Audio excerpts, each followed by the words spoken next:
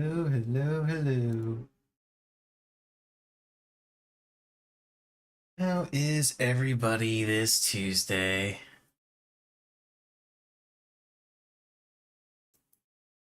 So, couple things. Number one, if you couldn't tell from the stream title, assuming the stream title updated properly, I honestly don't know if it did. It should have, but which is being a little silly. Let me actually go ahead and double check. Okay, yes, it did update the title. Have you seen? Okay, so as you can see from my title, I will be starting up a Necromancer because I feel like starting another new character, and Necromancer was a popular option among the people that I asked. And his name will be Bob. So we're going to be doing an unboxing today. Okay, this one... Where's the Acolyte? This is the Acolyte.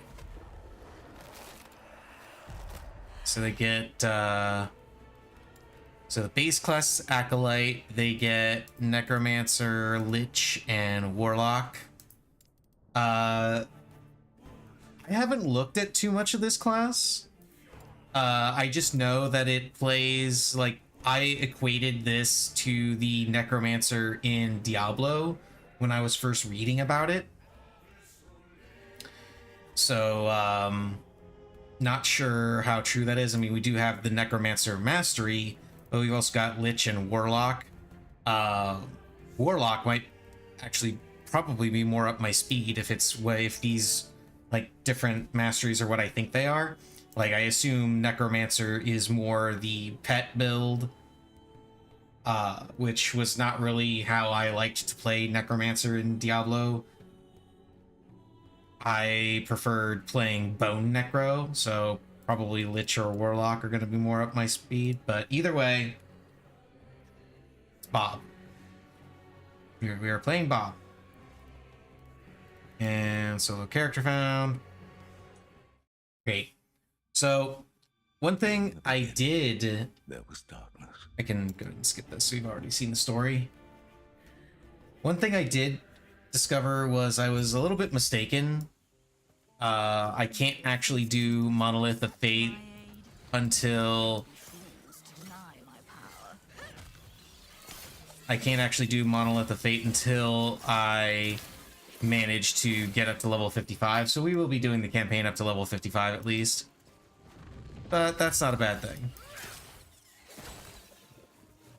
Go away, I already know about health potions.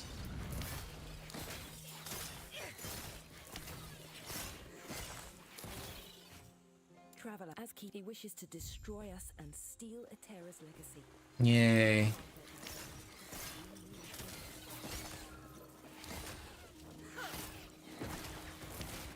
It's an armored phoenix.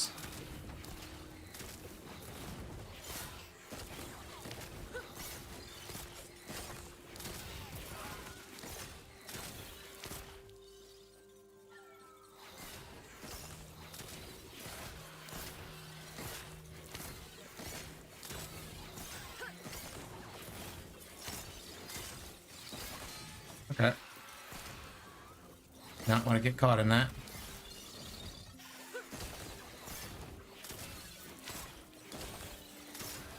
Hey, there's a health potion.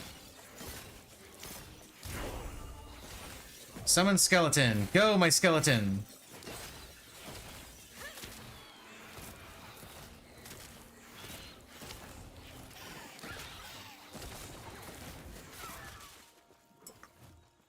Can I have multiple skeletons? I can have multiple skeletons. Is there a limit on that?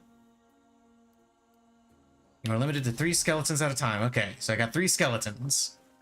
I got 3 Skelly Bros. Go forth and do my bidding.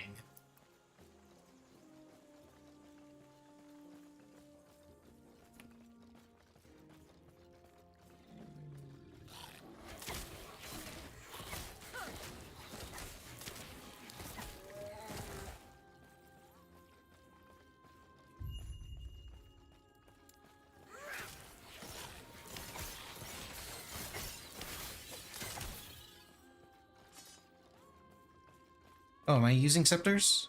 I am using scepters. Okay.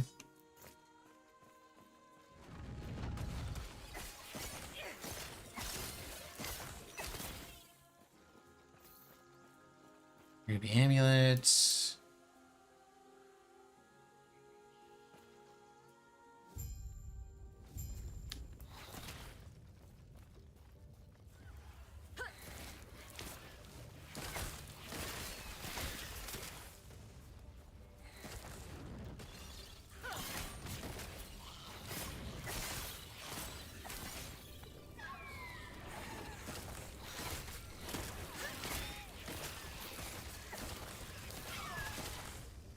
Aha! You cannot defeat my skeleton bros.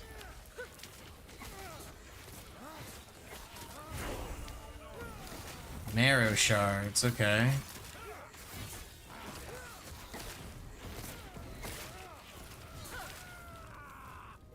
When you arrived, it was mine. I can handle. Are you good? Name. No one. Come. Let me watch you fight.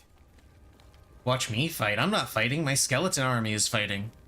I don't need to fight. They do it for me.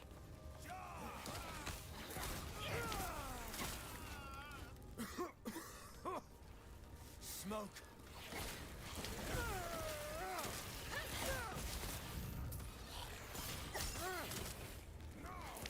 I just realized I'm gonna have to make a new loot filter for this character.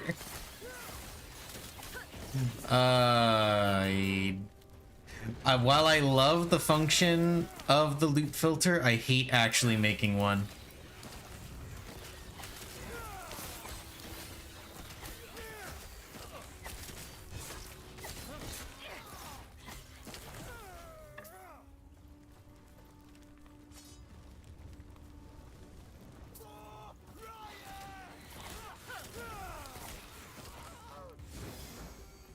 Hey, what is this actually? Yeah, let's look up my skills. Here we go.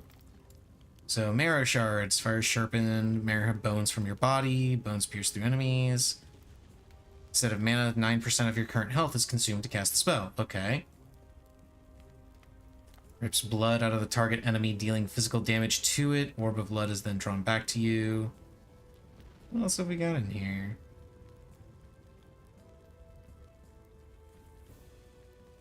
Heals wandering spirits around you for 6 seconds. Okay. Melee attack that harvests. Bone curse. Causes physical damage when hit. Damage is tripled if you inflict the hit yourself. And summon Bone Golem. Spirit Plague. Infernal Shade. And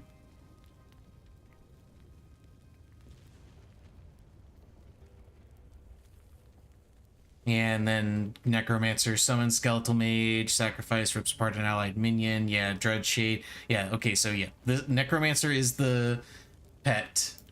Is the pet class. I have completed 3 unboxings so far. You can see them right there.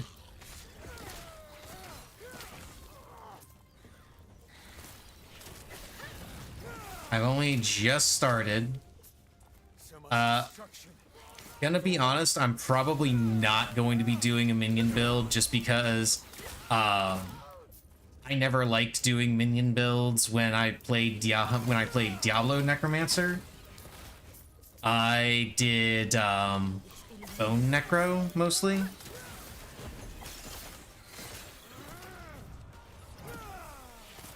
But the basic Acolyte does get some summon ability, so you know there will at least be some Skelebros wandering around.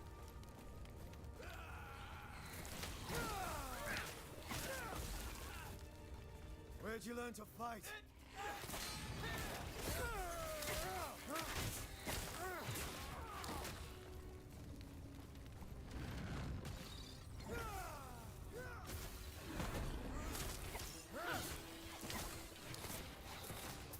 These are ghosty boys.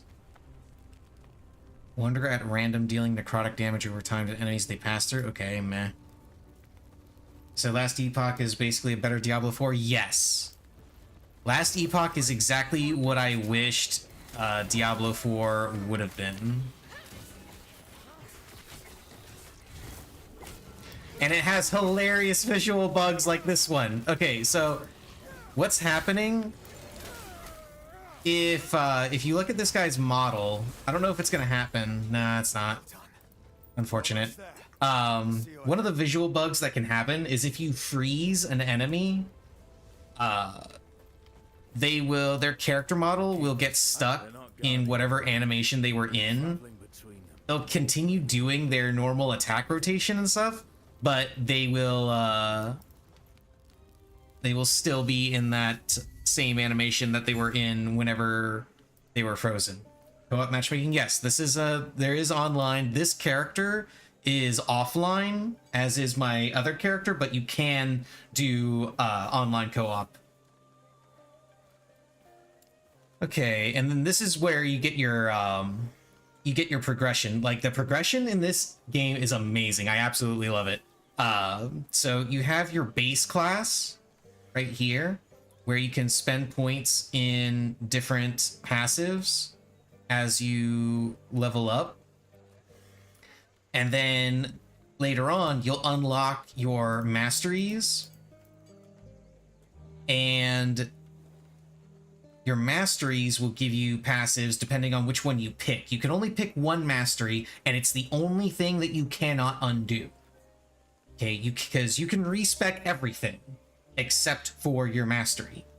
Your mastery will give you a special skill, and it will also give you passive bonuses. So like Necromancer gives you an extra skeleton mage, and then it gives you the Summon Wraith ability. Warlock gives you Chthonic Fissure, which sounds amazing actually.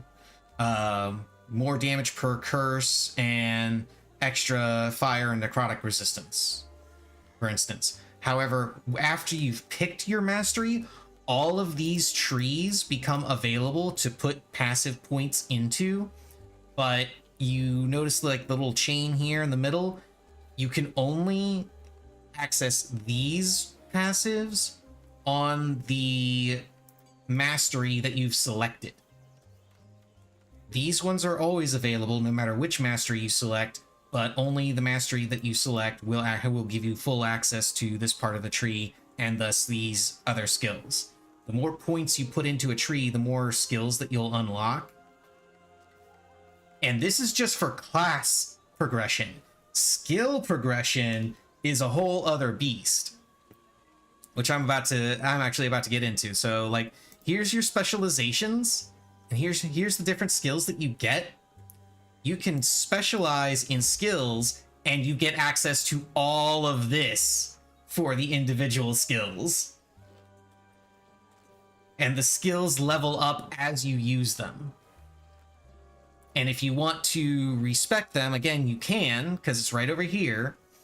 And it will lower the level of specialization that you have in the skill.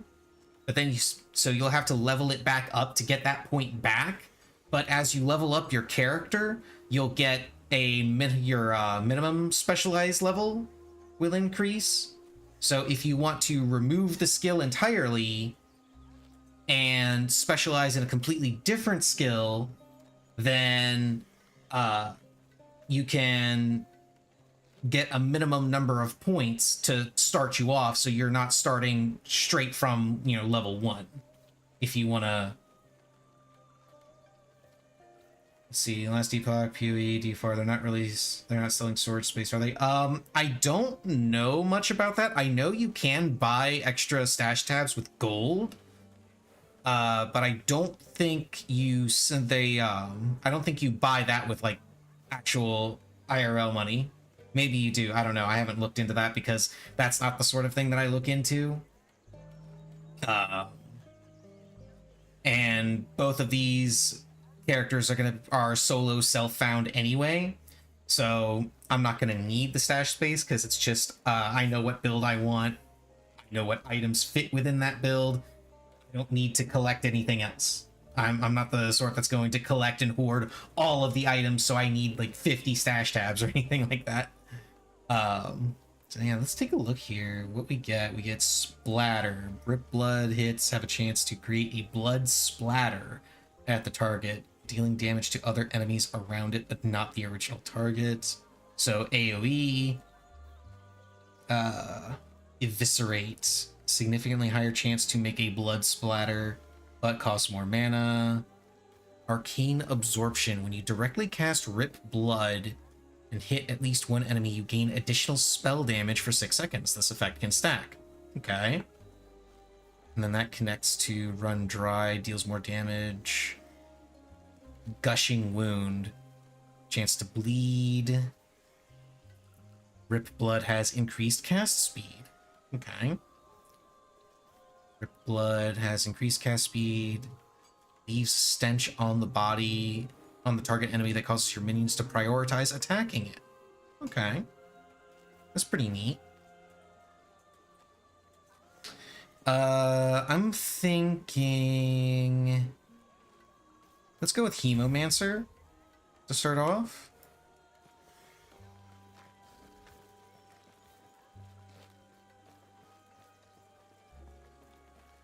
Sounds like their leader. The keepers of a group, even it's the now. Yada yada yada blah blah blah. Head there now. Feel free to look around. I'll see you shortly. Now you can, as I said, you can respec everything. Respecing your skills only costs the level of the skill. So if like I get this to level 2, then and I want to respec, then it levels it back down to 1, and I have to get it up to level 2 again, as a for instance. Class passives can also be respect, but it costs gold. Let's see here. Grave. Oh wait, that's, here we go. Blood aura is increased damage. Bone aura is armor and minion armor. Forbidden knowledge is intelligence and necrotic resistance. Let's go intelligence. Let's go for intelligence. And when you want to respec your class passives, you go to this guy with this little symbol. Hello, traveler.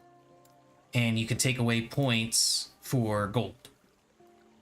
The farther along in the tree the passive is, the more gold it costs. Do not dwell on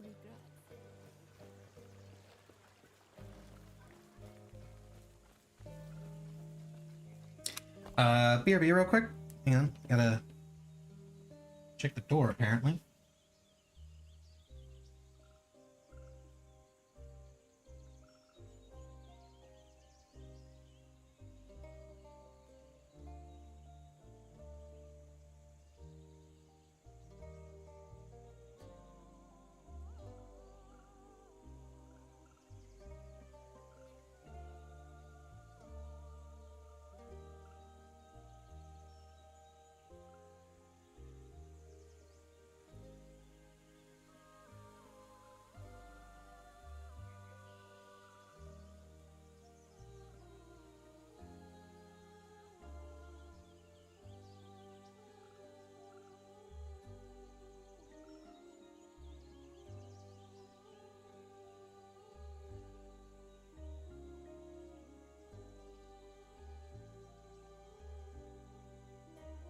Ah, stupid bullshit.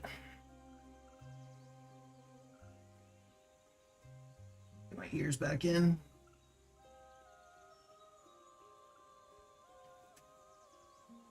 And let's continue. Oh, that's not what I wanted to do. Grail was just telling me of one of their both not you. You could they should do this, and our alliance is secure. We'll lend our aid to Heoboria's army. The campaign is campaign's all right. Let me resummon my Skelly Bros.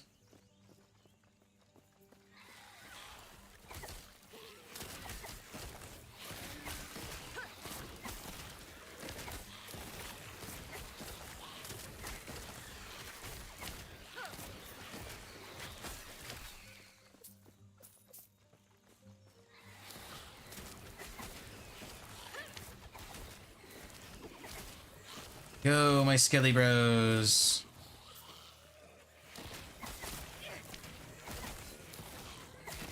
An end game in this is a lot of fun. Like, I won't be able to really show you end game in this because I need to be like level 55 to actually access it. But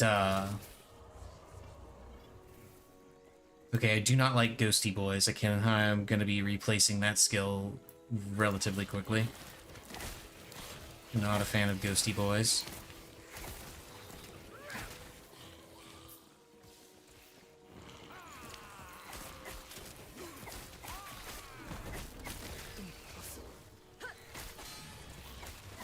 It's literally just damage over time. Skill unlocked harvest. Okay, cool. So I can use a big scythe. Use a big scythe to smack people around.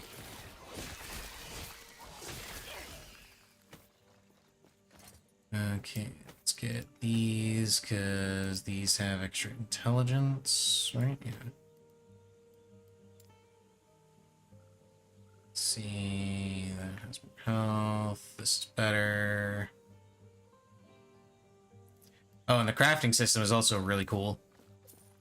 There's a lot of things about this game that I absolutely love. I'm gonna keep going in Forbidden Knowledge. Let's see.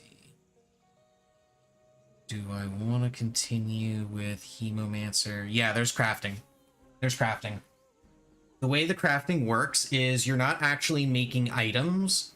Instead, you are assigning affixes. In other words, there's finally a good ARPG. I mean, there was always a good ARPG out there. It's called Diablo 2. And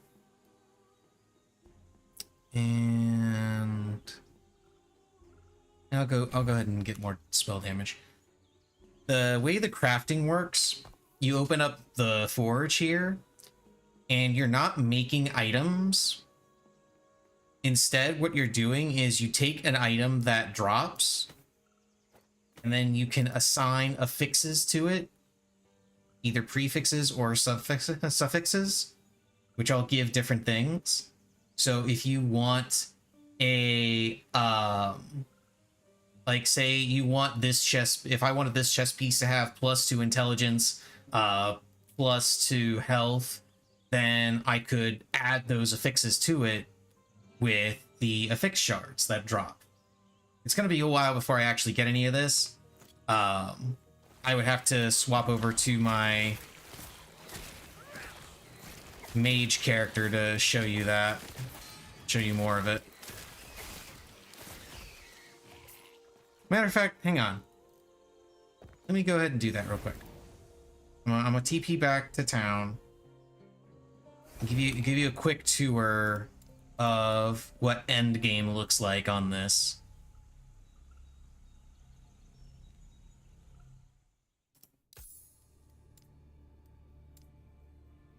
So yeah, this is my mage.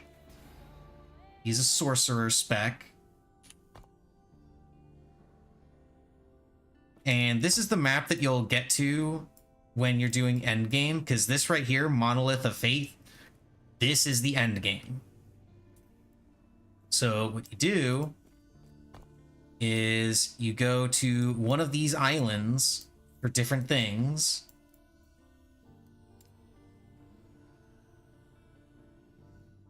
And each of these islands represents a failed timeline that you are trying to save. You come up here and it gives you this. This doesn't look like much because I reset the timeline to increase the corruption on it. But essentially you get little islands that give you specific rewards. Like this one gives tomes of experience. This one gives runes. This one also gives runes. This one gives rare rings. This one gives a fixed shard. So if you want to farm for something specific, you can go towards an island that has the reward you want. Like this one gives rare axes, that sort of thing. And that's what you do. You just go through and you run all those different things. And as you clear more of them, you stabilize the timeline. And when you stabilize the timeline, you unlock the quest echoes. And when you complete the quest echoes, it reset. It gives you a blessing, which gives you a passive buff. Where's yeah, it gives you a passive buff that you can equip. So like I get 40% increased adorned idol drop rates.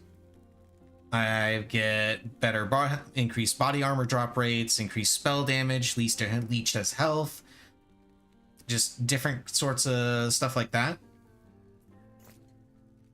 And then if you fully clear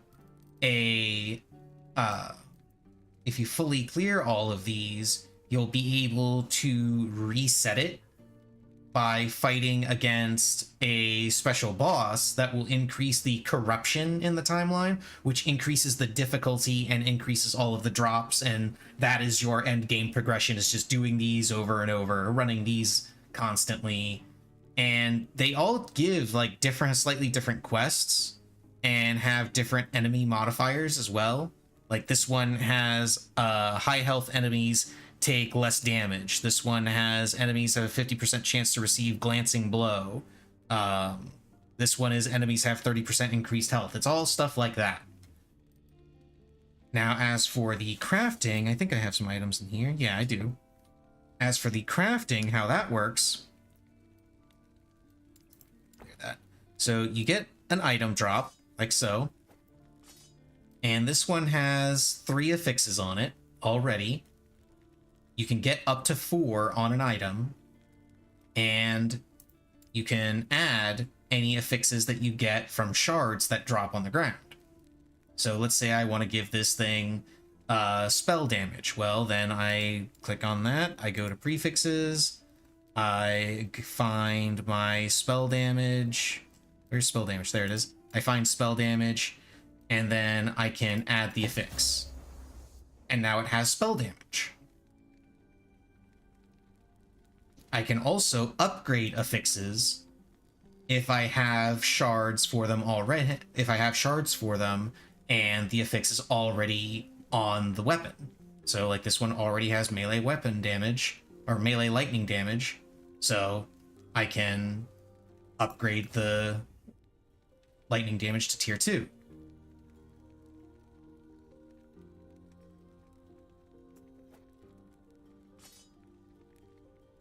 Epoch points? Where are you seeing that?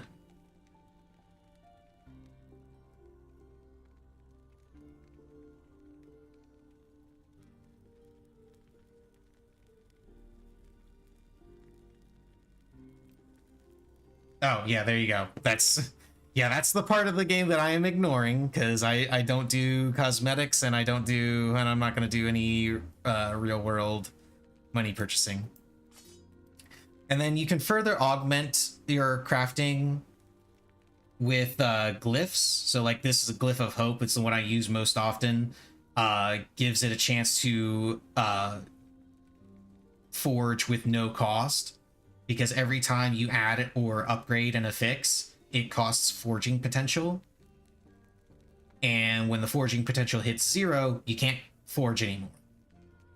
And glyphs help you modify how the forging works if you want. You can also use runes like this, like the rune of shattering. If an item has affixes that you want, but the item itself isn't useful for you. So like the spell damage is useful to me, but I don't equip one-handed swords. I can take the rune of shattering, for instance, and I can shatter it, and it'll give me the shards. Now, which shards it gives me is random. It doesn't always give me all of the shards that it has, but it's a way that I could get shards if I wanted. And then I could follow up by, putting those shards on another weapon that I am using.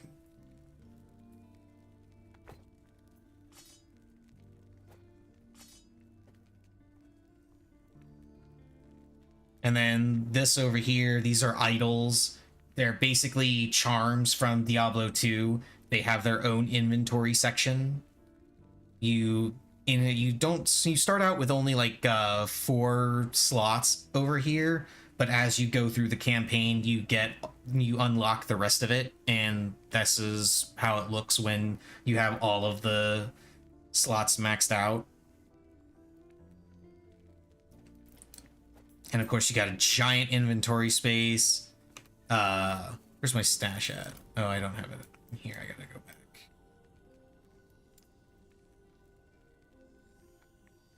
And then for stash, the only thing I've got in my stash right now are dungeon keys and a couple of things that I was using. I should do dungeons at some point. Let's see, how much is this? Okay, so I can purchase stash tabs for 1,000 gold. Oh, and then I can add categories, just however many I want.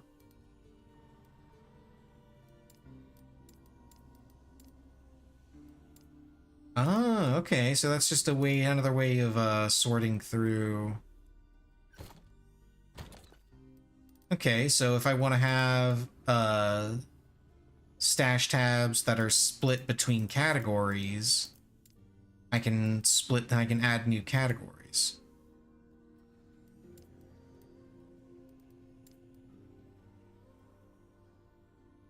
Interesting. And then my favorite feature that this one has, the loot filter. I've got a lot of rules in this one. Essentially, I can set it up so that the only loot that I can see and pick up is the loot that is relevant to my build. So take what I've got here. It's hiding all the magic items. But I've got it set up to show all unique, set, and exalted items, because those are always good for one reason or another. But for everything else, like this one, I've got for amulets, the only amulets that will actually drop for me are amulets that have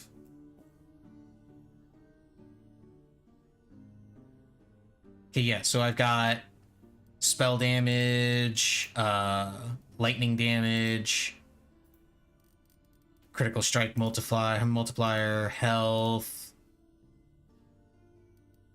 So those are the affixes that I want. And then it has to have at least 2 of the affixes that I want before it will let me see it. Otherwise, it will not show up. Like, I'll be able to see the animation of it dropping, and I'll see the glow on the ground that there's an item there, but I won't be able to pick it up, and it won't, like, display the name of the item or anything like that. Unless it fits this criteria. And I have that for every type of item.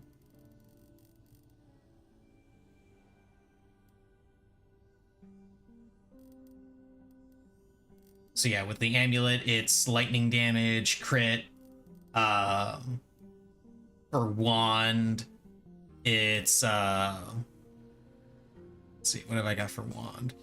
For wand, it's chance to chill on hit, lightning damage, spell damage, cast speed, things like that. And then even if I don't actually end up using the item because it's not actually good enough, I can still go into the forge, use a rune of shattering, and get those shards to use on an item later.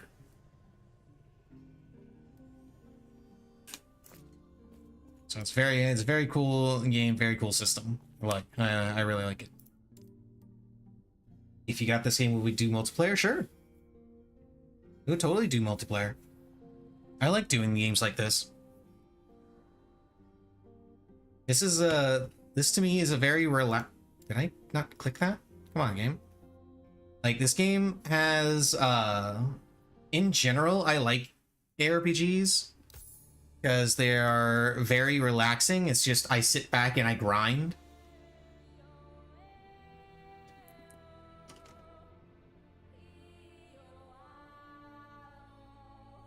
I mean, I only stopped Monster Hunter World because I was starting to get into other stuff. Like, I get into other stuff all the time. And I'm sure I'll come back to circle back to Monster Hunter at some point.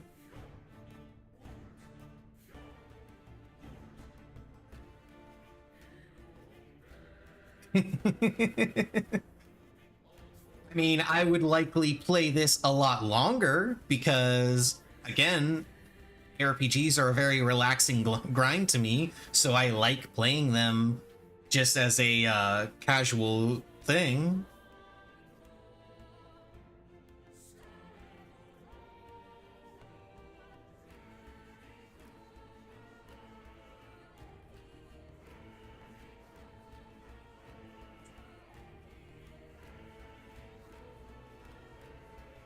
The only thing I'm not crazy about, honestly, there doesn't appear to be, it appears to have mimicked Diablo 2 a little too much with regard to creating characters, because it doesn't look like you can switch between male and female versions of different classes. It's, you know, this is what they are, have fun with it. So yeah, my acolyte is named Bob, and this is Bob the Necromancer. I can't change anything about Bob other than what Bob is wearing.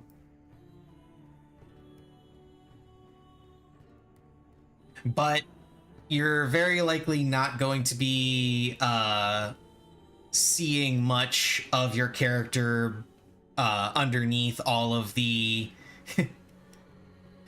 underneath all of the explosions anyway. Think you'll be a rogue anyhow? Cool, go for it. Should I, like, cancel Bob and switch to making an online character now? How big is the download? I'm not sure. Yeah. Let me see. How big is the download for last Epoch?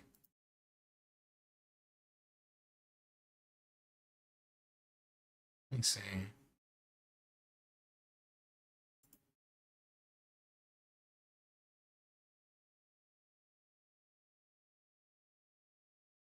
The size of the installation is 20.93 gigabytes. Which should take you all of, like, I don't know, 5 minutes.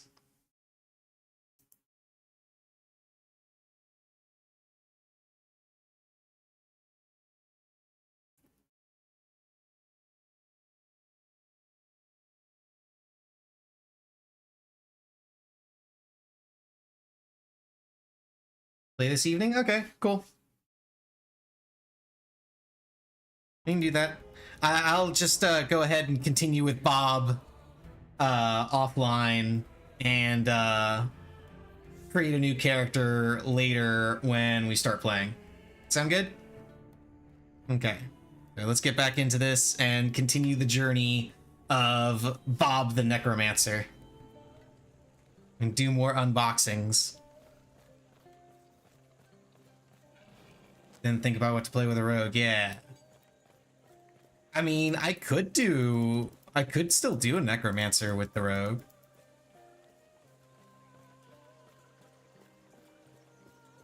Or I could do mage again and just do a different build on mage. Oh, hang on, I gotta unbox. Okay, there we go. Had to do some unboxing. Have fun with something else. So many. I mean, yeah, there are a lot of choices, but the thing is, the types of classes that I like to play are generally casters and rogue slash thief archetypes. Like, those are just my preferred.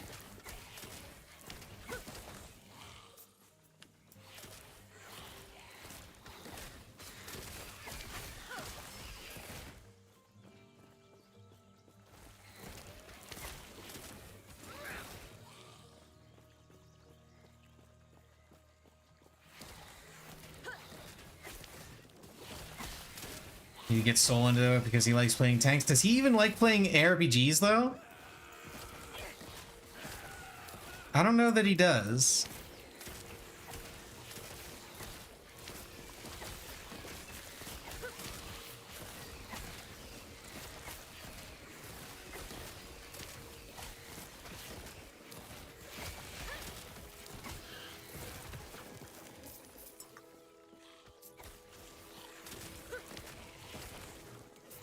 Like, there are currently only 2 bad things I have to say about this game. Well, technically 3. Does it do auto pickup? For gold, yes. It does auto pick up gold.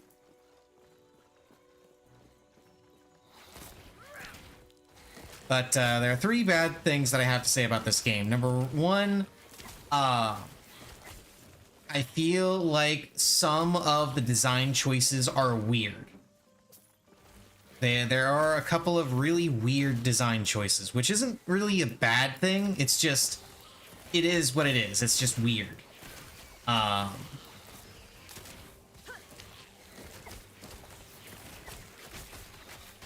Like, as a for instance, I'm not a fan of the health regen that you have early on because there's no fear of death.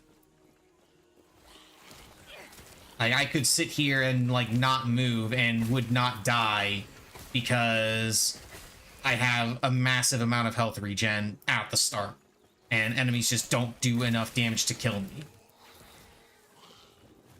Here, hit me.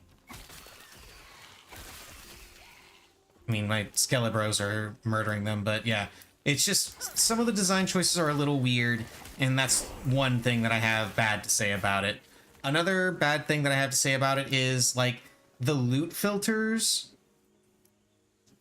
I'm not 100% sure how the health regen works. It's constantly going, and it appears to be a percentage of your max health.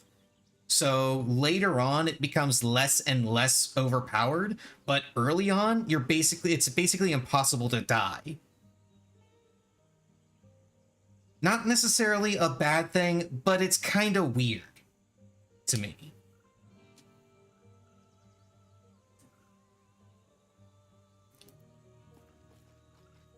Yeah, and there's no like auto potion or anything like that. The second bad thing that I have to say about it is, yeah, the loot filters are really extensive and really cool, especially because if you find a loot filter online that you really like, you can actually copy and paste that loot filter into your game. It is very easy to share loot filters, and that's amazing.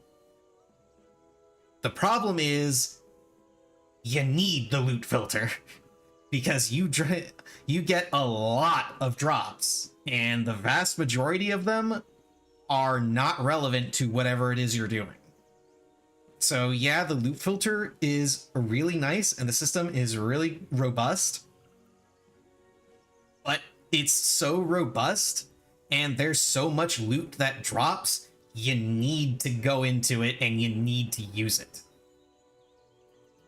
Otherwise, you're just not going to be able to pick up everything. You're going to have full inventory all the time. Not necessarily a bad thing, but it would be nice to have the game, like for instance, register that, hey, this character is playing an Acolyte. Let's not drop Primalist gear, for instance. You know, they're not going to be using heavy armor, they're going to be using robes. Let's not drop the heavy armor, let's use the robes. And on one hand, that a system like that would mean that you can't farm items for other characters, which would be kind of bad. So, like, there's no real good solution here. It's one thing that kind of annoyed me when I was going through my first time playing.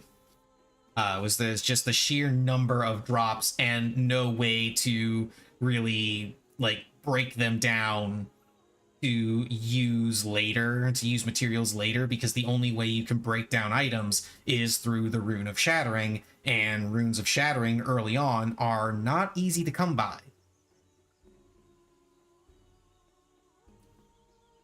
And then the final kind of bad thing that I have to say,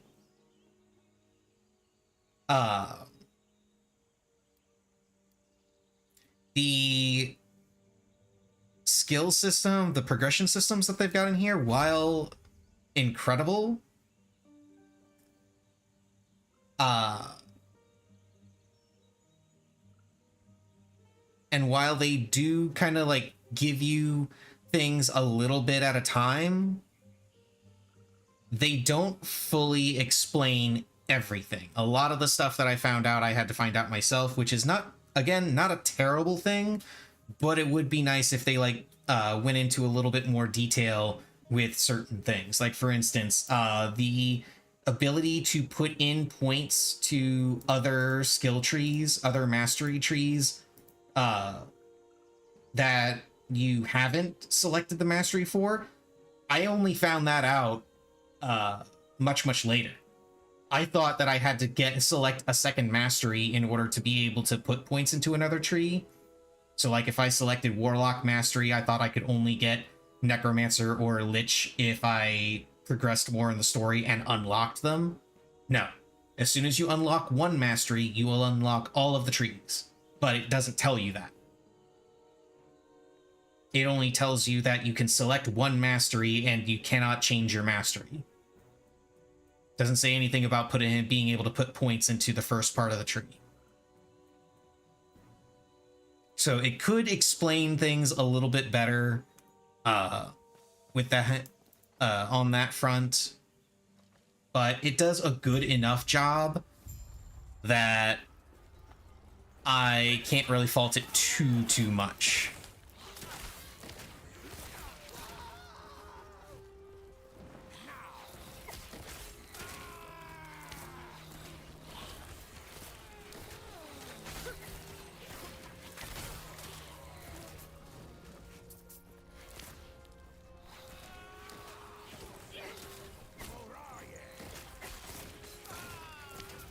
On that front, I really should take a look at some of these skills and find out what I want to do with my character, because I know I don't want to go into Necromancer because I don't like doing minion builds. I just don't. I do not like minion builds. Not a fan, never been a fan. So with that in mind, what's Lich about? What's Lich give me? Damage leeches health, spells melee attacks deal increased damage equal to missing health, and Reaper form. Health regen does not apply, health decays over time.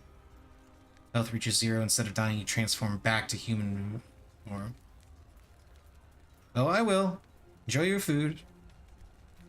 Let's see, so... Heal to full.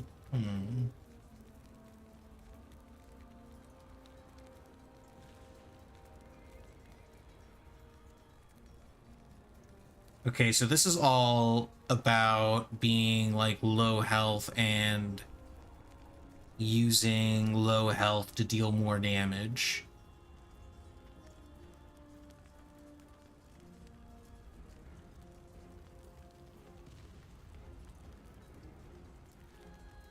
Mostly in Reaper form, it looks like.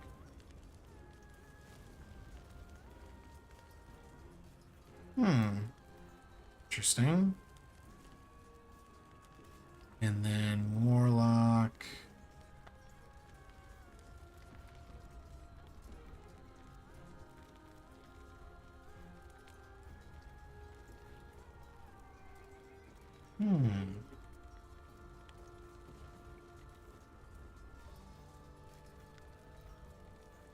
Ward decay, ward on kill, poison, increased physical.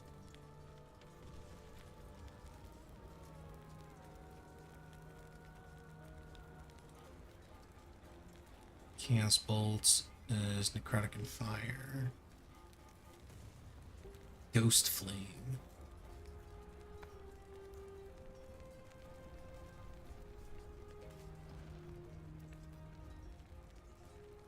Okay, so this looks more like this. So, as the name would suggest, Warlock looks like the generic caster setup. What's Chthonic Fissure do? Opens an infernal fissure, dealing fire damage over time, releasing spirits from the fissure that seek nearby enemies. The spirits inflict enemy with torment, a curse that slows and deals necrotic damage over time. This looks neat. What sorts of things are in the passive here? Chance to inflict enemies with damned. Is that a curse? Deals necrotic damage over time. Reduces health regen, lasts 2.5 seconds, can stack an unlimited number of times. Okay. Chance per intelligence to cast rip blood at target enemies. Okay. Base necrotic is converted to physical. Damage scales with increases to physical damage, but not increases to necrotic damage. Damned chance from all sources are converted to bleed chance for chaos bolts.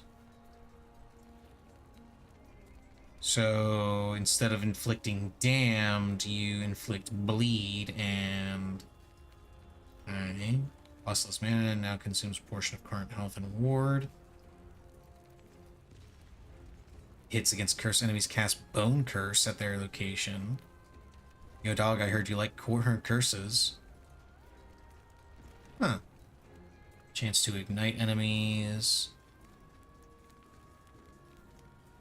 Fire damage converted to cold.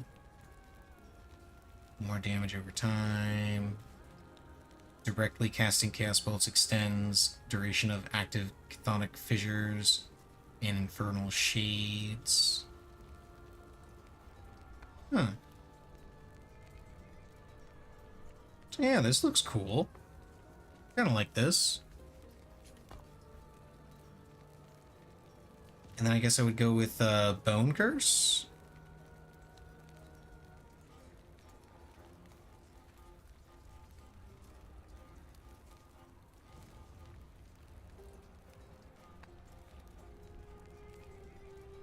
So we got physical, fire, and necrotic damage for the Acolyte. And of course, Chaos Bolts can also do cold, and looks like that can also do lightning. But it's primarily physical, necrotic, and fire.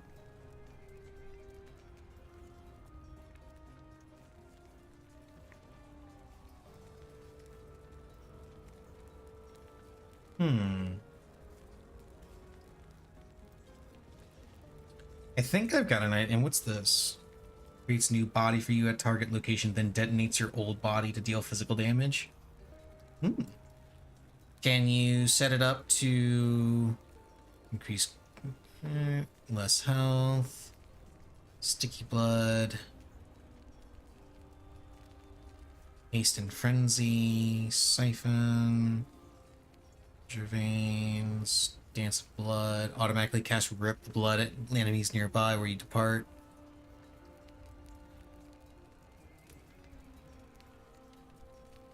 Okay, yeah, this is what I was looking for. Rain of Blood. Transplant creates an additional body that detonates on arrival. So yeah, I was wondering if it had an ability like that where you blow up not only where you leave, but also where you're going.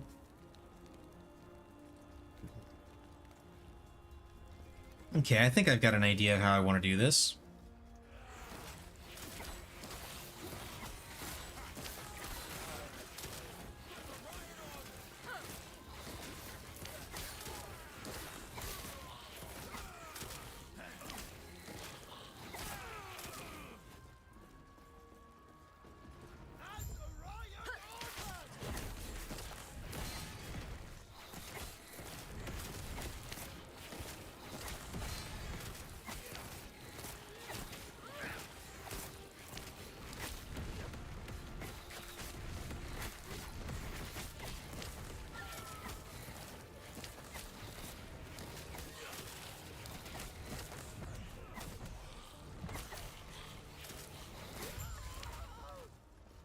There we go. Easy.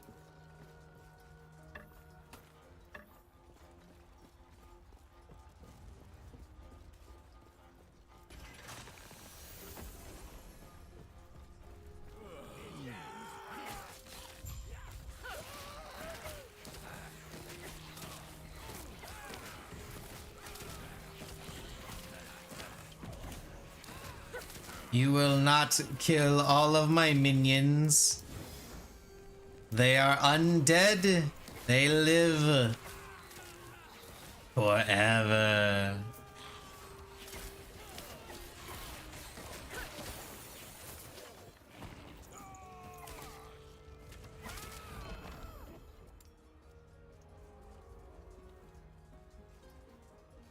Let's keep going into Hemomancer and go with Stench of Blood.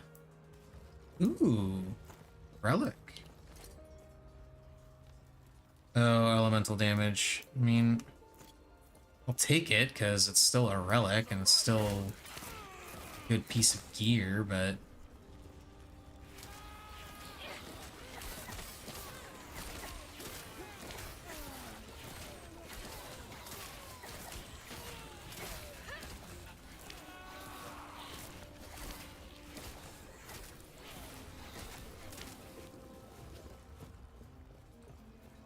okay, let's go down into the storerooms.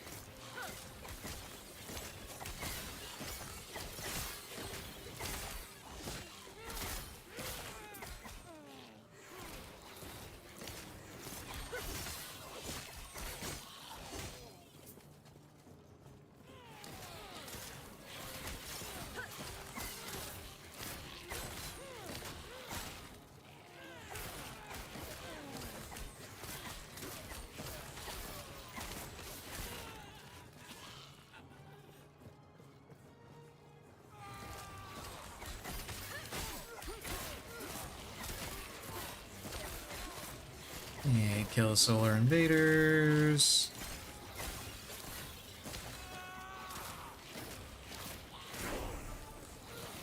Bone Curse.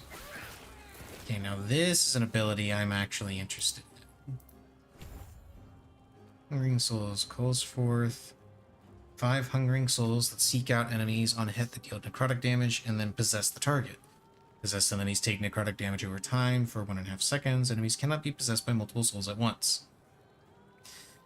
That seems like a very meh skill, I'm gonna be honest. Let's see, let's swap out.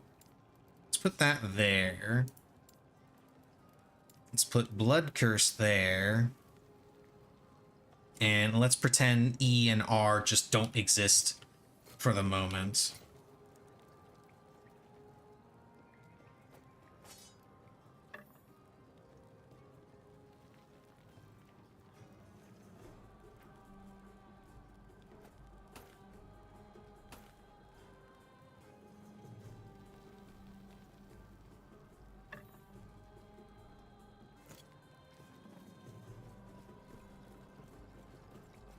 So now the idea is going to be cast Curse.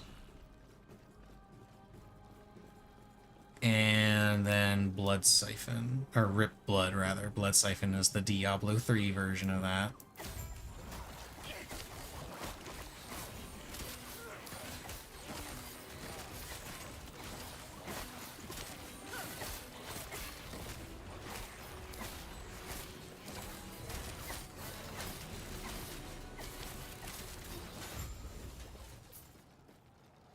Well, that was easy.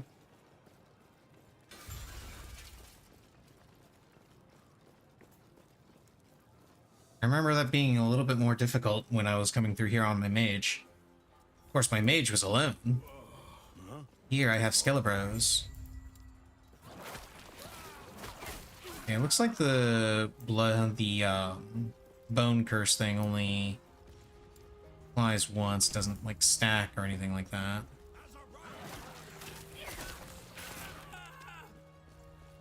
But it is very powerful. We're going in. We're gonna kill them all.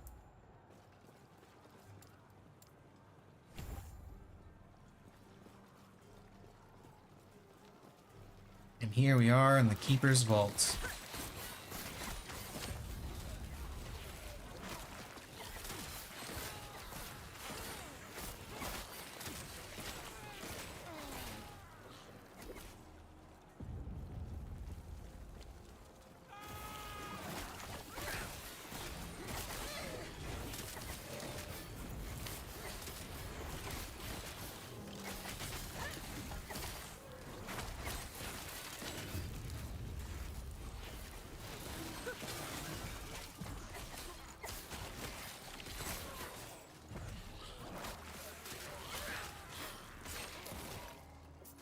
Yay, I'm getting shards.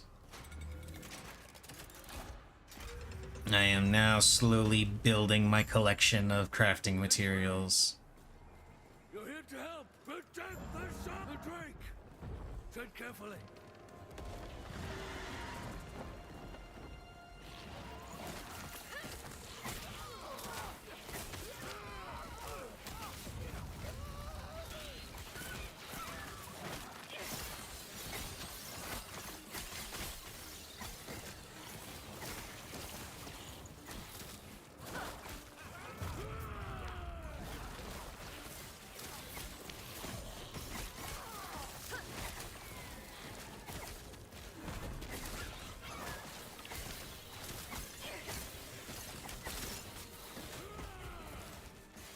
Okay.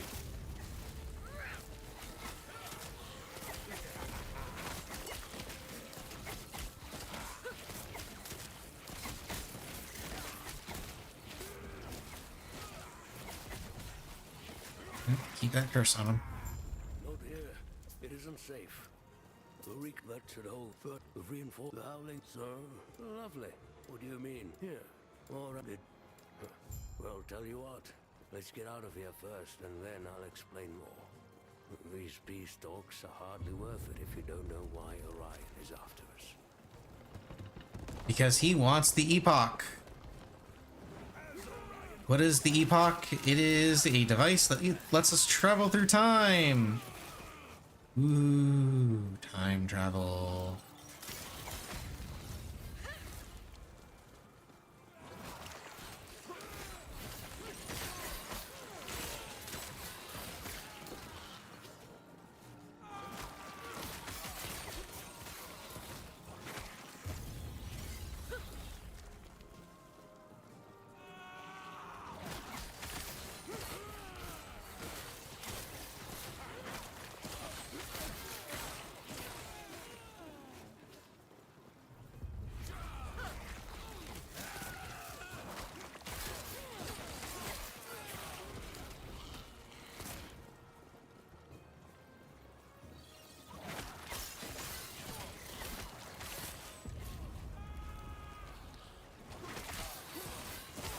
Ooh, there's a shrine. Let's get the shrine. Increase stun chance and duration. Cool.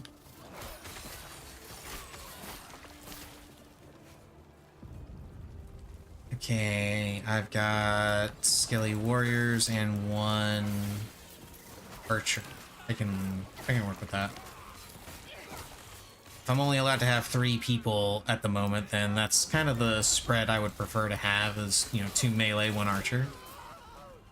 Since I don't think I can have a mage unless I get the summon skeletal mage from the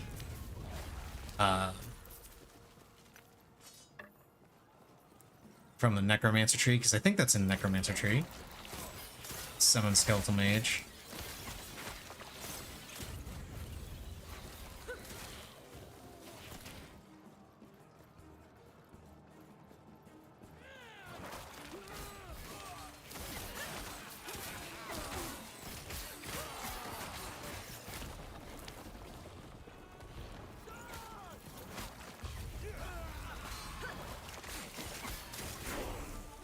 Yeah, level 8.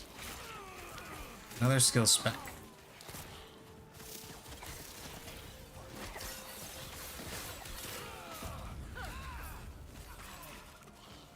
We'll worry about that skill spec later. When I don't have a bunch of people trying to kill me. Stun chance, okay. Oh wait, there's chest here. Duh.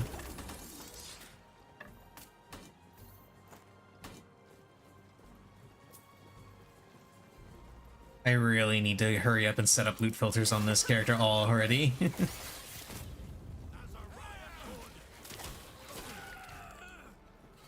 Then again, I guess I can sell this stuff, so it's not that big of a deal.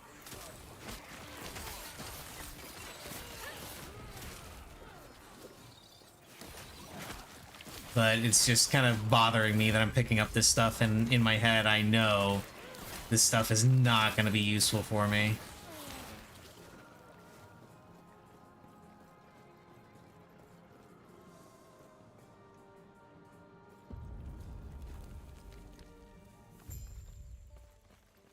The Northern Road. Yeah.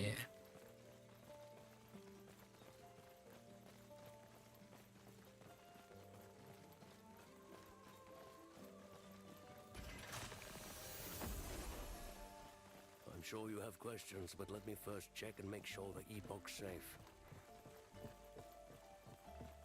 Good. No. Oh no!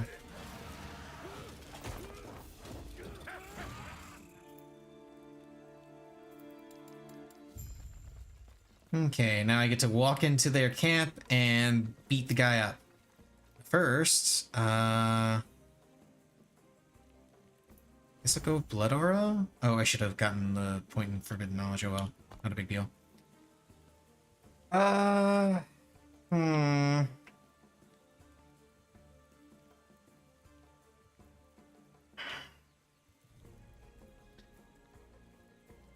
kind of want to hold off on this specialization slot until Transplant, because I kind of want to use it on Transplant. Yeah, I think I'll do that. I'll just wait until Transplant.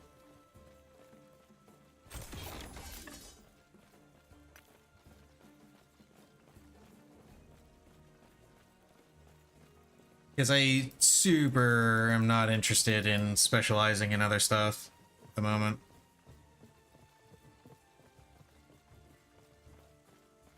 I gotta go back to Keeper Camp.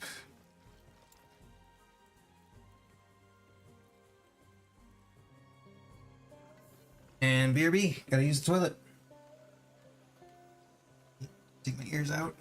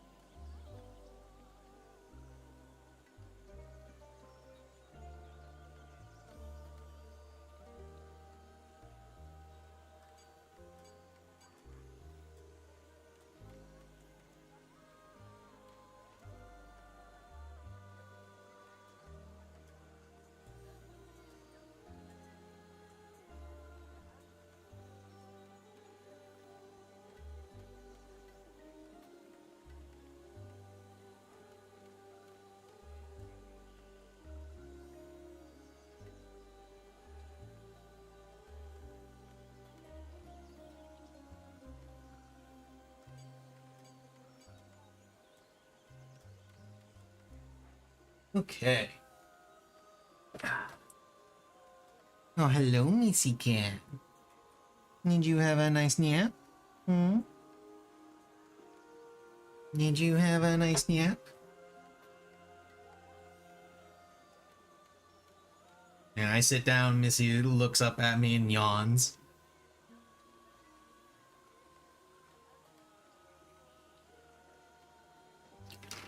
Obviously, still a very, very sleepy cat.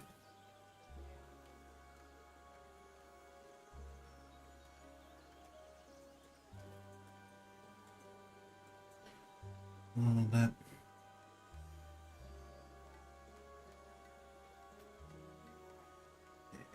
Let's go ahead and continue with Bob the Necromancer.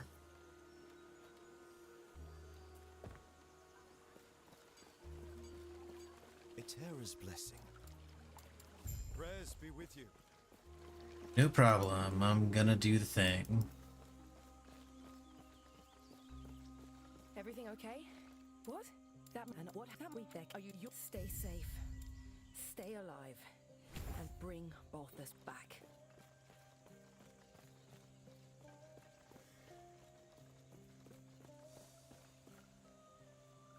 Altari Highlands. Okay.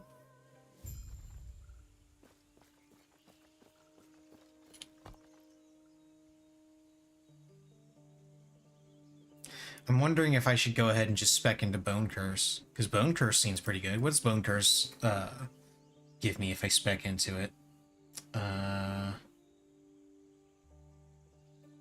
Also cast Bone Curse on hit? No, that doesn't seem...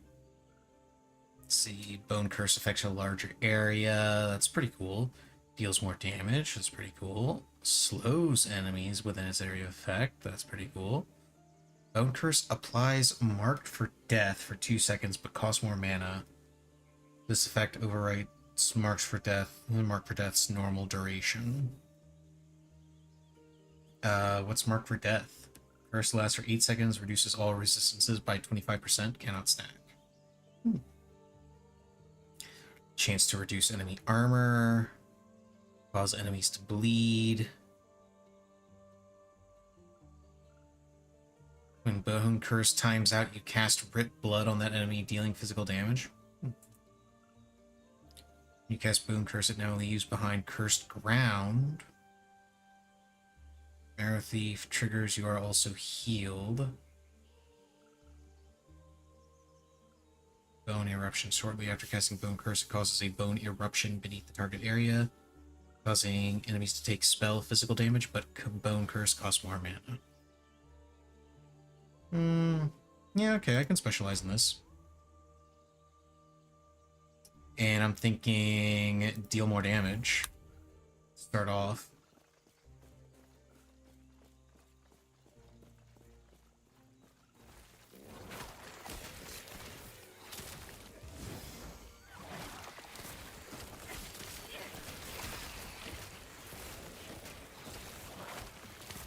Not sure it needs a larger area. Excuse me. Not sure it needs a larger area.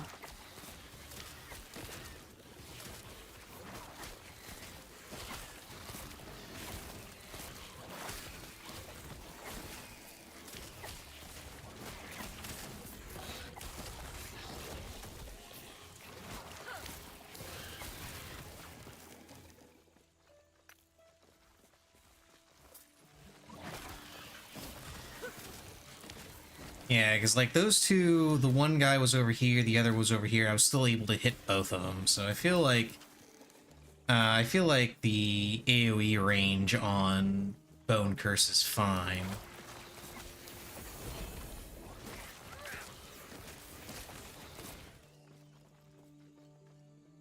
Keeper's Gloves, poison resistance, minion poison resistance, chance to summon a swarm of bees on melee hit. Well, I'm not going to be using the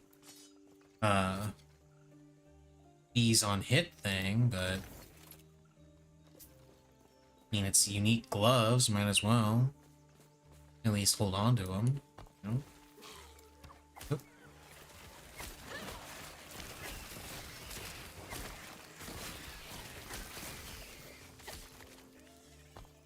Okay, what have we got here? Do I want to go increase cast speed some more? Uh, Kinda, because I'm interested in Stench of Blood, but I also kind of want to go for Arcane Absorption and Run Dry. Especially since this goes to,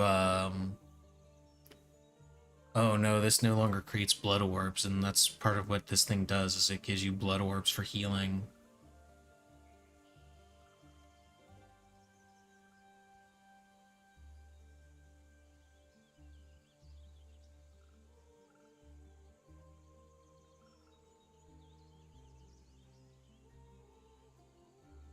You know what, let's go with Blood Spatter. Because I could use some AoE. Although I don't know what, like, the odds are of it actually using the Blood Splatter, but might help out a little.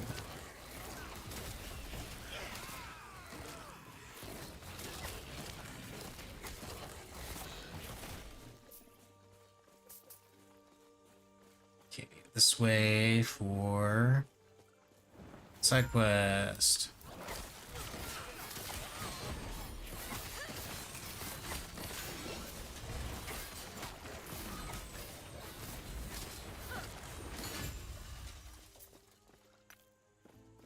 I will say this much, things die real quick with that blood curse on them. Or bone curse, rather. Yeah, it's bone curse, not blood curse. I keep wanting to call it blood curse because when you cast it, it's like a splash of blood in an area. So, like, calling it blood curse just seems appropriate.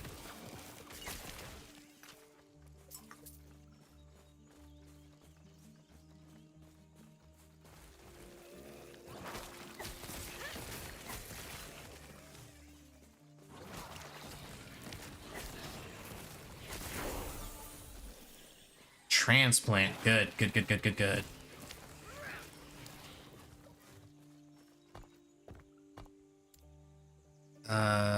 Let's give it... Let's just give it more damage, because then I can come up here. I kind of want to go into Blood Eruption. For giggles. This is going to be Transplant. And this is going to go increase damage. Summon Bone Golem. Let's see if summoning the Bone Golem is... Oh, you can actually press A to give minions an attack command. Interesting. And now I have a Golem buddy.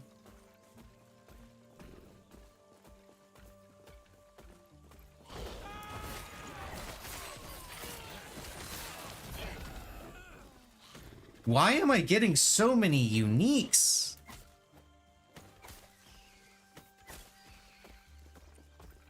Just so many. All of the uniques.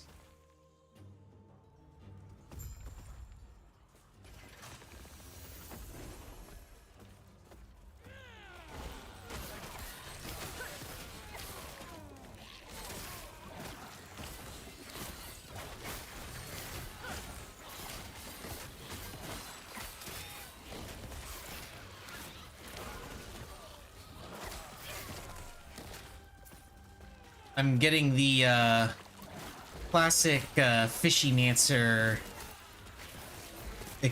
play experience right now.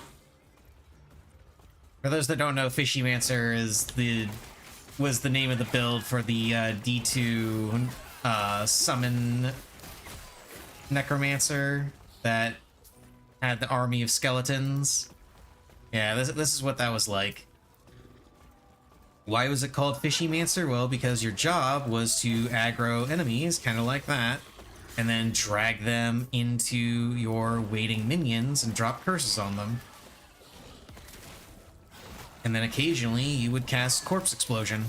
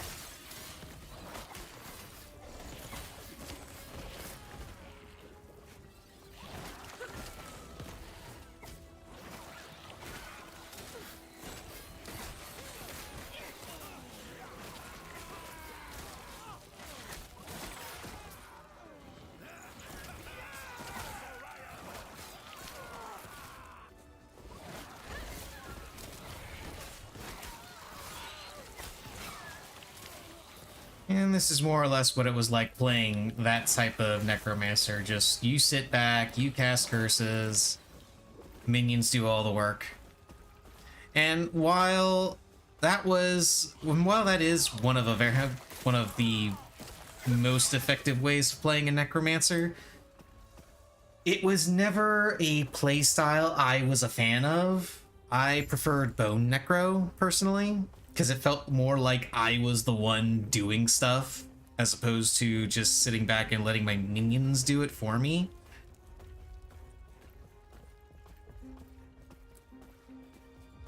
You're here for the Epoch. Reaching me was impressive, but it's mine. Call member wing.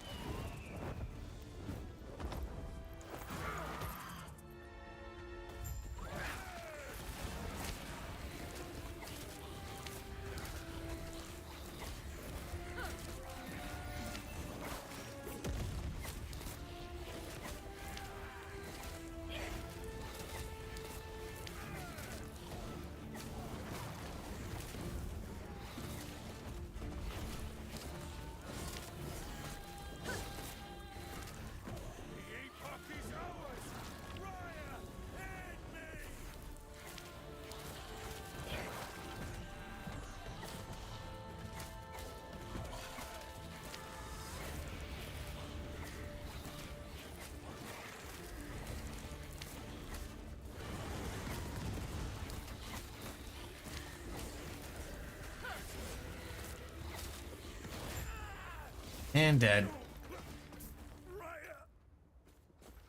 That was significantly easier than when I went through this on my mage. Me out of here.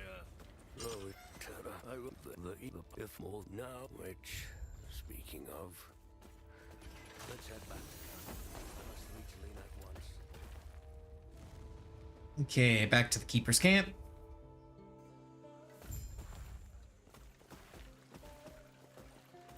A terror's blessing. Prayers be with you.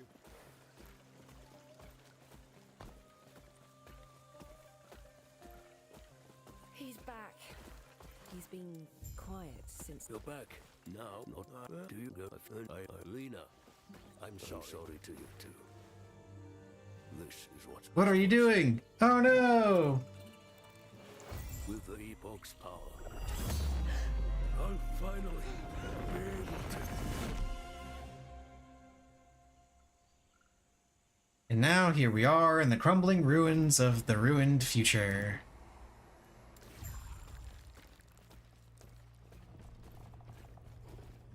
How? Where? What just happened? This place is fascinating. Different, but somehow safe.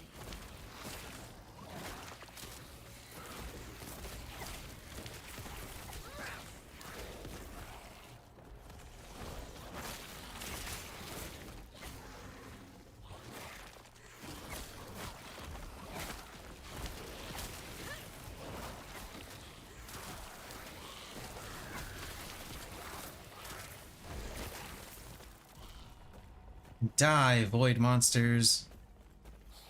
You don't belong in this world.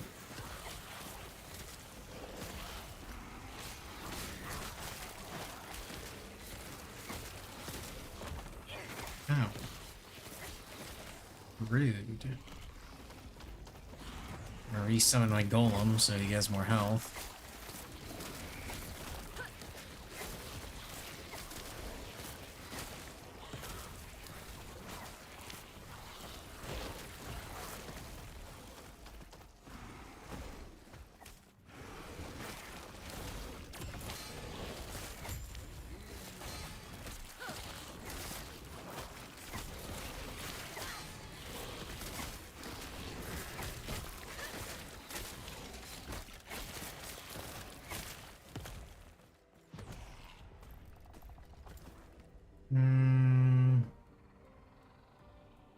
Yeah, more damage. More damage is always good. Yeah, minimum skill level increased, so now I get more. That, Yeah, let's go ahead and keep going with Iron Maiden there.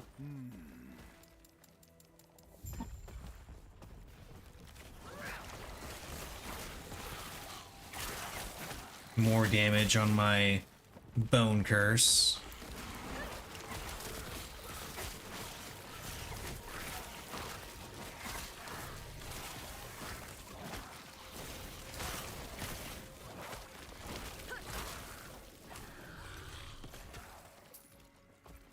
And that'll give me increased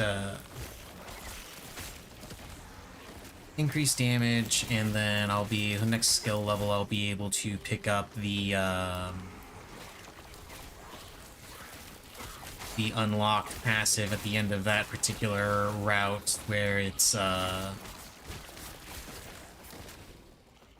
deals AoE damage after a set period of time. I feel like that might be useful. Click through all that. Last refuge outskirts.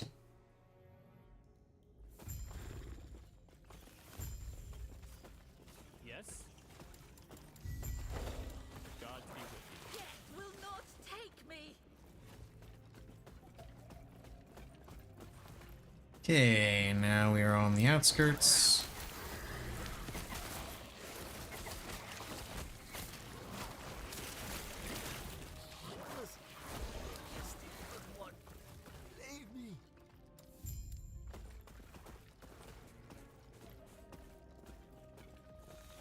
I gotta find all the trapped people and save them, because that is my job. More significantly, because it's more XP. And we know how I feel about XP.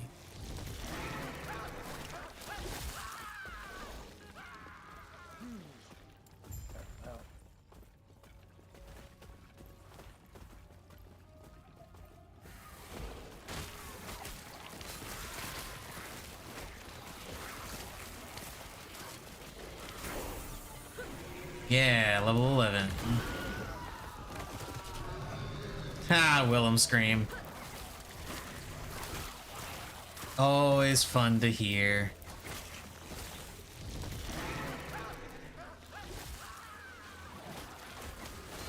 He sounded like a Willem scream.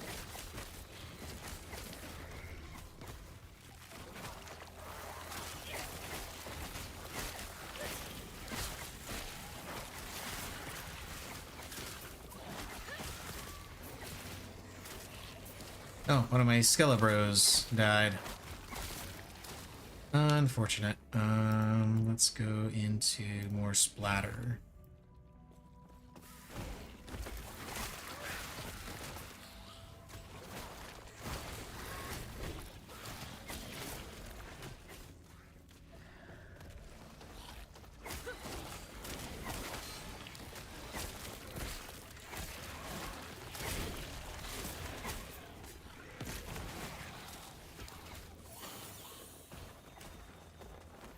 Honestly, splatter is probably not the best idea early on.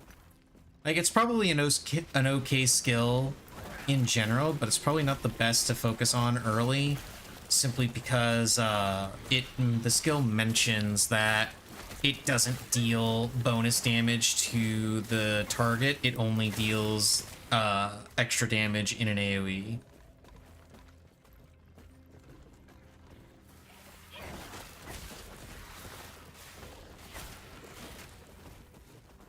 What brings you here? Terra's Blade.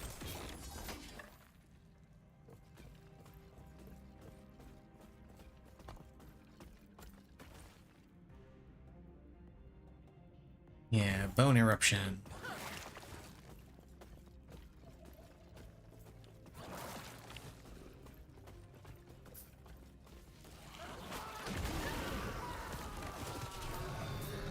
Gotta go this way so I can save the last guy.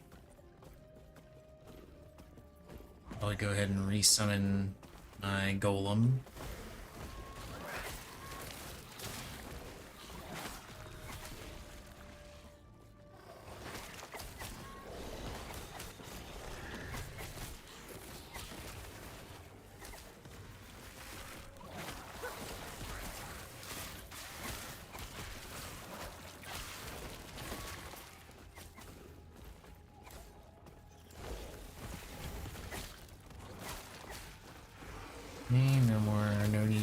Summon. Oh hey, I got a buddy. I got an ice beetle buddy.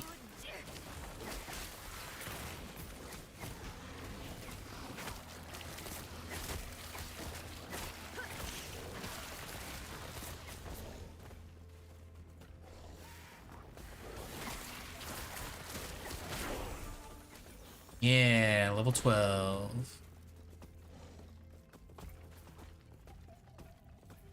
Gods be with you. Stay safe. Yes.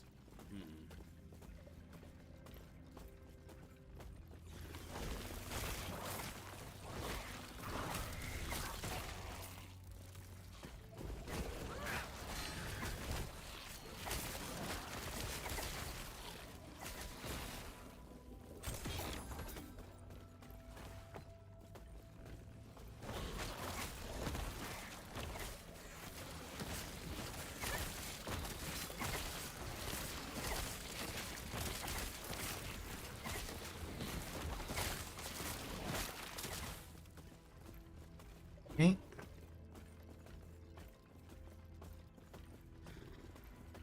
I am 8 levels away from getting mastery, which I will likely take in Warlock so I can get Chaos Bolts. Because Chaos Bolts sounds really cool.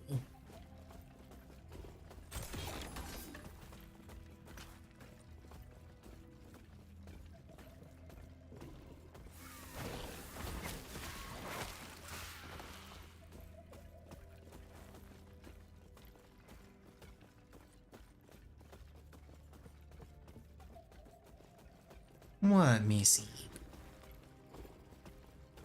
Yeah, I see you over there looking. What? What you want?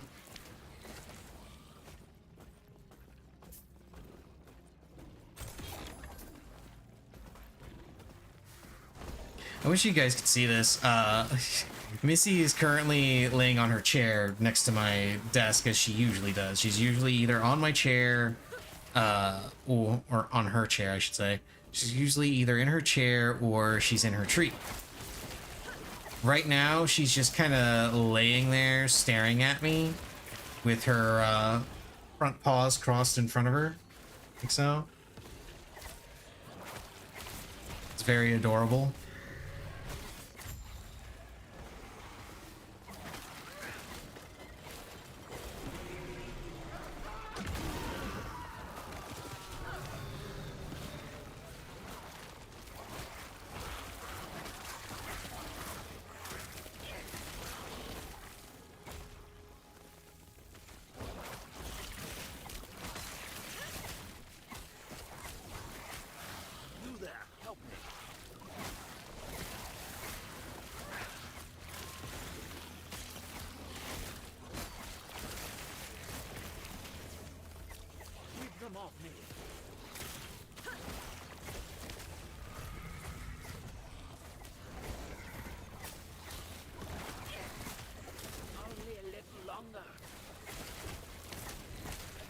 Kill the void penance. Kill the void penance.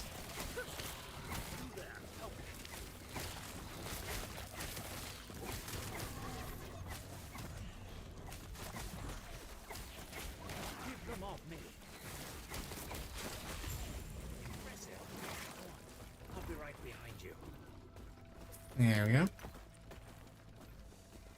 And into the council chambers. Woo!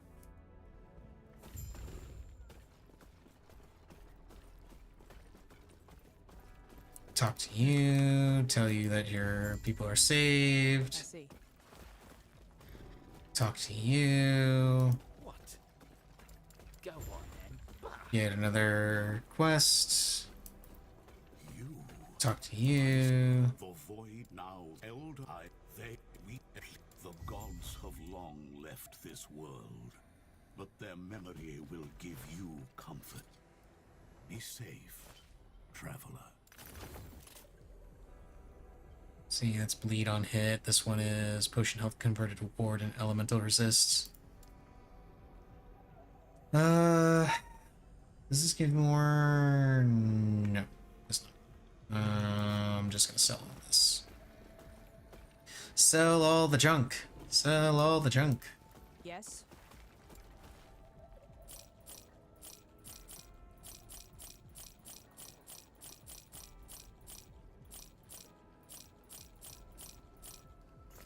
Follow your feet.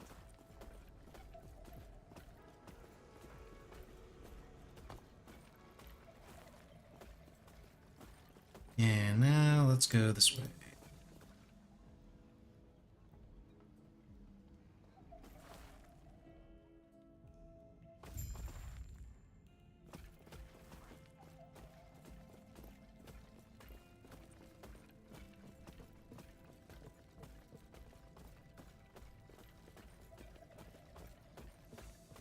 And into Urz's library to do something, I don't know. I can't remember the quest.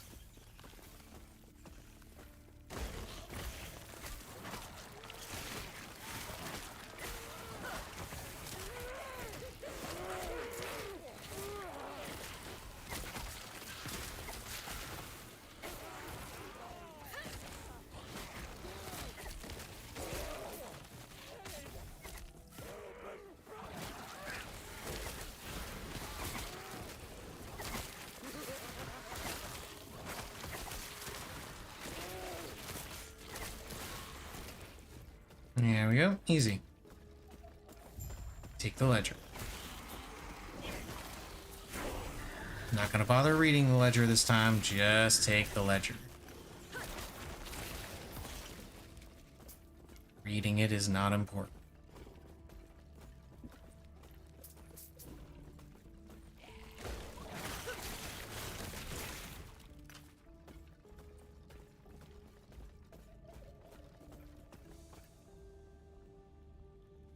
Yeah, I see you over there, Missy.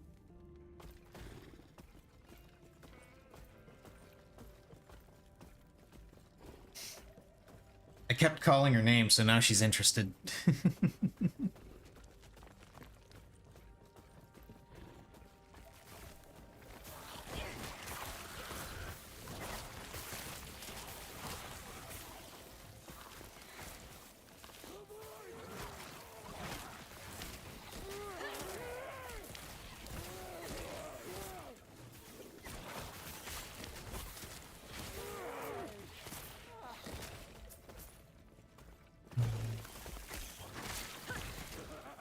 Damn it, void maggots, stop spawning.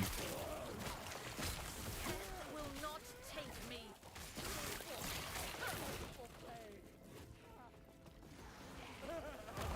I wonder if the Acolyte has some unique dialogue based on the fact that, you know, they're an Acolyte summoning undead minions. Like, if the outcasts just hate you outright because you're summoning undead. Very curious.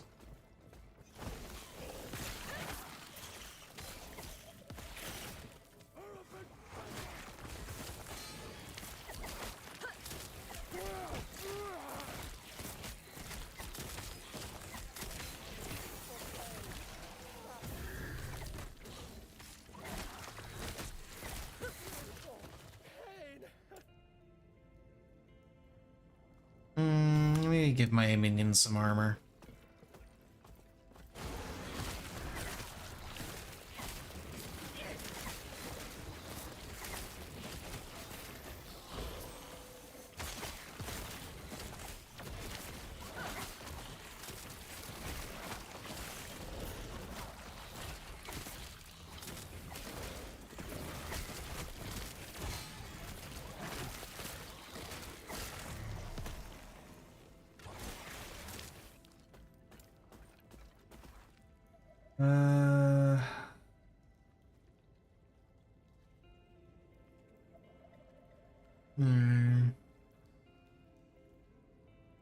Costs less mana and has increased cast speed.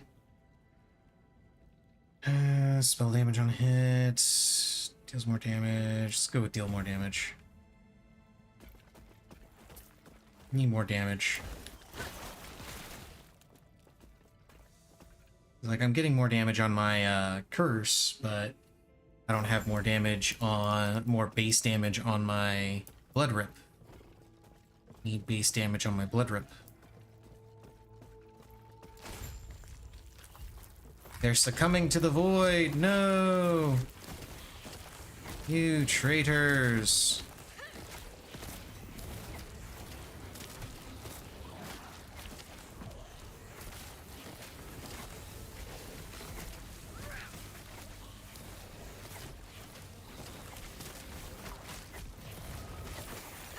They are traitors to democracy.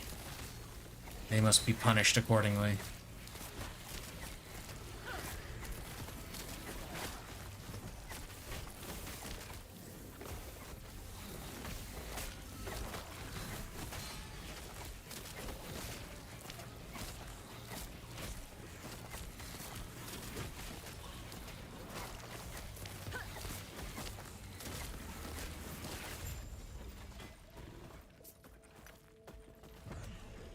Say, oh no, my golem is almost dead.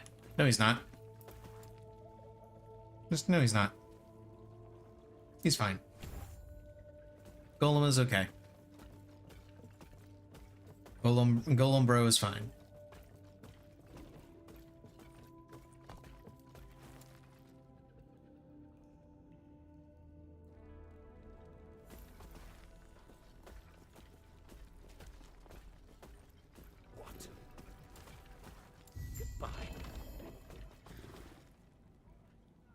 Everest. Okay. Companions still do life. Please stop him.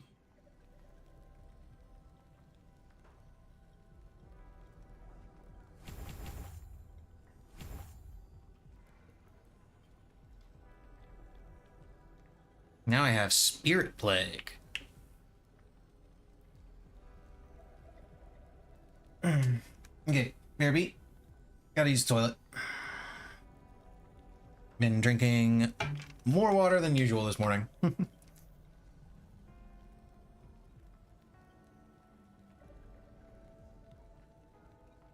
I say as I drink more water. BRB.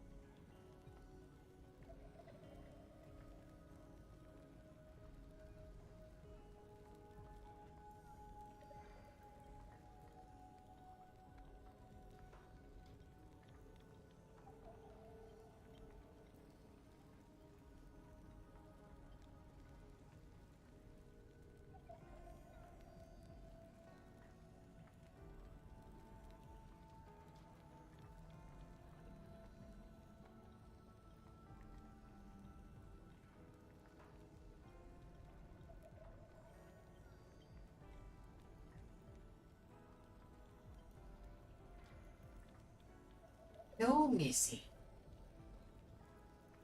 No. You guys can't hear it, but as soon as I walked out of the bathroom, Missy was sitting next to her bowl and immediately just kind of looked over at me and meowed. So yeah, she's already starting. She's already starting her brat activities. It's gonna be one of those. It's gonna be one of those days, definitely. Definitely gonna be one of those days. Okay, let's talk to you because you have a quest for me. Stay safe.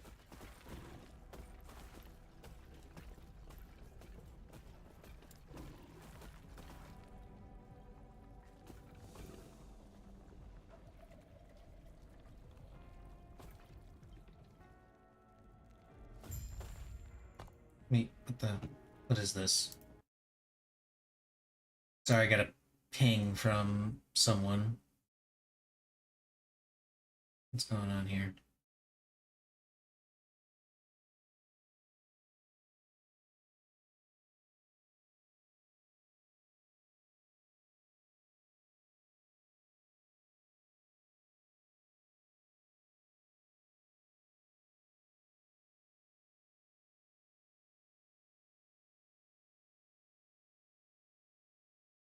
No, Missy.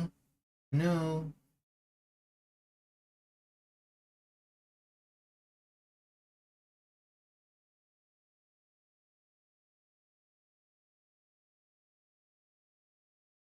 This is most definitely not the time for that.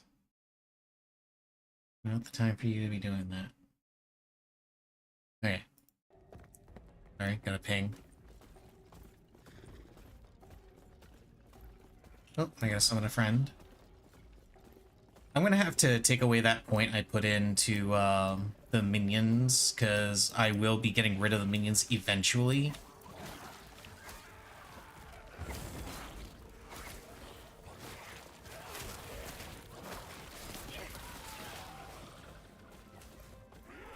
Like, it's okay for now, but I will have to get rid of it. Because there's no point in having a point in something that buffs my minions if I'm not going to have minions, no?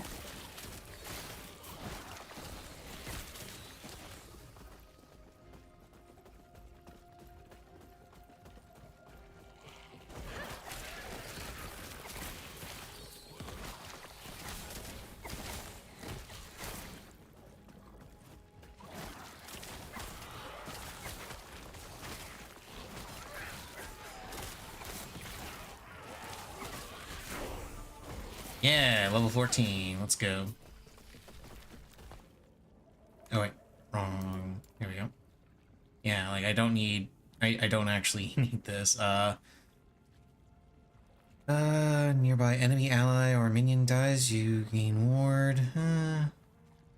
What's this? Word retention, necrotic resistance, poison resistance. Okay, that's pretty decent. Maybe I point a point into this so I can get to this.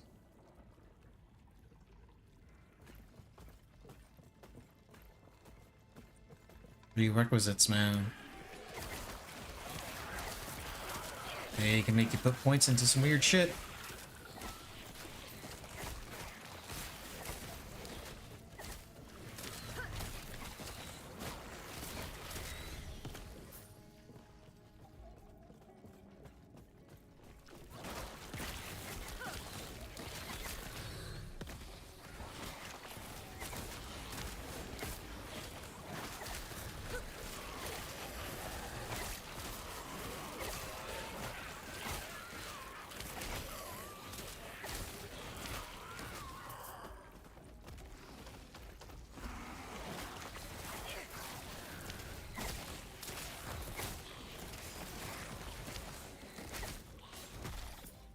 Okay, still have all my buddies for now.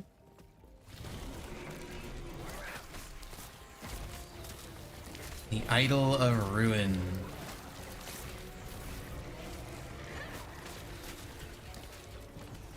No, my Skelebros. Leave them alone. Leave my Skelebros alone.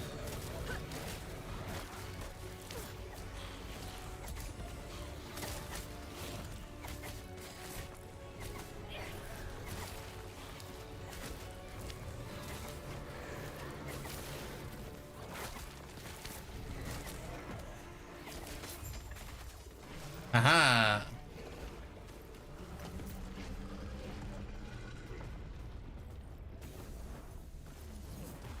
Oh, hell yeah, now I get to go in the ancient era and fight some dinosaurs. I forgot about this section. Yeah. I get to fight dinosaurs. Yay. Who doesn't like fighting dinosaurs?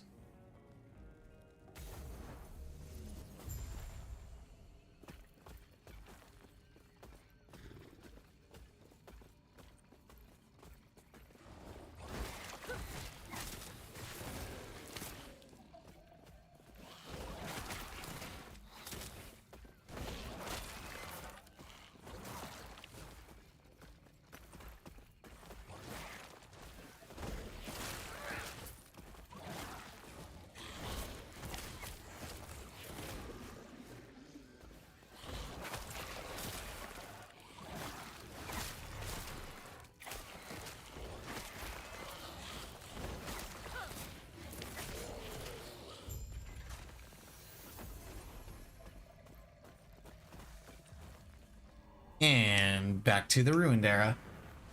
No more dinos. For now. I'll be back. Back to the past. Samurai Jack, anyone? Anyone? Anyone? Any Samurai Jack enjoyers?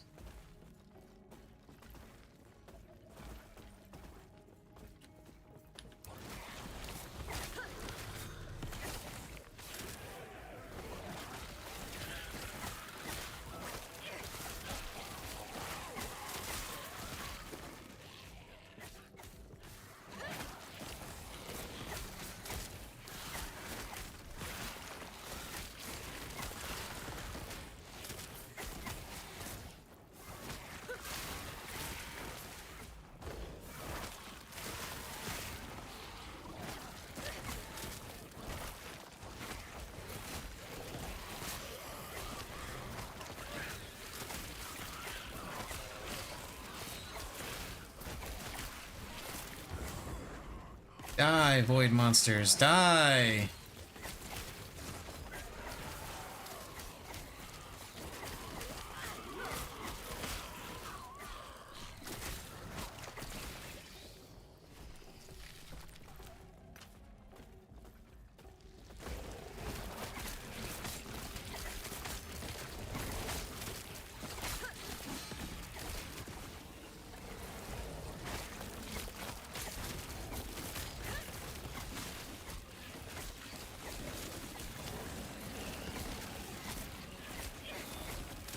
Maybe summon one of my Skelebros. Minimum skill level, level 3. Yeah, I guess we'll go ahead and put some points into the necrotic resistance. Resistances are always good. I don't know how much necrotic damage I'm going to be facing in this particular area because this is void enemies, but I know in the Imperial era there's a ton of necrotic damage everywhere. Your death has come.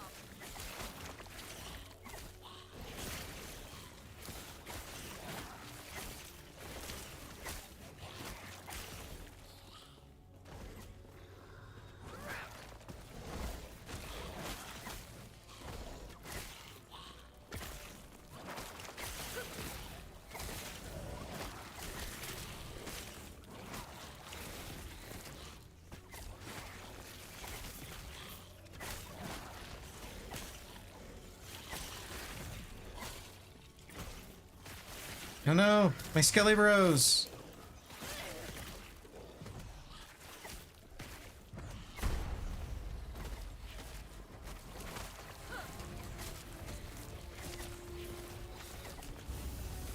Owie.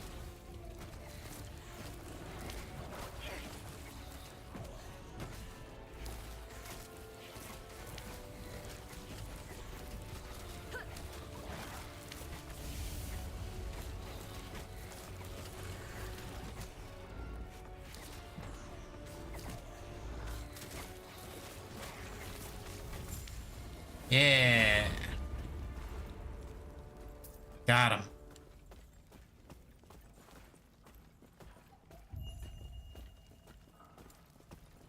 Sarah's grace be with you. Take care of yourself.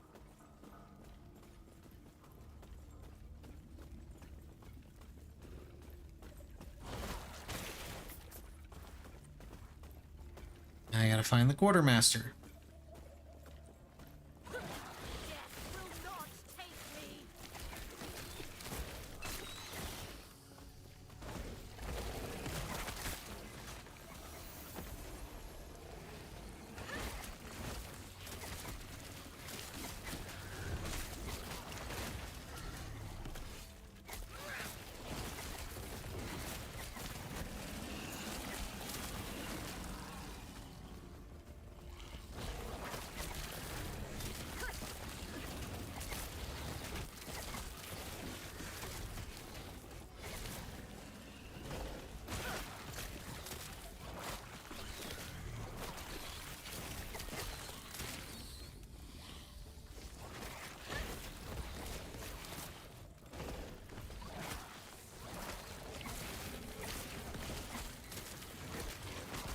I feel like the bone explosion point was a mistake because it doesn't seem to be doing all that much damage except on like the little nonsense enemies that don't take all that much damage to kill anyway. Yeah, I feel like this was a mistake.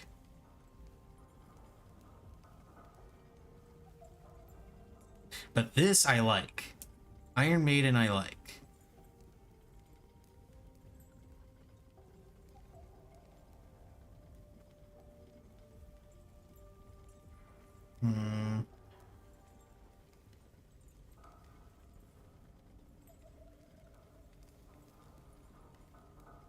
I don't know. I'll keep it for a little bit and see.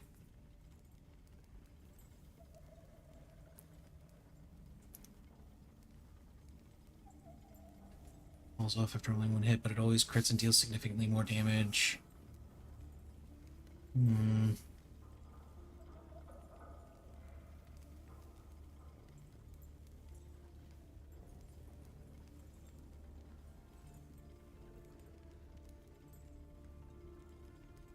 Does, I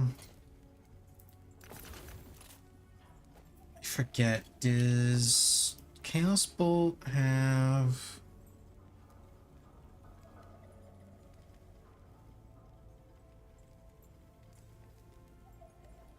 And... It's cursed enemies cast Bone Curse at their location.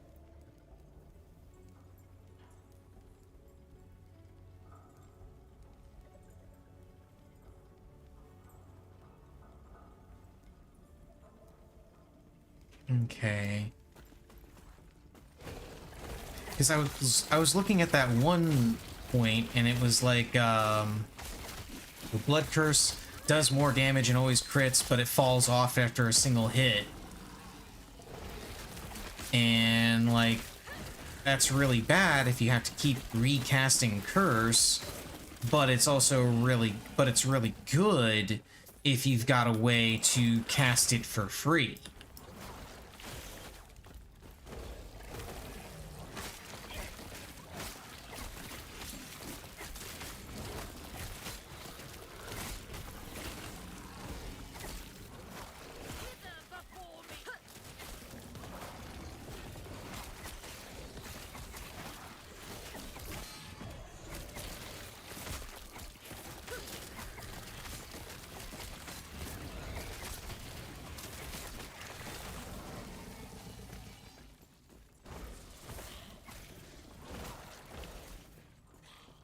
Hey, there's the quartermaster.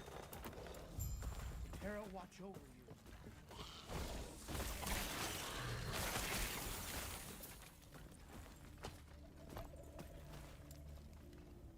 I don't know, let's give it more damage and just go from there for now.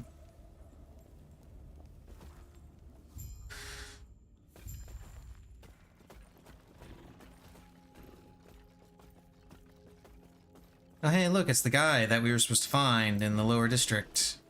Oh, yeah, by the way, he's succumbed to the void!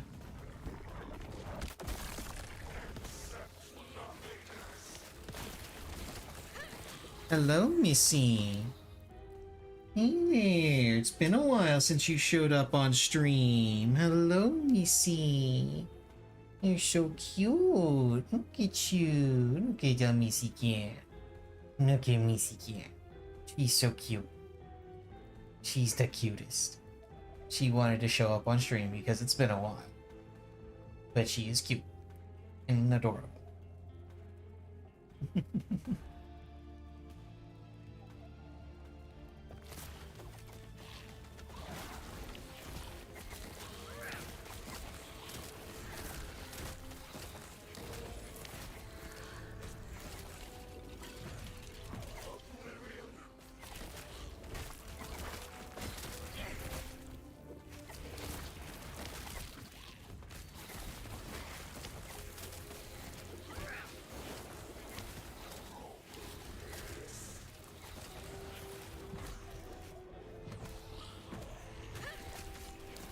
Oh, ow, ow, ow, ow.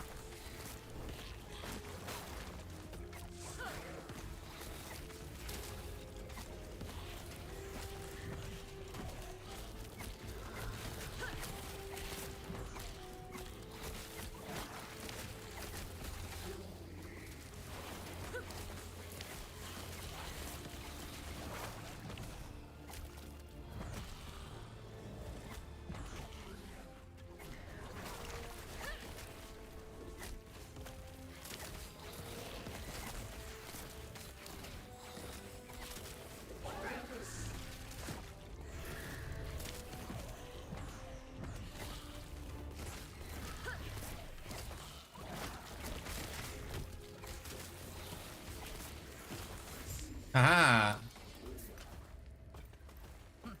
Suck it, Spock. To handle the Void's power.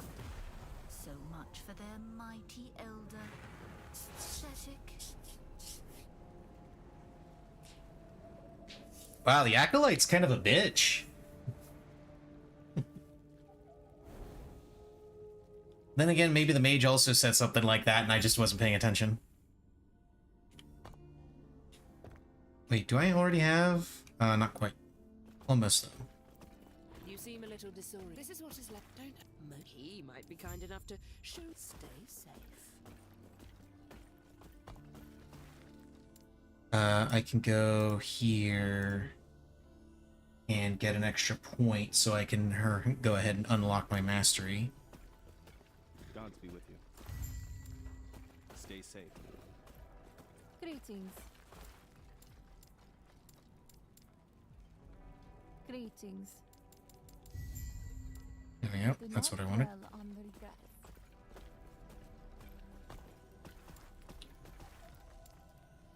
Wait, what more is here? Oh, that's just more... That's just more, random time rift nonsense.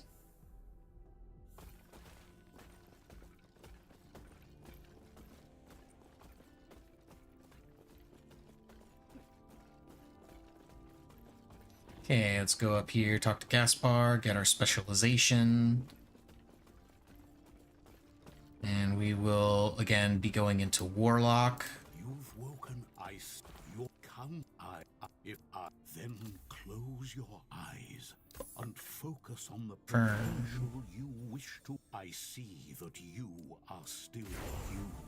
That strength will be necessary if our world, our reality, is to have any hope. I want to put points into this later. Wait, no, not that one. The other one, the Warlock one. And now I want to start getting rid of... Let me put that there and put, I guess... Oh no, I don't have... Okay, I'll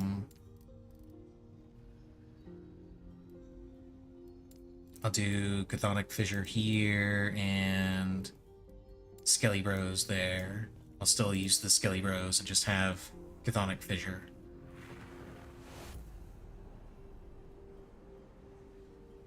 Insert Doctor Who theme here. Or sliders. Sliders would also work.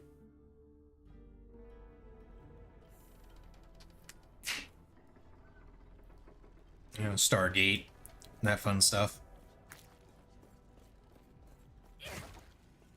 Why a terror I see by you? Thank you. There is an old passage to the surface. I will dispel. May a terror smile upon you. Farewell. Okay, Greetings. let me actually go ahead and remove that point. Wait, no, not that. Actually, do I want to put more points into this? Because I can remove points from Forbidden Knowledge or Blood Aura.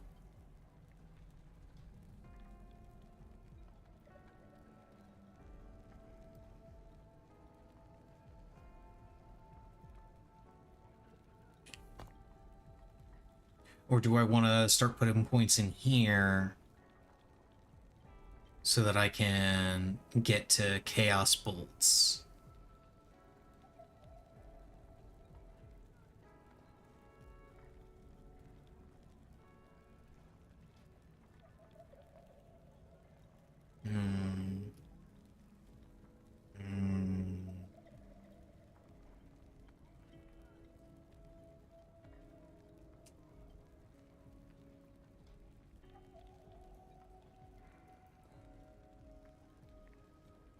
You know what? Yes. Oh no, I gotta put a point in there so I can start putting points in here. That's right. Do not dwell on regrets.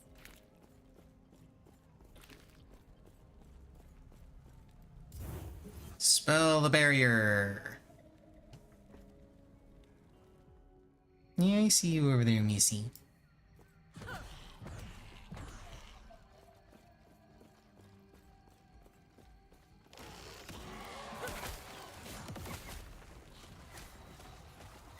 Oh, that's cool. I like that.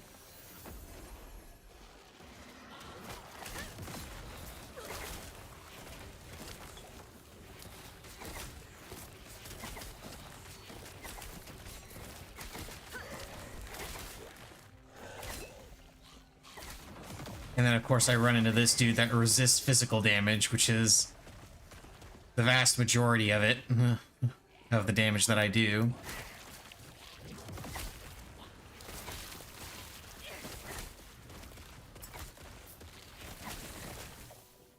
Okay, see, that looks pretty cool. I can work with this. Very mana intensive, though. But that just seems to be the standard protocol for Necromancer from what I could see, because the Golem cost a lot of mana too.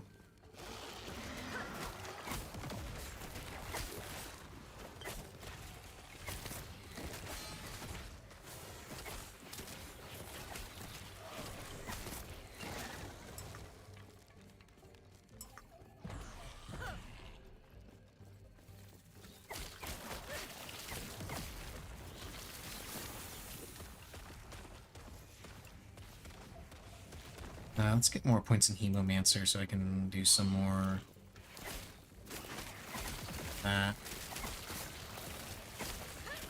Faster cast speeds.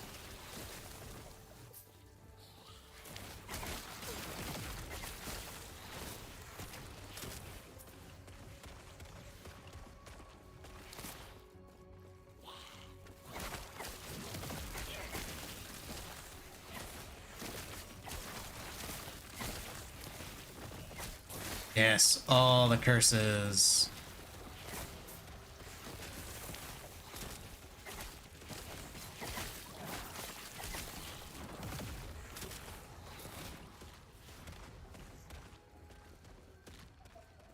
Okay. Yeah, I can work with this. I like this.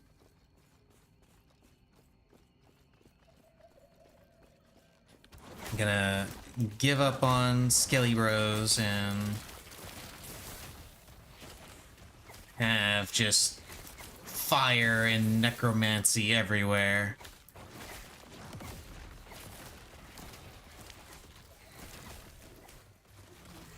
curses and necromantic explosions.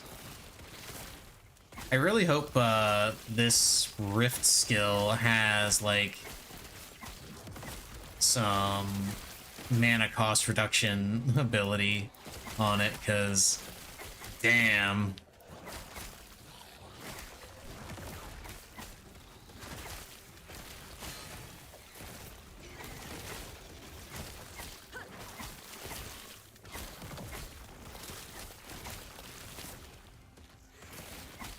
Where's the nest? There it is.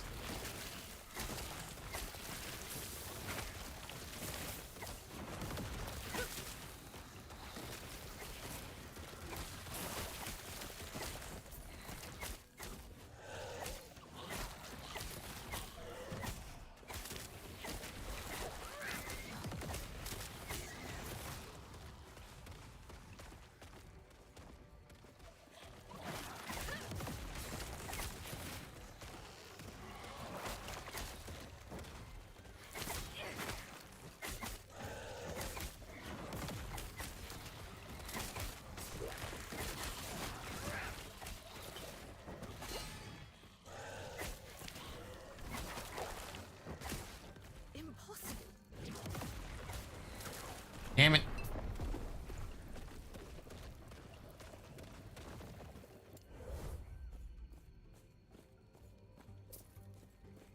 Yeah, mana costs are definitely going to be an issue with this, I can tell.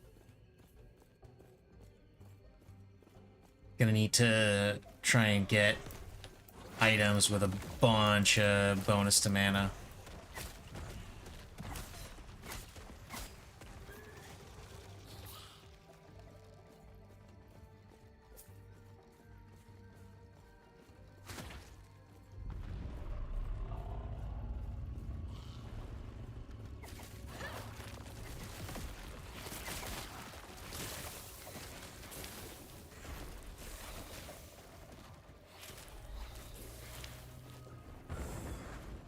Yeah, mana regen shrine.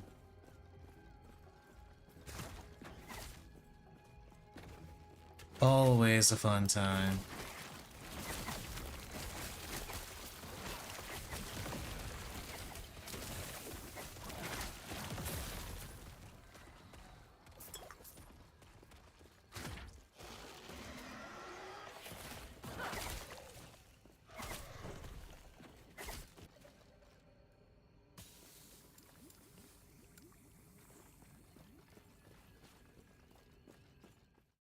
The cultists had a philosophy.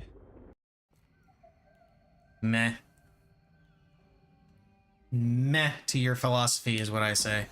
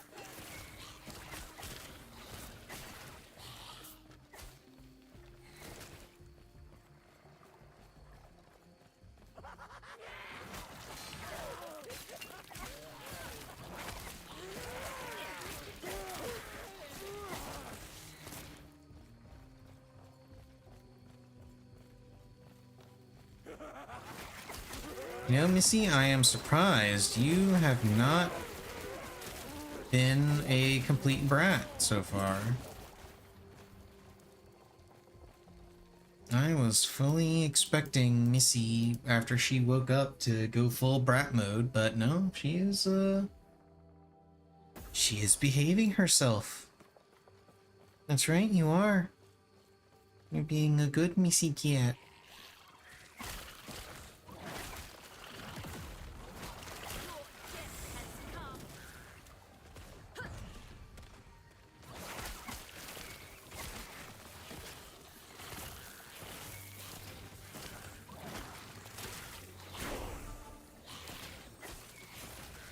Yeah, level 17. Your death has come. Which means more points into this.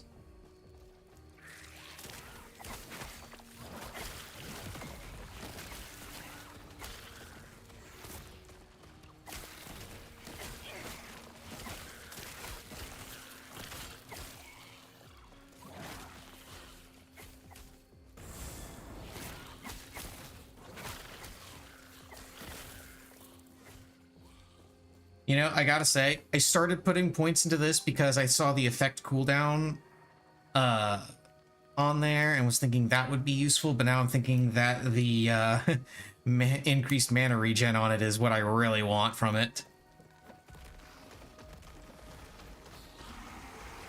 Did not think the mana regen was going to be as important as it is on this. 'Cause my goodness, look at how out of mana I already am.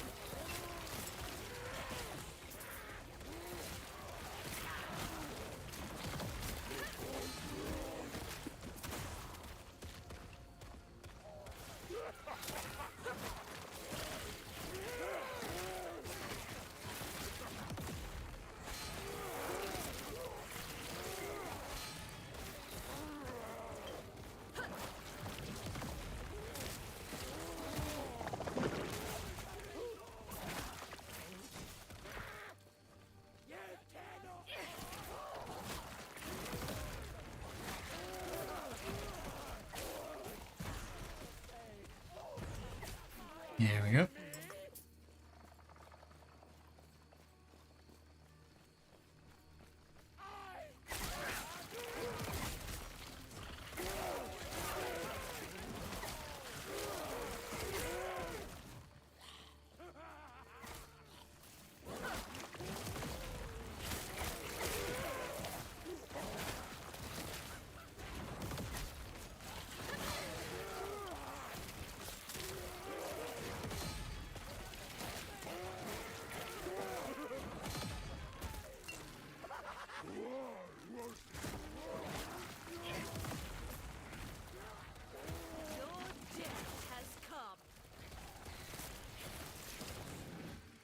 And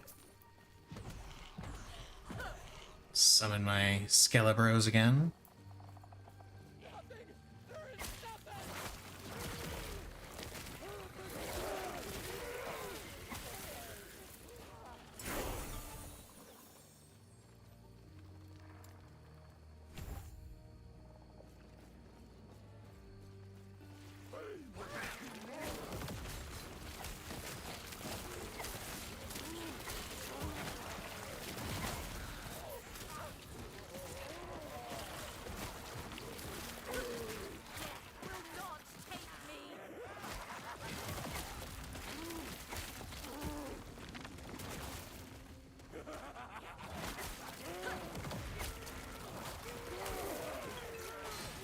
Oh, ow, ow, ow, ow, ow. Skelebros, please.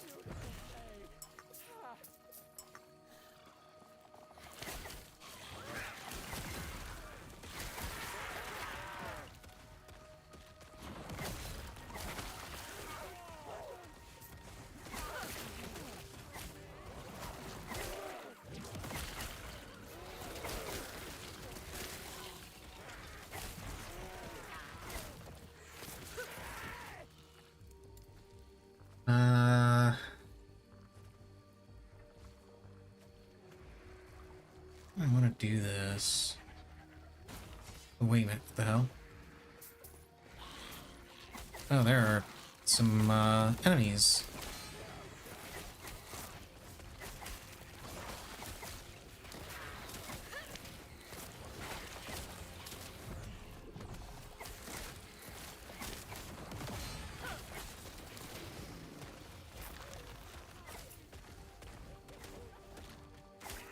I will look at that later. when there are not as many enemies.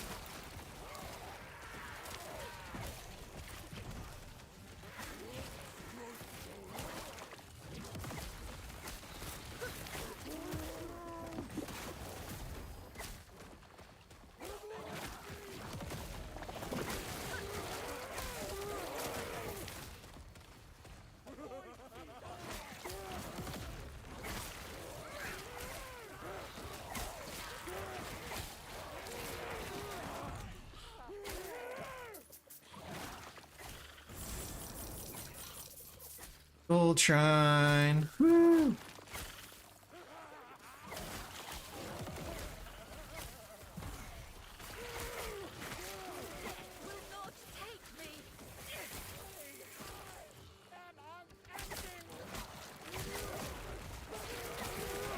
Okay, slowly fighting our way through all this. Now we're in the cultist camp.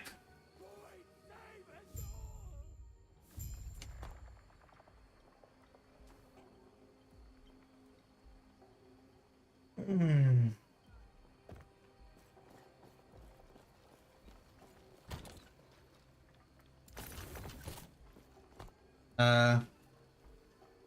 Hmm.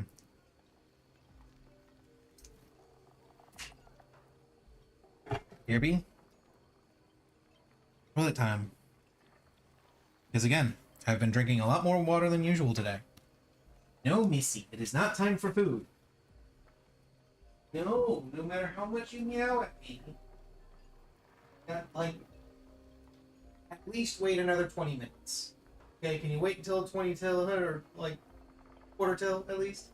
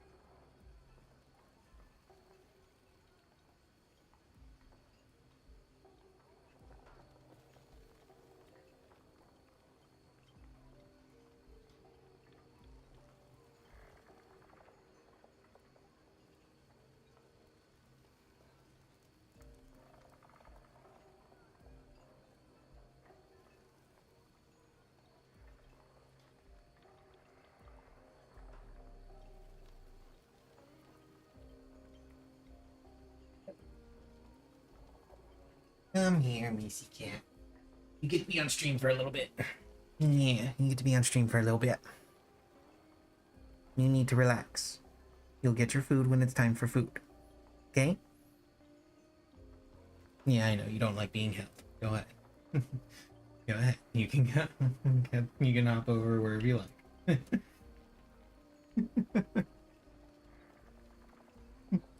She let out this. I don't know if it got picked up on my mic, but I was holding her just now, and she let out this super sad meow.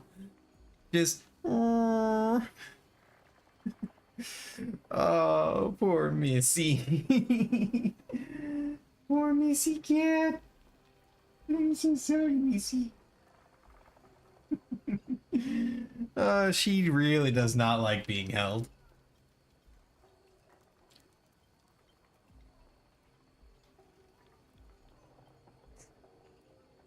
Oh, man. Okay.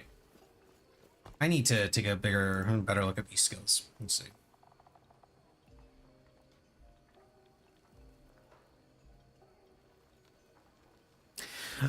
I wonder, does this bone eruption happen when, like, if I were to spec into Chaos Bolts, because Chaos Bolts, yeah, hits against cursed enemies cast Bone Curse at their location.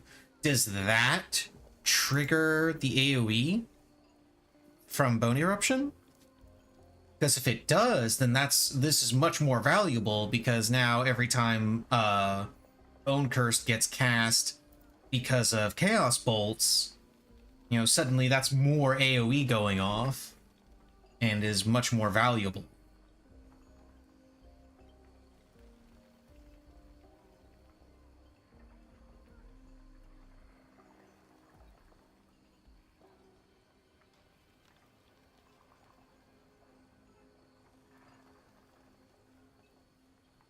And then Rip Blood.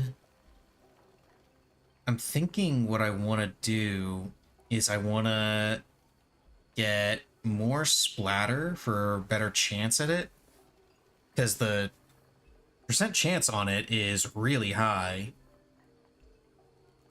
And I want to get more in Hemomancer. Let's see, what about Quenching? Blood Orbs grant additional health and Blood Orbs return faster. Okay, that's pretty good.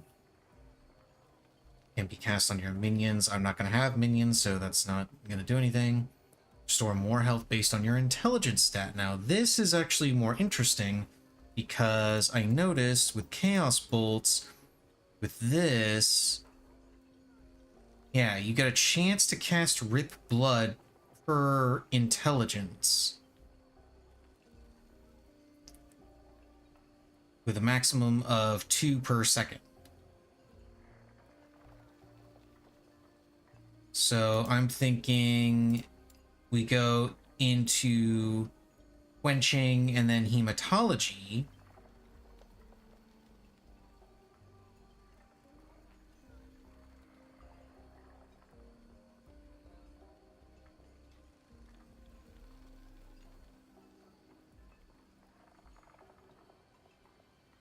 Zero. See, this doesn't make sense to me. Why do you have this when Rip Blood doesn't cost mana, already doesn't cost mana?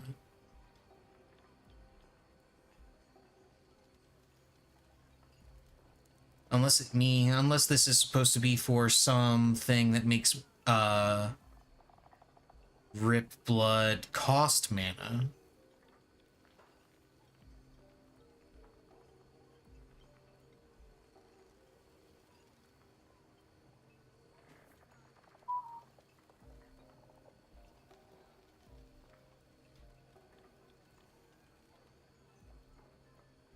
Rip Blood will automatically cast itself on an enemy? That could be interesting.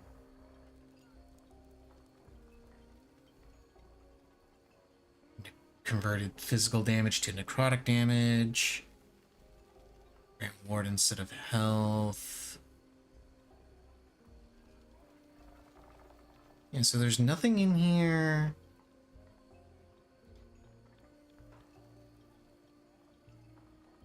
Yeah, there's nothing in here that says it increases mana cost, yet you have 2 abilities here that have it cost less mana.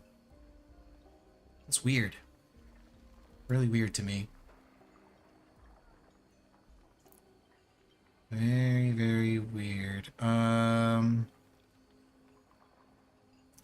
I kind of want to head over to this Mark for Death one, but I'd have to go at least 4 points into this in order to get to it. You know what? We'll go for it. Because if this works the way I think it does, then increasing the AoE is also going to increase the area that this hits. Let's see. Can't. Okay, so I can see it going off. I can't tell if if it is actually like. Oh yeah, this is the one where I gotta get the 2 relics for the camp that wants to sacrifice themselves to the void.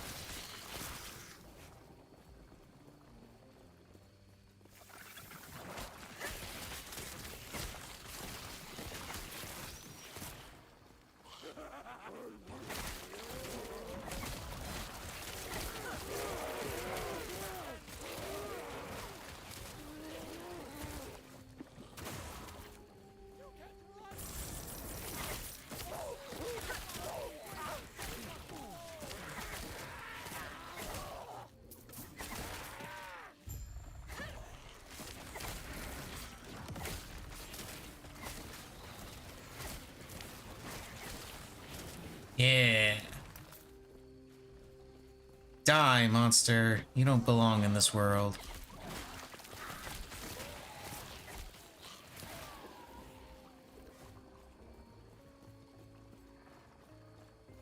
Hey, Skelly Bros, let's go hunting. We got monsters to kill.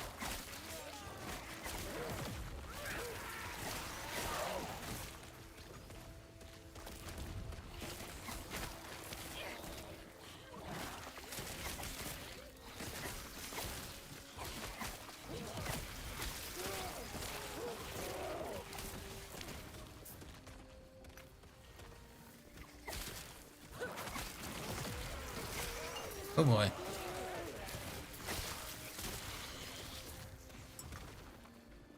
That's a little scary.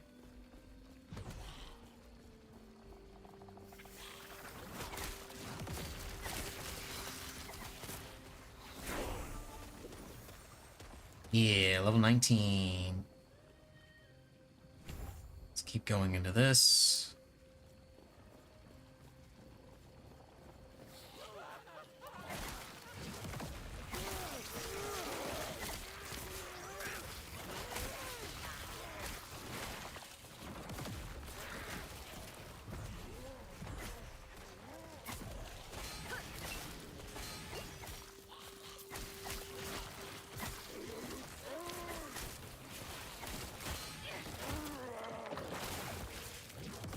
Damn it.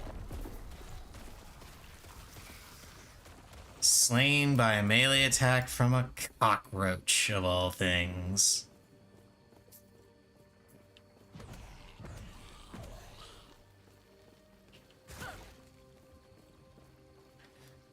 But it's okay, I can go right back up to where I was and collect all the stuff that dropped, because there were some runes that dropped there that I'm gonna want.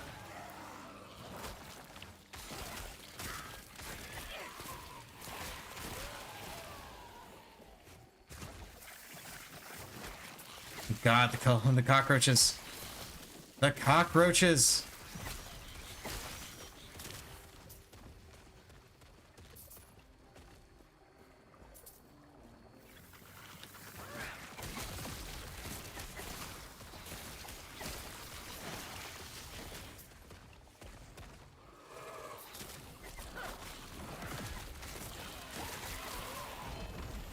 Ooh. Unique amulet. What did I get? Bleeding Heart. Less health regen. Damage leached as health. You are inflicted with bleed when you cast a spell. I feel like that sort of amulet might be better suited to a different build. That does not look like the sort of thing I would want to have on this. Like, I'm having enough trouble staying alive as it is. I don't need to help the enemies kill me.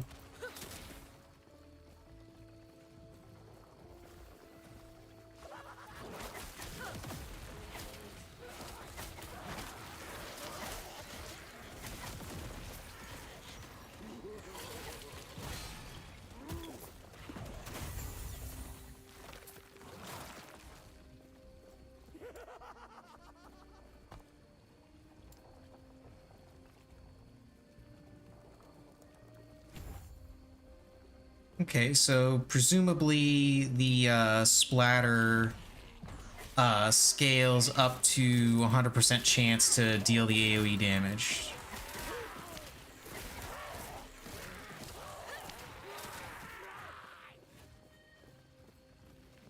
Okay.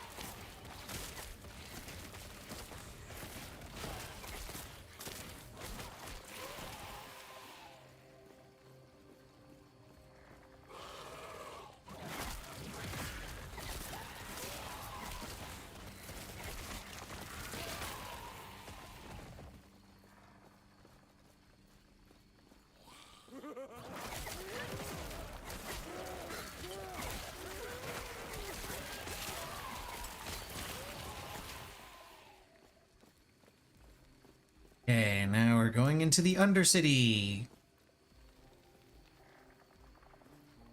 And I am just, what, 35? 36 levels away from being able to just ditch the campaign entirely. Oh, man. Oh, shit. Too many ranged. Too many ranged.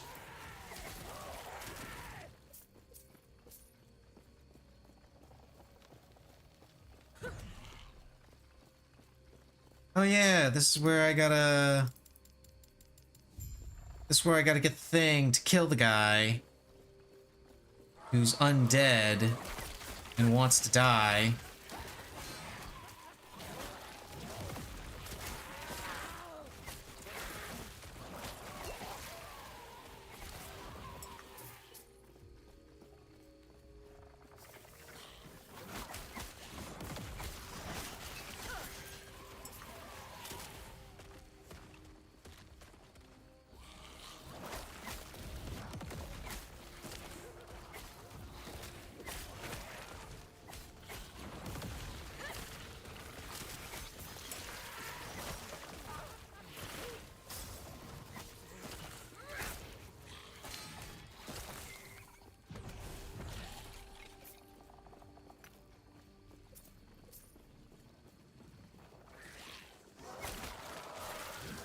Oh god. Oh god.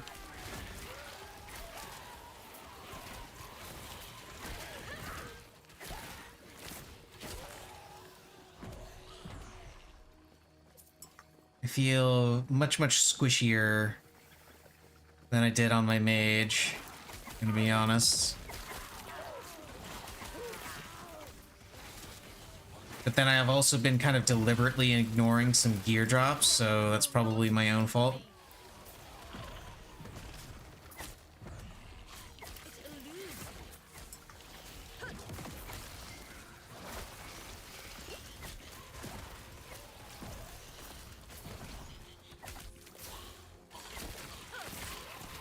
There we go.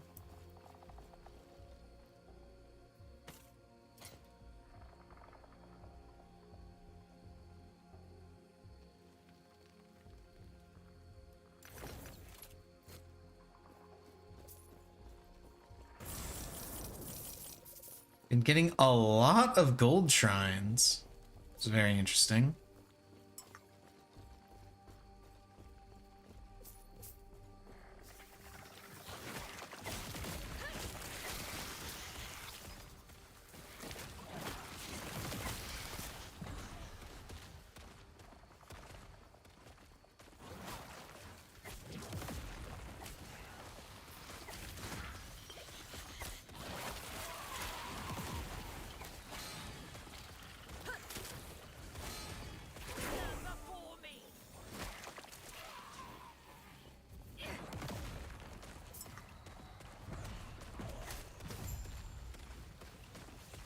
Okay. Okay, now I have access to Chaos Bolt, which is just in time because I want to spec into it. Let's see. How many points do I need to get Blood Rip?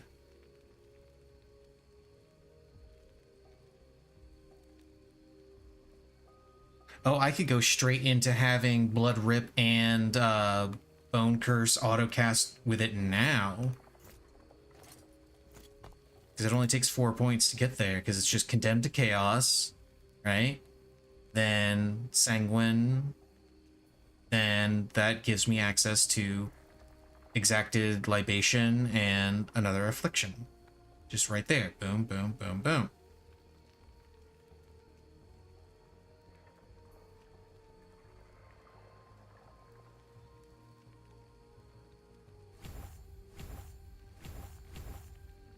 I just do that. And now I swap out that for Chaos Bolts. And then I just cast Chaos Bolts all the time. Death will not take me.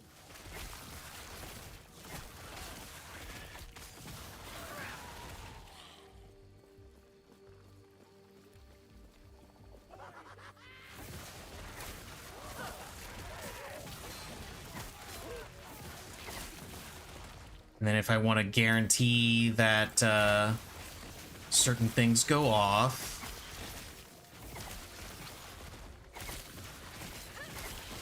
I can manually cast my Bone Curse.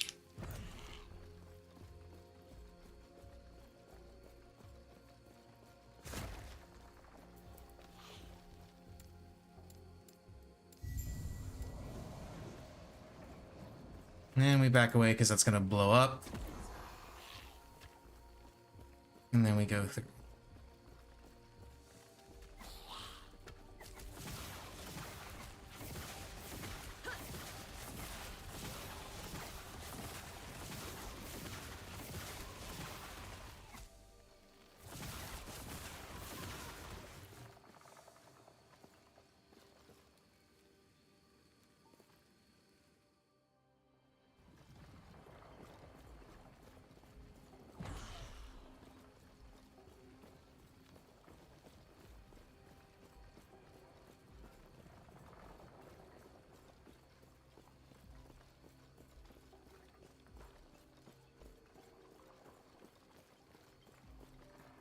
Now let's go to the other thing to get the Symbol of Hope,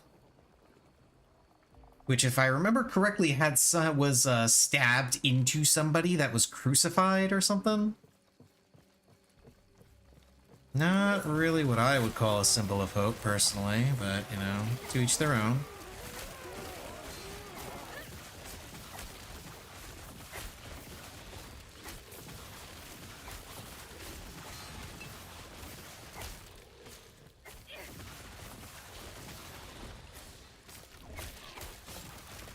Game looks fun. Sure, it's way better than before, but gender lock classes and no conversation.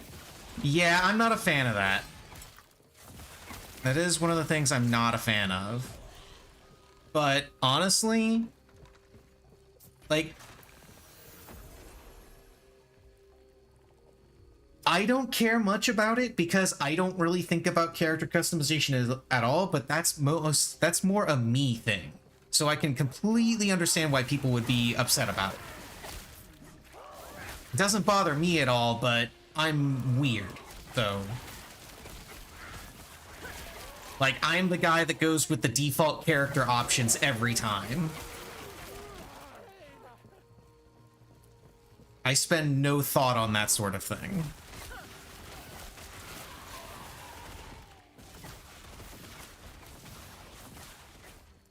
I'm already feeling better about this with Chaos Bolt.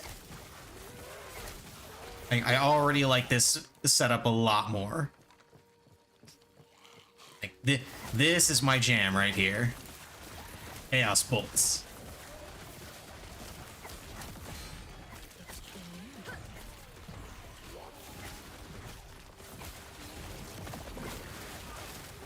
Hell yeah.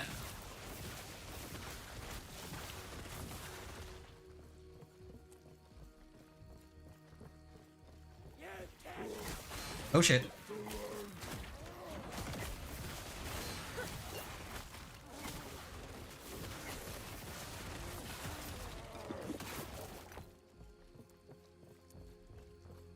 Oh, nice little visual bug on the minimap there.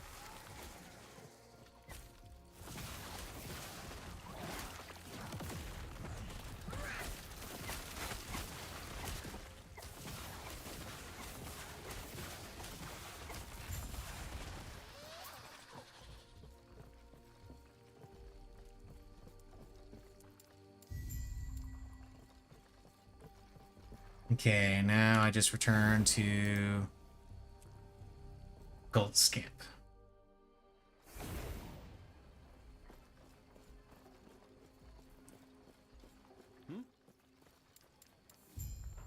And now they're like, oh yeah, by the way, we're going to perform a ritual to combine everyone in the camp into a amorphous abomination that's immediately going to go on a murderous rampage. I hope you don't mind.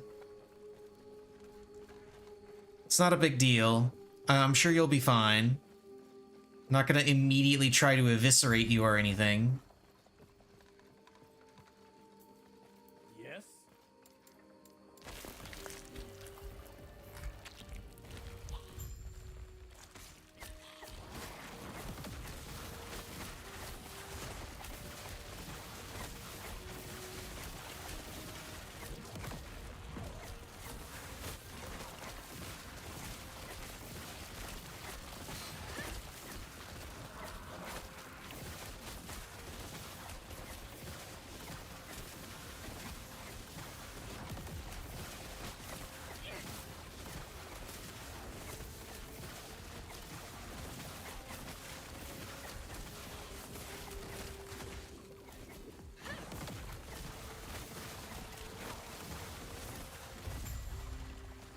There we go.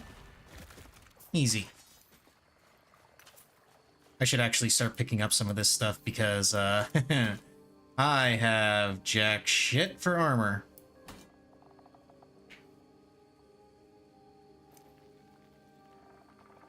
Mana, yeah, the mana's probably better. This has more armor. And elemental damage leech does health, so...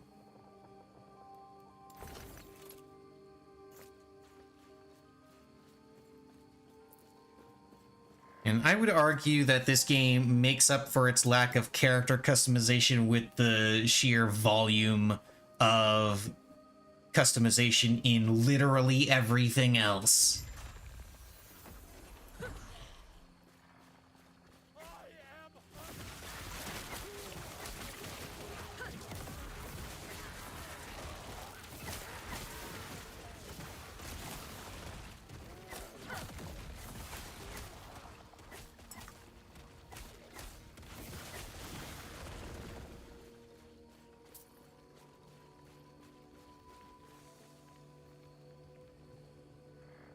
Abandoned tunnel.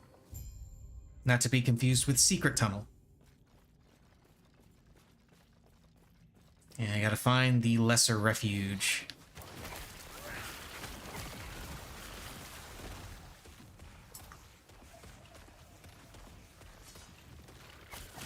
Death will not take me.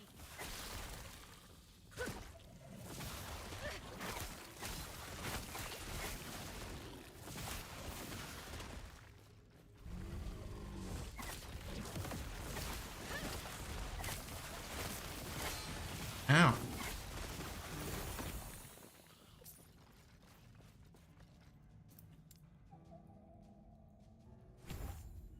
Let's keep doing the AoE and then get down to Sigil of Mortality. Mark for death lasts longer. Base physical damage is converted to necrotic. I'd have to see what other bonuses I'm getting for necrotic damage before I commit to going for that. Can I turn this into necrotic?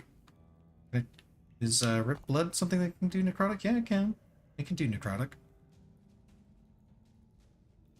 And obviously Chaos Bolt can do necrotic. It's right there on the fucking thing. And this does do necrotic. Yeah, I could set up a full necrotic build here.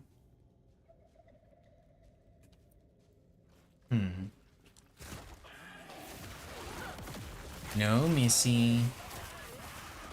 Actually, no, you're right, Missy. We can get you your food. Here, gotta feed Missy real quick. Yes, Missy, yes, it's time for food. It's time for your food.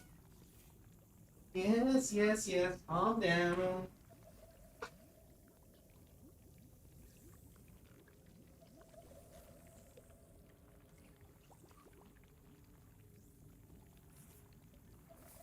Yes, here you go. Well, move out of my way. I gotta get to where your bowl is. There you go. Drop the food on the ground for you.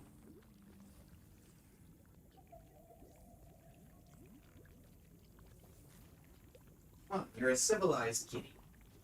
You don't eat food off the ground. You eat it out of your bowl. Sophisticated cat. You might even say she's an aristocrat.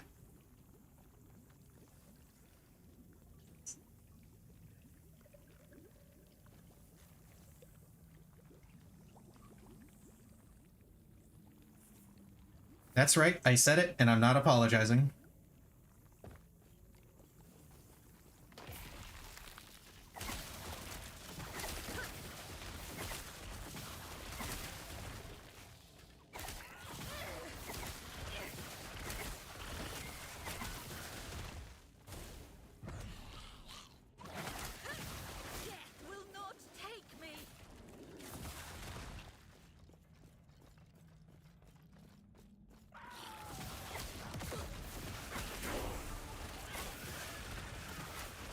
Yeah, level 21, let's go.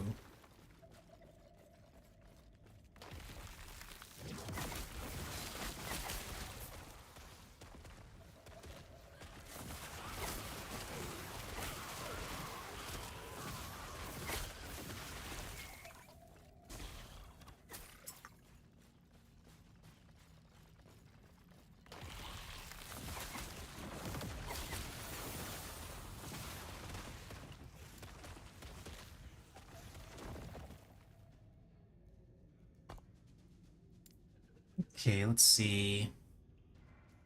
This gives more chance for damned.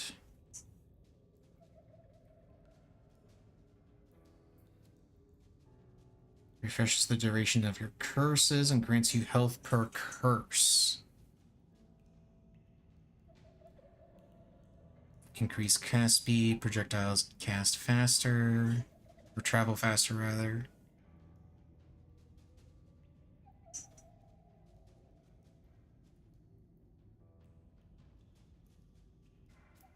Maybe I'll get extra points in damned, because that could actually let me get over to this, which might be... Yeah, directly casting Chaos Bolts extends duration of Chthonic Fissures and Infernal Shades. That'd be pretty good. Hitting your minions. That one I'm not going to be taking because I'm not going to have minions for much longer. I don't even know what the next skill I'm going to specialize in is going to be. Like, I want to specialize in my Chthonic Rift, and I want to specialize in my teleport, but I don't know what I'm going to specialize in beyond that. Is there anything else I wanted in this? Let's see. What's Necromancer give me? Additional health when you use a potion. You and your minions are imbued with hunger. Increased attack speed, cast speed, and health gained on hit. That's minion stuff. That's minion stuff. Increased damage over time. Spell damage for curses. That sounds pretty cool.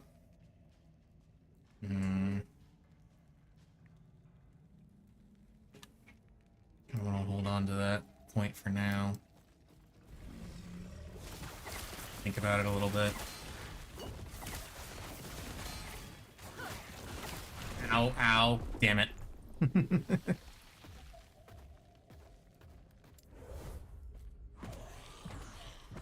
let's summon dudes. Go back. You thinking about picking this up, Evie? It's definitely worth. Just saying.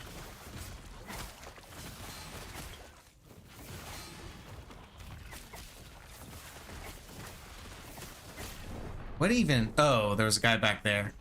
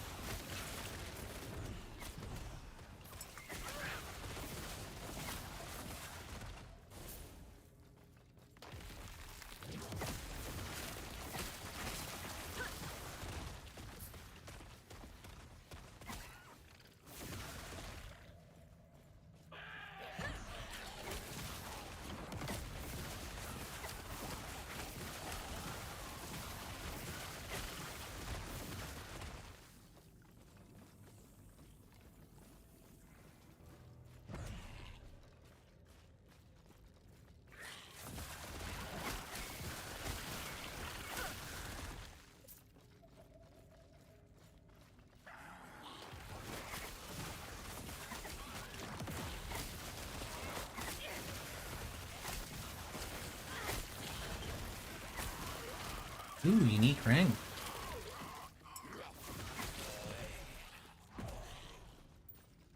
Which one is it? Quicksilver Coil, chance to gain haste, and a whole bunch of melee stuff, but I don't have a second ring, so I might as well go ahead and equip it.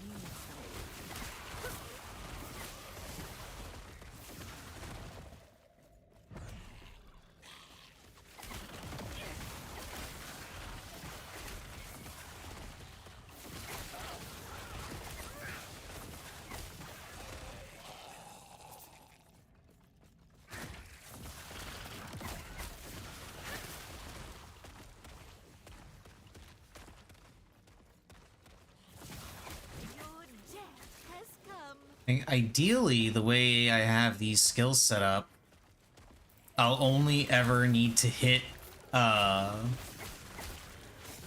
Rift, because Chthonic Rift has a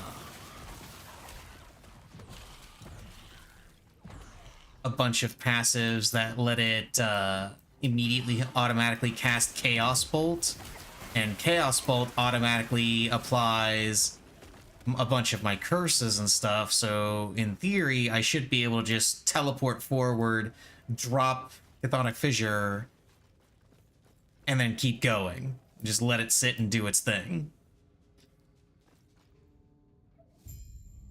The only issue, again, would be mana, because this thing costs a lot of mana.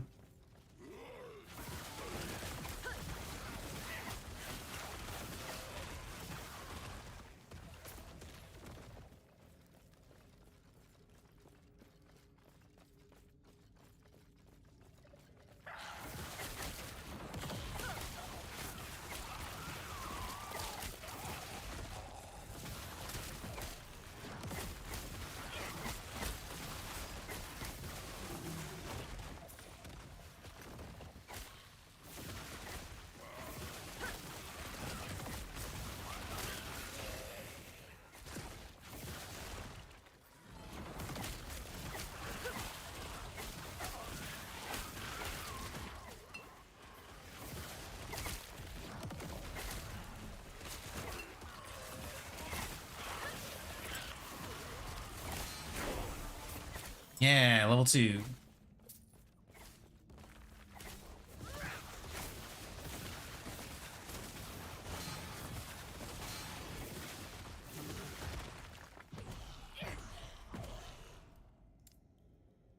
Right, I end up having 2 unspent points because I'm not entirely sure where I want to put these. Not a big deal.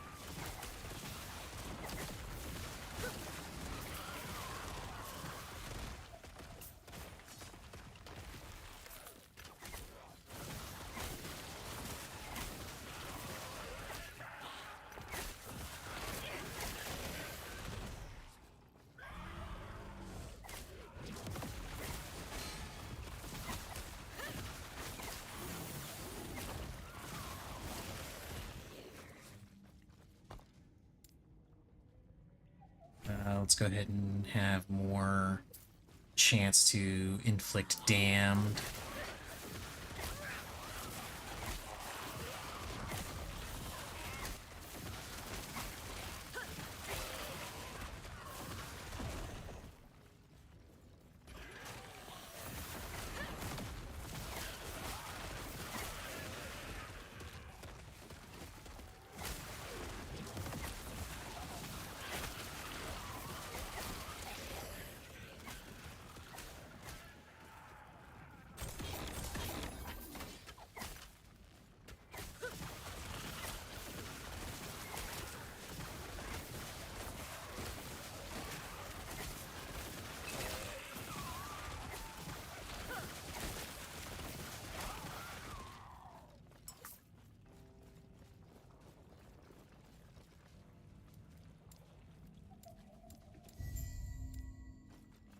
Yay, extra passive points.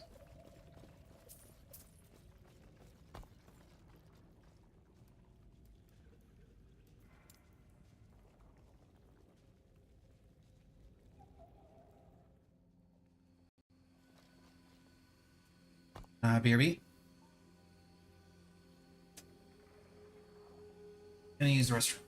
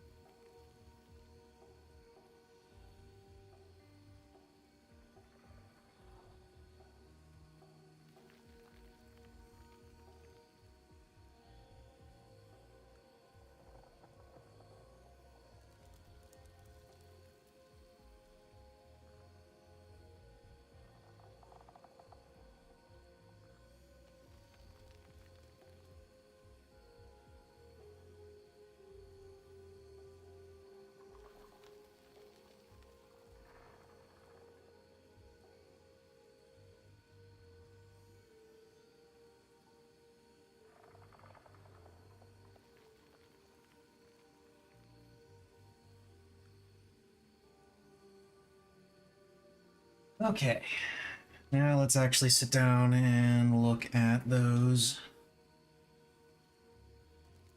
passes before continuing on.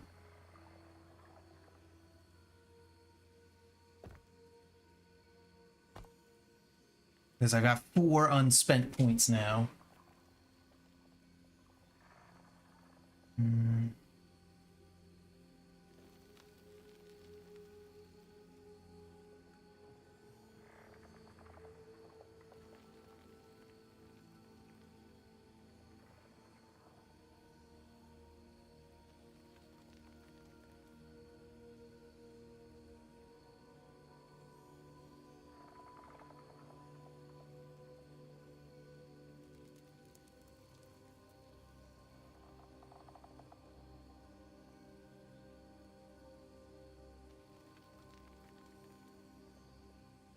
I look at my skills.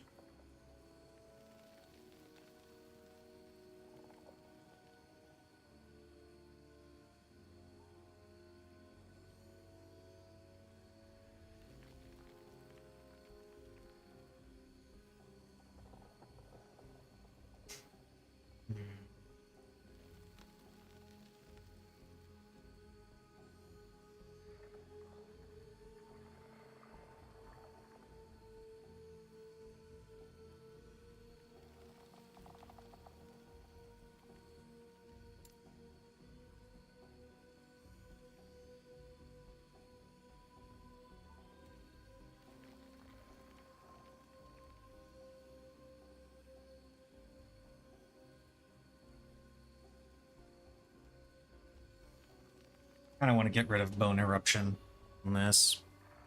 Yeah, let's get rid of bone eruption. And we'll put an extra point into AoE, I suppose, when I level up next. And this one...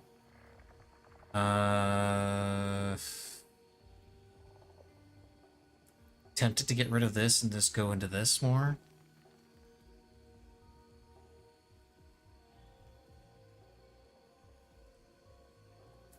Because I know I want to eventually go to hematology.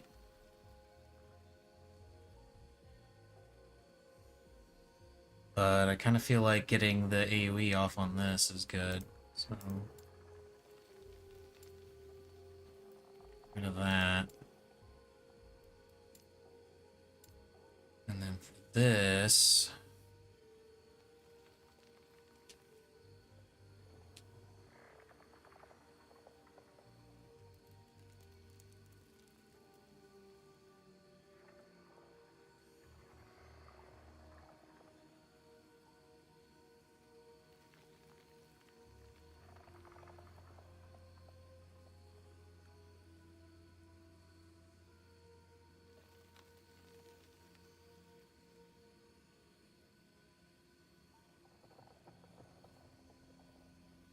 this one I feel like I gotta rework completely because I kind of feel like this is, I feel like necrotic damage might be the way to go overall, and this changes the, gets rid of the necrotic damage. So I'm thinking I get rid of points here, here, here. And then I go down to, Abrupt Chaos, Doom's Vindication for more damage, and then that'll get me to the Rip Blood setup.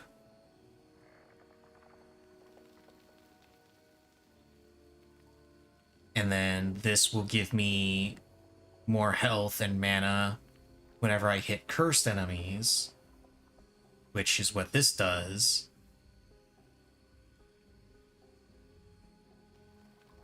And this will just do more for me in general. It'll take a while to get back up, but I'll have boosted XP gain until I get it to level 6, so not a big deal. And I feel like this is fine. I just gotta max out Splatter, max out Hemomancer, and get into Quenching and Hematology.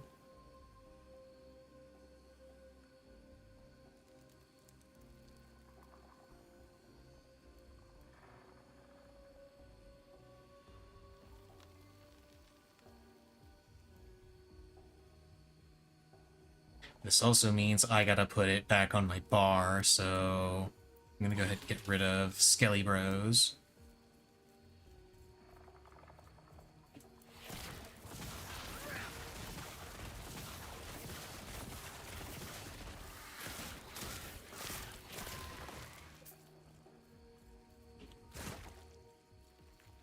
And just go full caster nonsense for the time being.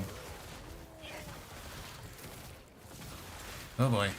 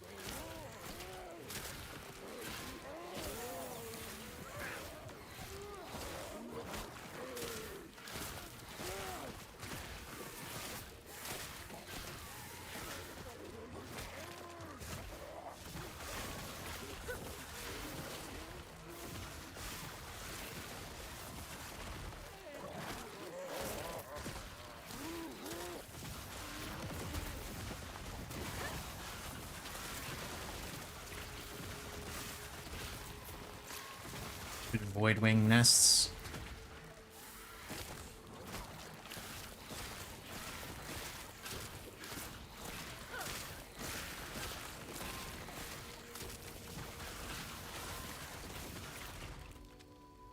Okay, into the ancient forest where I get to fight dinosaurs.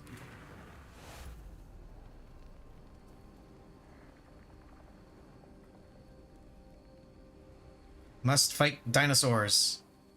Must fight dinos.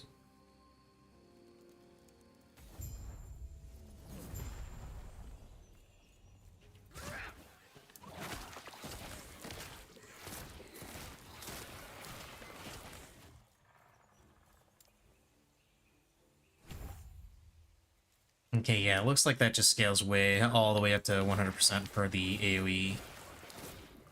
And then I can just do that. Ah.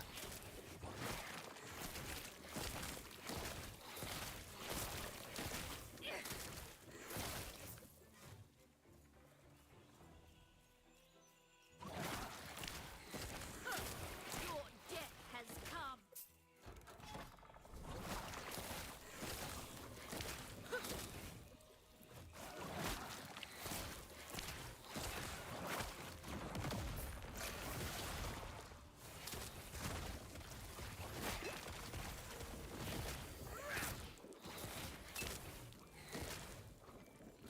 Oh shit, that's not where I wanted to go. Damn it. I wanted to go behind him. I ended up teleporting right in front of him.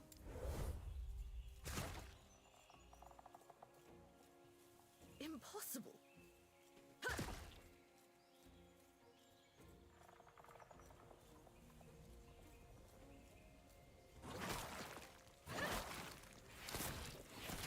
Wither before me.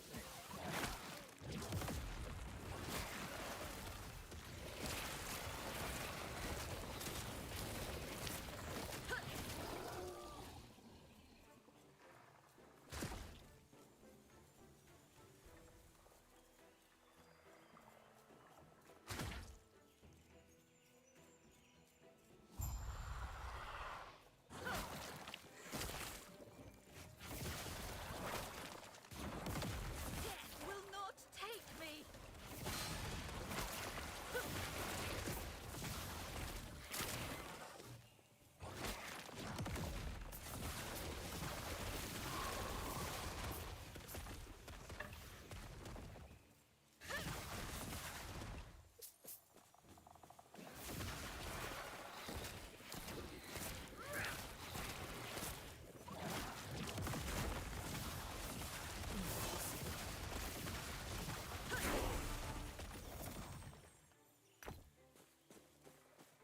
Yeah. Chaos Bolt. Super good. I love it.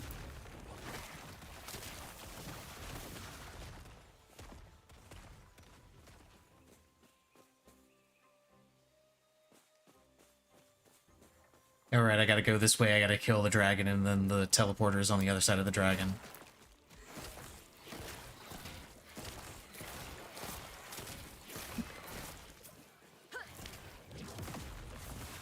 Hello, Missy. Come here, you. Damn it. She escaped. By escaped, I mean she just made it over to her chair. I wasn't able to grab her in time before she got over to her chair.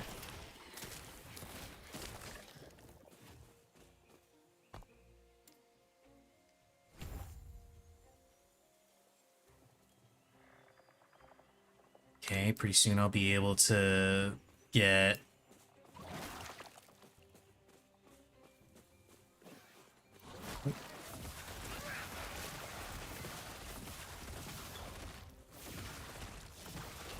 There we go. Pretty soon I'll be able to get Rip Blood on my Chaos Bolts again. Oh, that's good. I gotta kill a big dragon.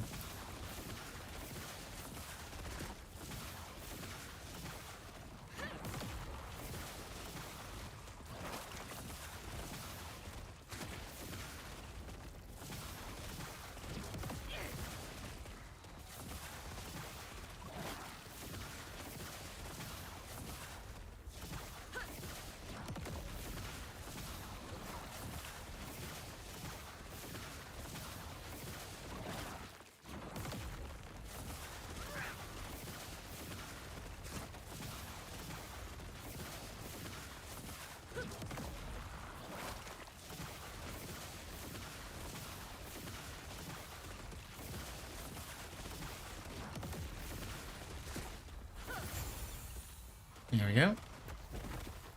Easy. And you give me garbage.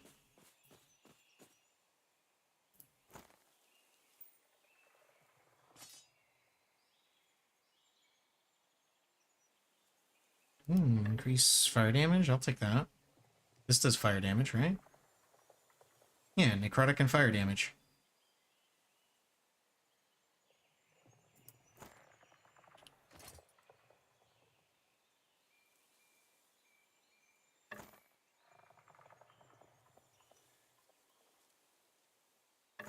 Oh, but I gotta...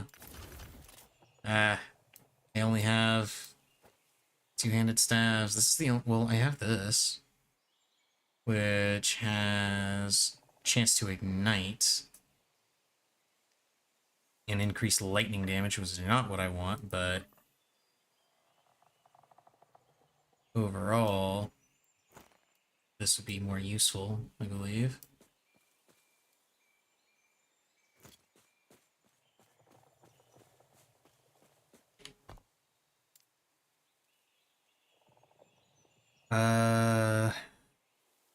Gotta keep putting points into this so I can get down to this and this.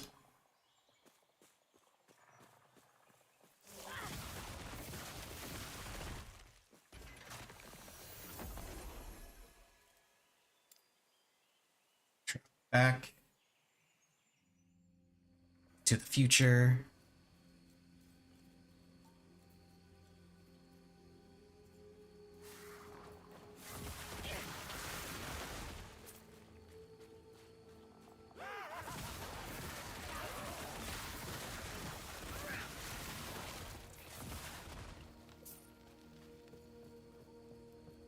Shit, I never did decide what I wanted to do here.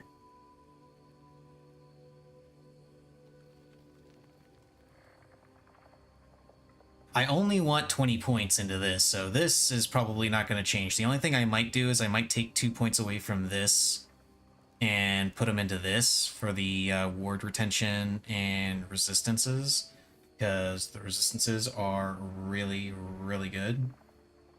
Who the hell is calling me? I do not know you, so you can fuck right off. So I want points in Warlock.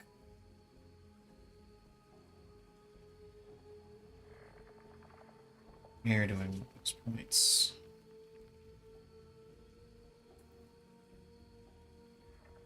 I guess Occultist Mind, because it's intelligence. Get the 5-point bonus so I can get more, so I can get mana per intelligence.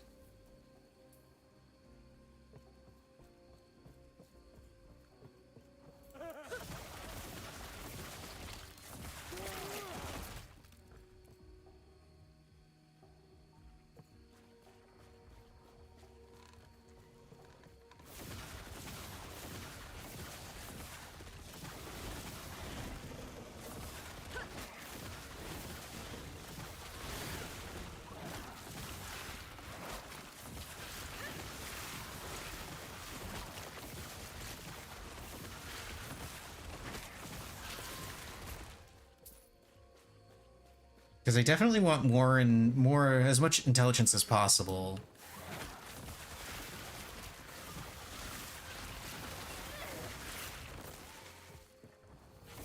For the sake of the Blood Rip passive, which requires more intelligence in order to proc more often.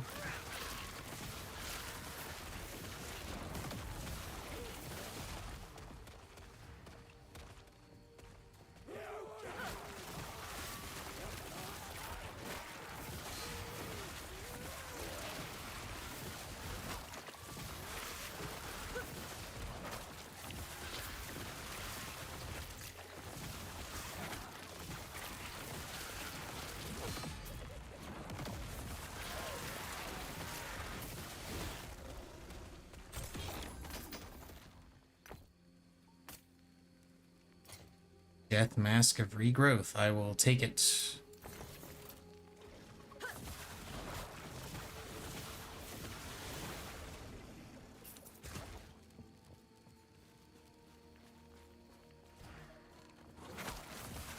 There's the other Voidwing Nest.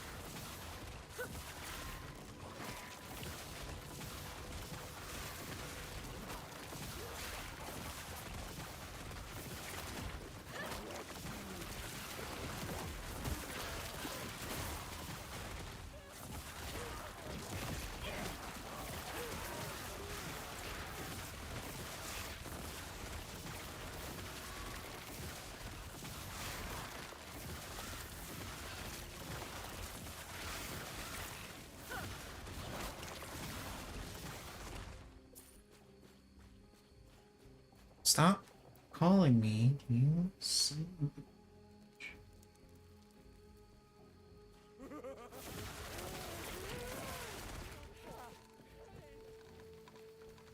Do you not know who you are? If it's that important, leave a goddamn message.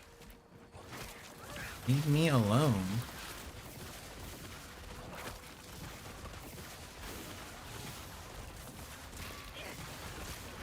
I cannot be expected to conquer the forces of the void if you are going to keep randomly calling me, whoever you are.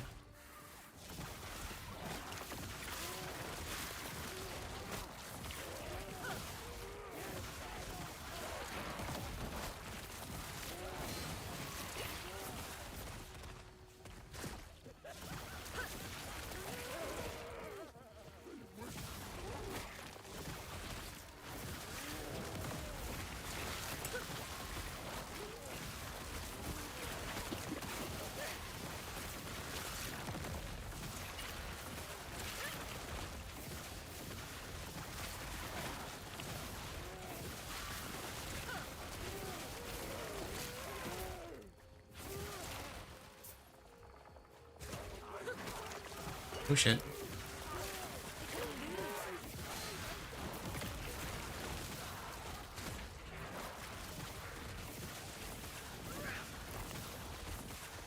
Teleported right into a crowd of ranged enemies that all just turned to attack me. That was almost very bad.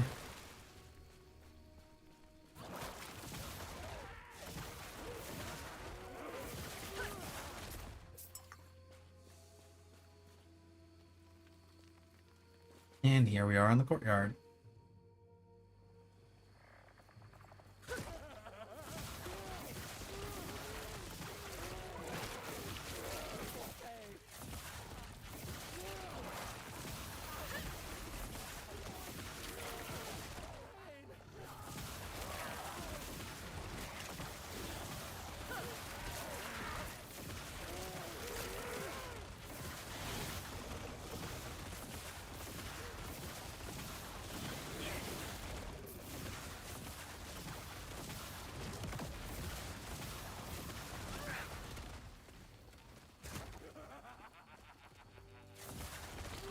Oh yeah, I remember this part. This is the part where I gotta, like, extend the bridge to get into the vault in the temple. And I do it by fixing the bridge, and I fix the bridge by going back to the past to grab the part that I need in order to fix it. And my immediate reaction to this sequence of events was, did I just create this problem for myself? Did I go back in the past and steal a part to break the bridge just so I could bring it to the distant future and fix the bridge?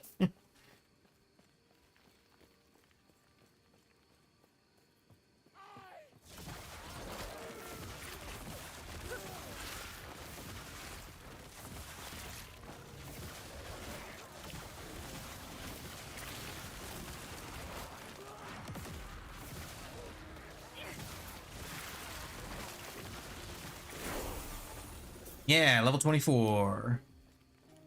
And another level in this, which gives me my Exalted Libation. So now I can freely switch back to Summon the Skeleton. Bring back the Skelly Bros.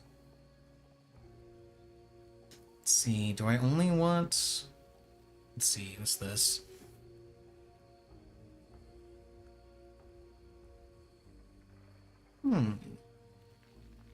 This could be useful for a couple of points. Let's look at this.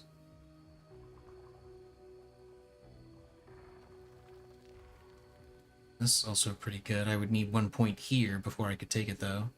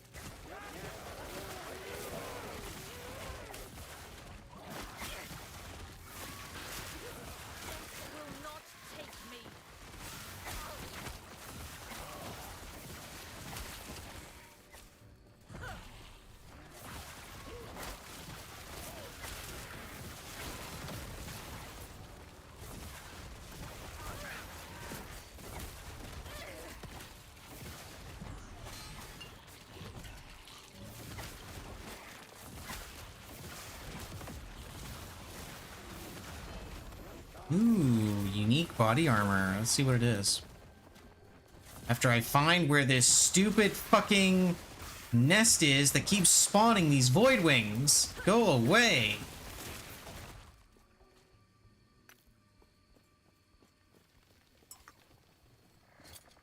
Okay, what is this body armor? It's the same body armor that I have right now. Literally exactly the same. Except this has less, so this one has less elemental damage leached. Which I'm not doing elemental damage, so that part doesn't really matter. But still.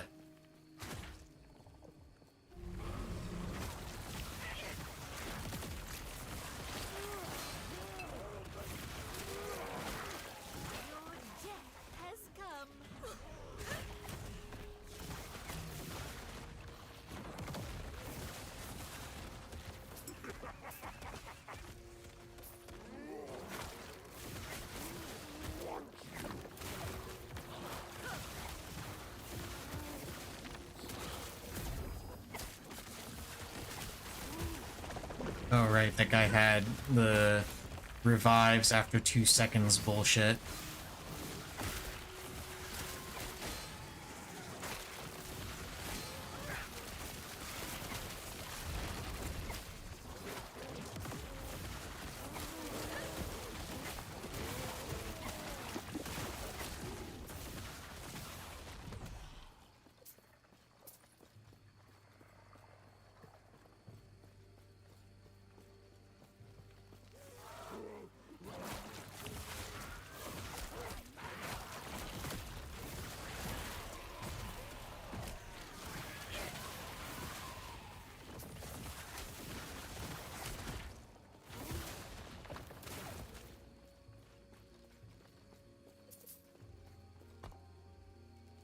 Yeah.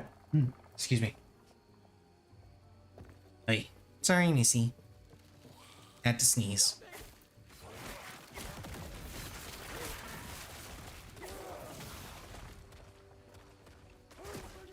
Oh, hello.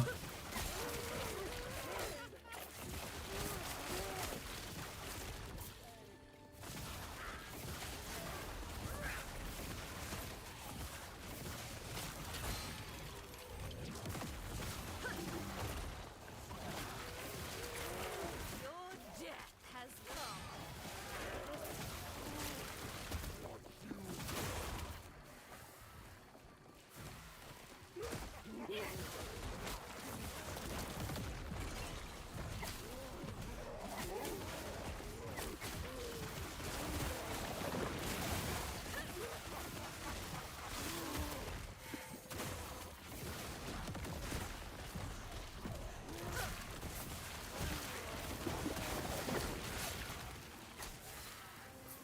Oh, there's a chest over here.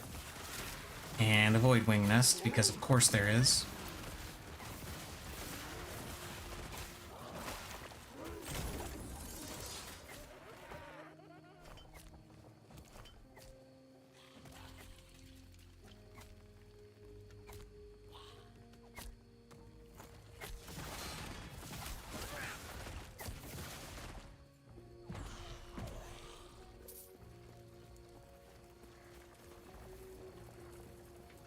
I really gotta get a loot filter on this.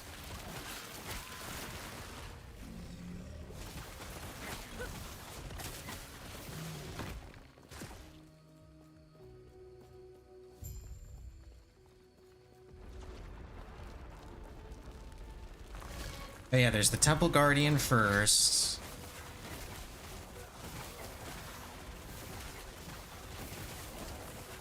Death will not take me.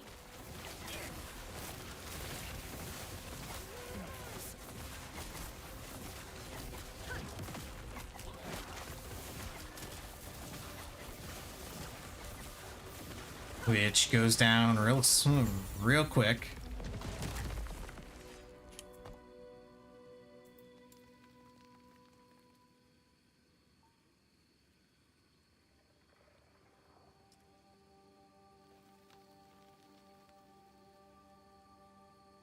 Let's get more splatter. I'm thinking more splatter.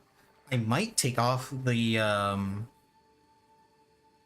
2 extra points I put into Hemomancer if I'm not going to be casting it directly. I might take off those 2 points just so I can get the 1 prerequisite so I can go into Hematology.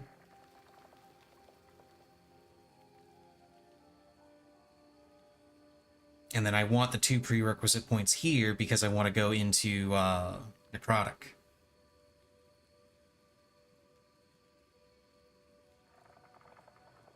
Yeah, I think I'm going to do that. Let's take out the extra points in Chemomancer.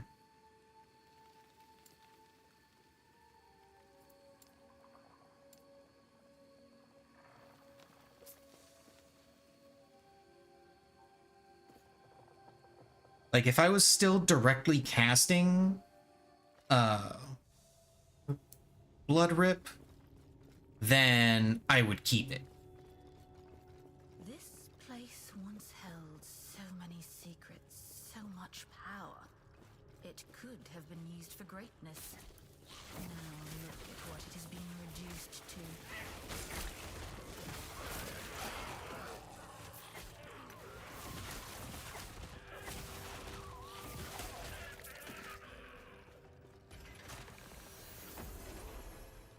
This place has seen such sorrow.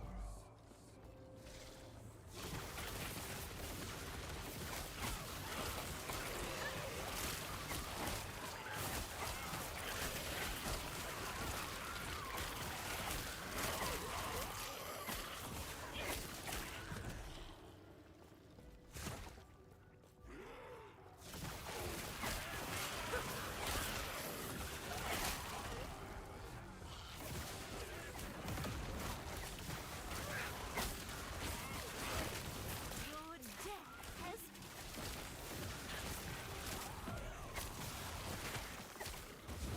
Yay, I get an allied ice beetle. I get a beetle buddy.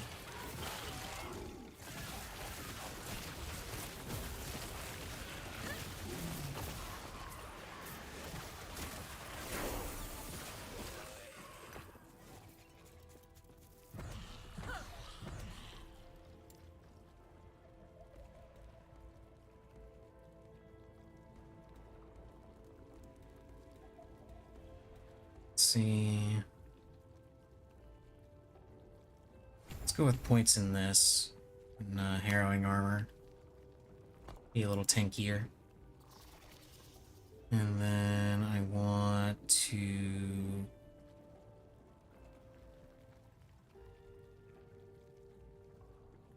go into this so I can get HP and mana regen hitting cursed enemies, and then I can make my way around to getting the auto bone curse cast.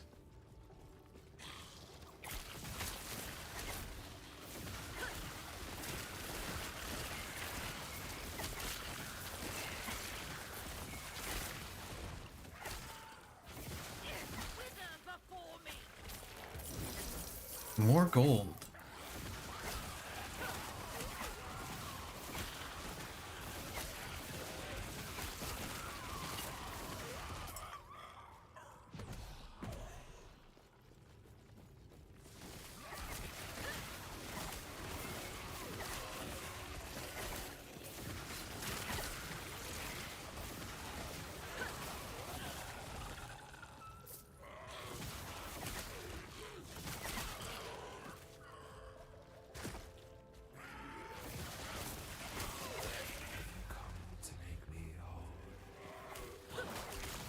Yes, Epoch, I have indeed come to make you whole. Oh, ow. I was not paying attention to my health there.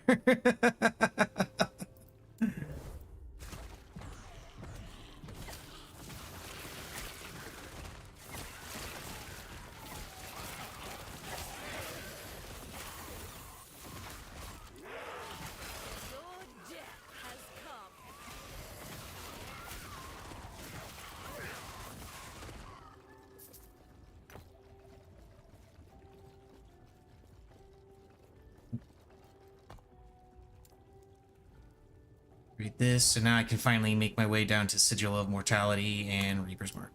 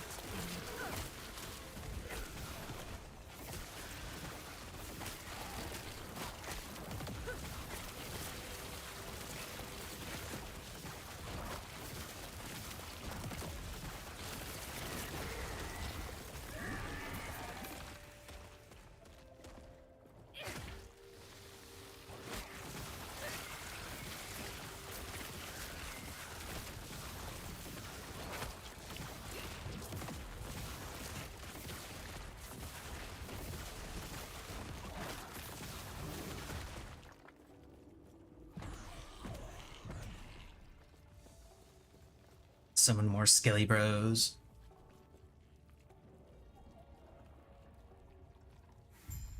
Also, I gotta double check something. How is YouTube looking? YouTube is looking fine. Okay, good. Good. Just need to make sure of that, because, I'm doing something a little new where I actually have my YouTube chat in OBS instead of like having to split screen OBS and YouTube, I just have OBS up. But I can't monitor YouTube stream the same way I can Twitch stream. So I still gotta kind of look back and forth with it.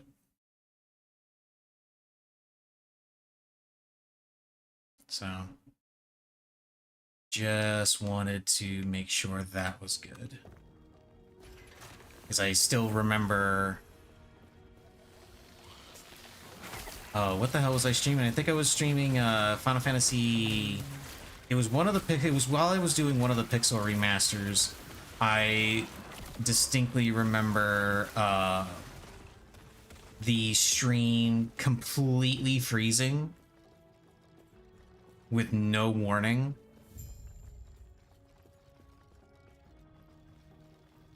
Yeah, I gotta find the missing part.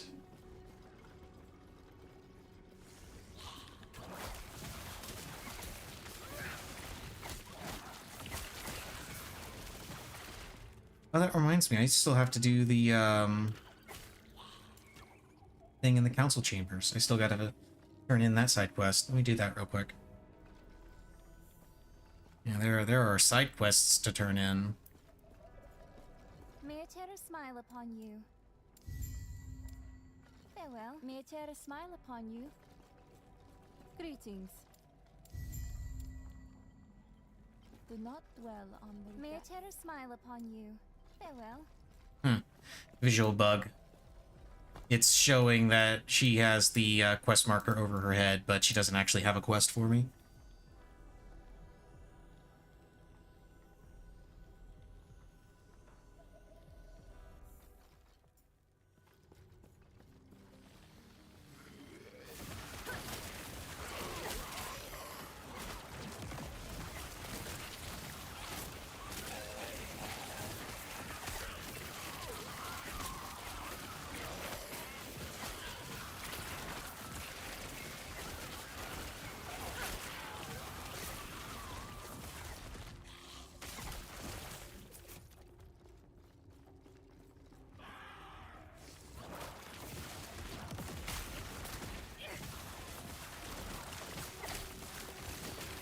Yeah, scorpions. Void scorpions, even.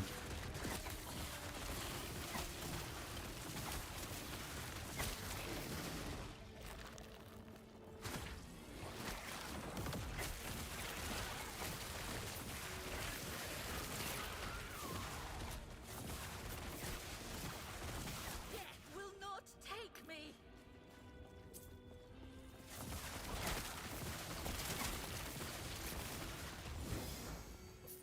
Not even see which one that was. Reflects 300% of damage taken. Nice.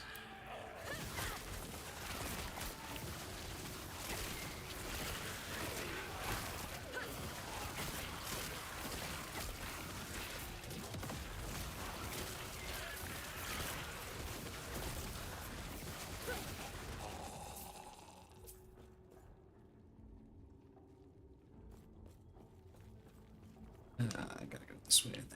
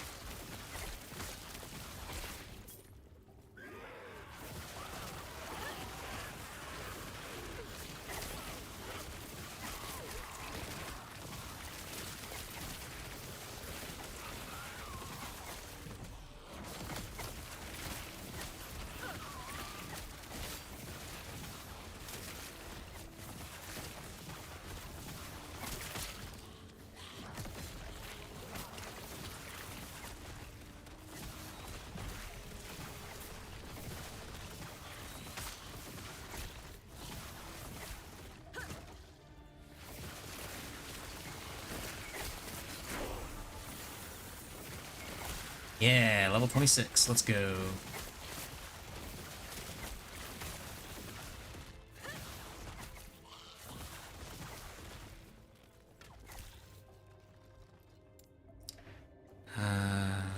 Go with more health and armor for now.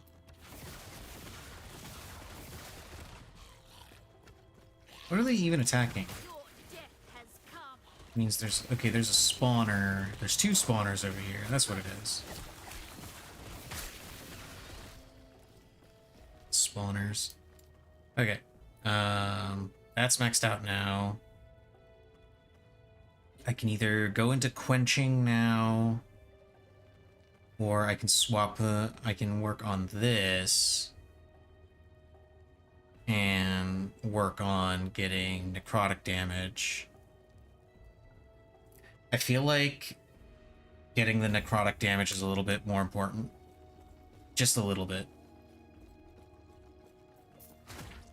Simply because I've already got the thing that gives me more health per hit against cursed enemies on my Chaos Bolt.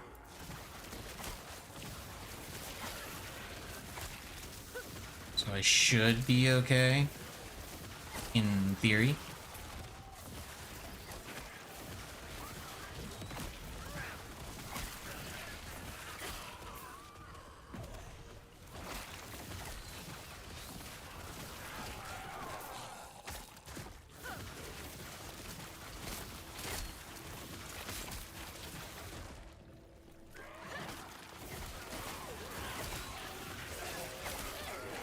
And it'll be even more efficient when I get the next level in Chaos Bolt, which will start casting Bone Curse automatically. So I can have even more curses. And this takes me back to the Ancient Temple, and then I pick up the part.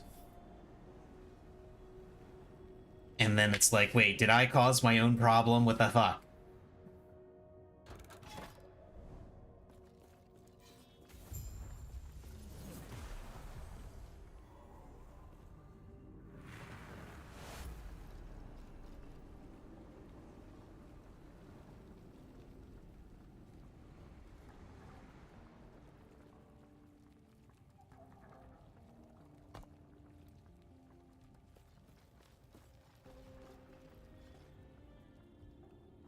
And now I can just TP back to the waypoint.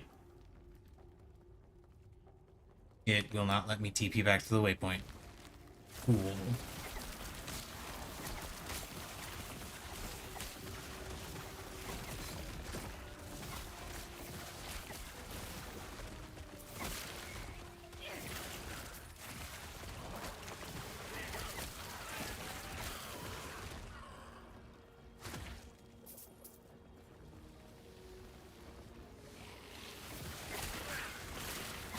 That's fine. More XP for me as I go back through the fight my way back through the temple.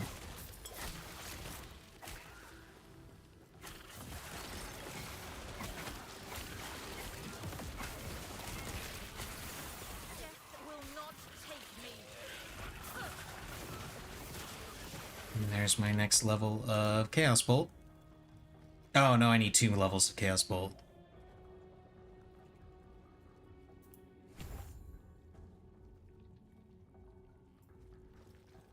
So the next level, it automatically casts my Bone Curse.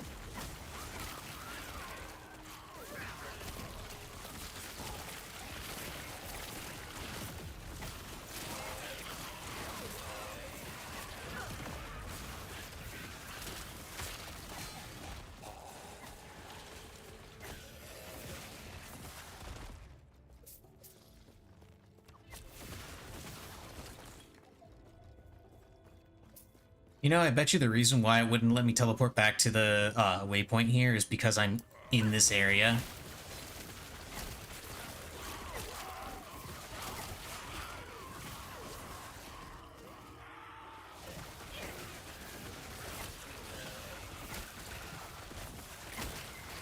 Of course, now I'm just kind of running around and killing enemies, so I don't care.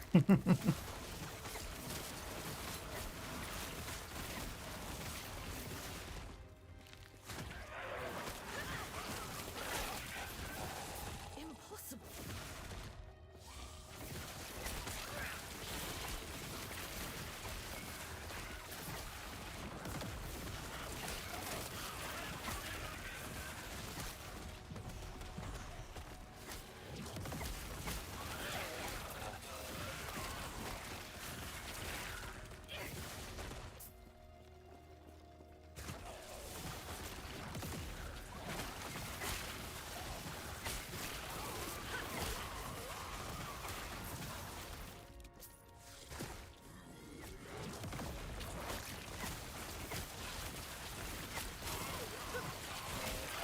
Will not take me.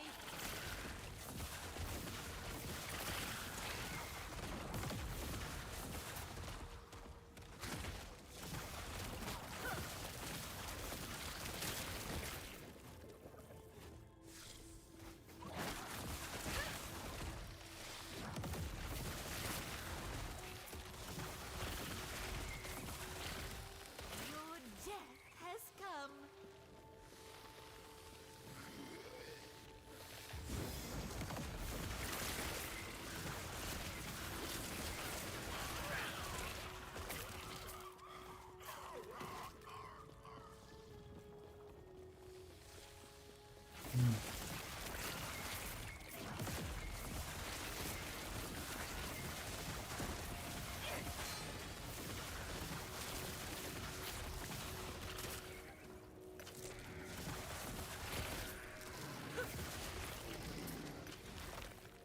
Ow.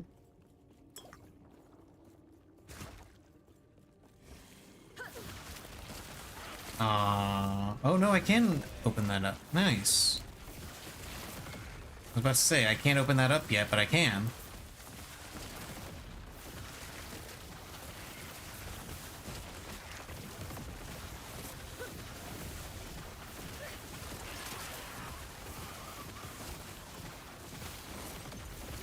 Your death has come.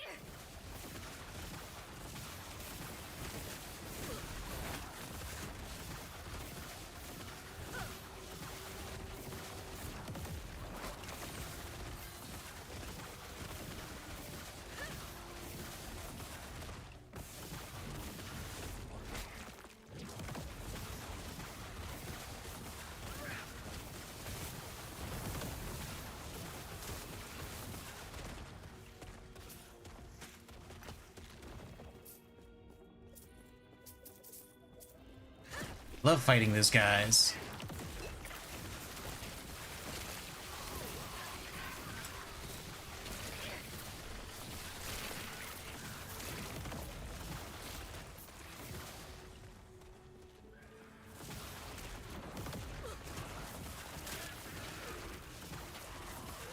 You know, I remember thinking that mana was going to be a massive issue with this build, but, it kind of feel like it isn't anymore. Maybe that was more of an early game problem, not so much a late game one.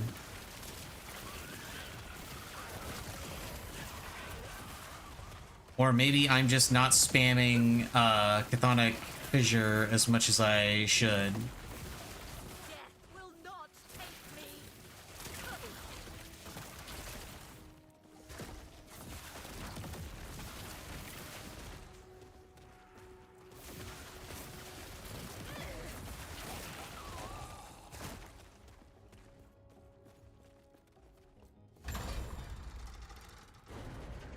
Yay, I fixed the bridge. I'm in the Sanctum Bastille. Something something Bastille Day.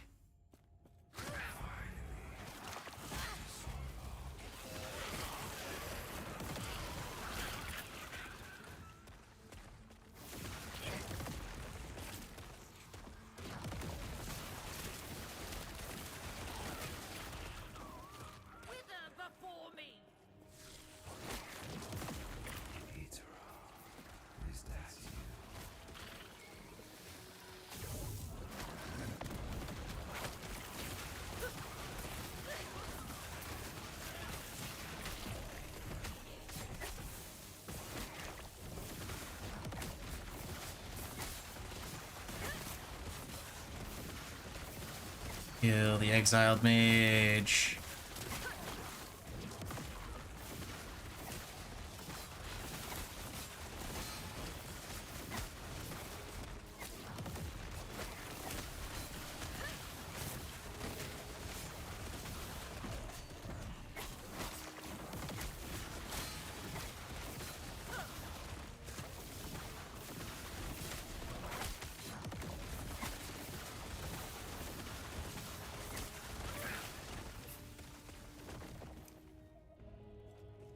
Easy.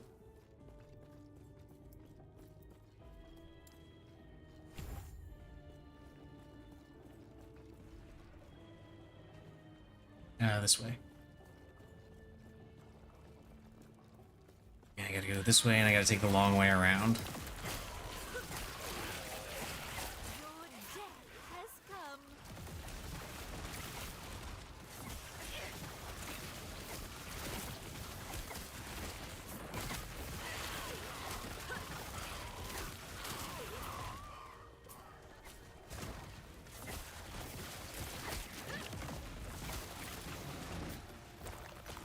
Ooh, bunch of shards from that guy.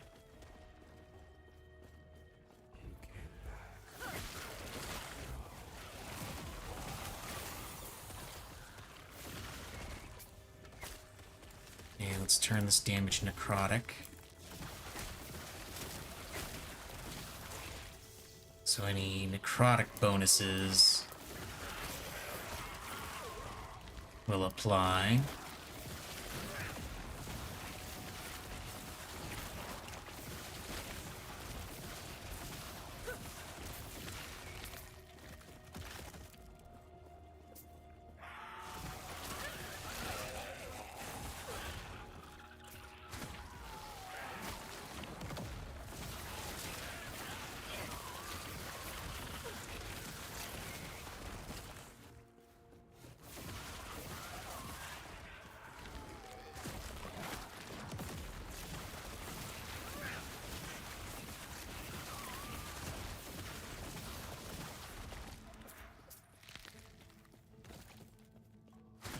Okay, almost there.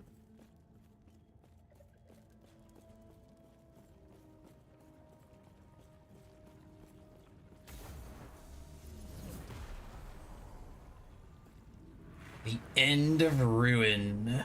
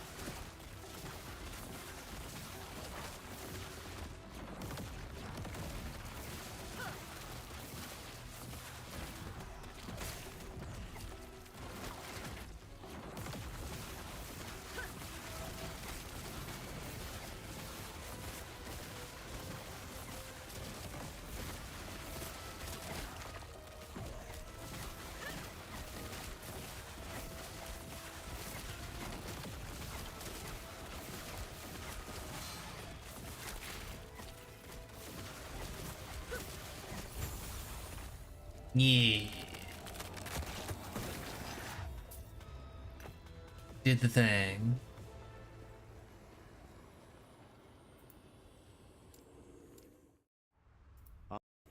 Now the last, the Epoch is together, and I can freely travel time. Because why not?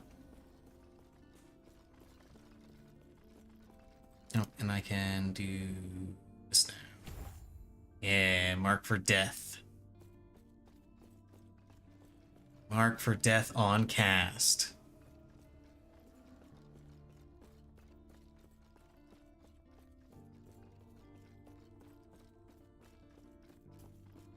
I believe we seek out the outcast queen, leader of the living rebels, and Yes. show her the Epoch. The rest will be up to you. Yeah, I got the autocast curse. Oh, the autocast. Now the only thing I need to do is spec into Chthonic Rift. Or, sorry, Chthonic Fissure. What even do I want my W to be? Do I want to go ahead and just throw Rip of Blood on there just to have it? I don't think I need it.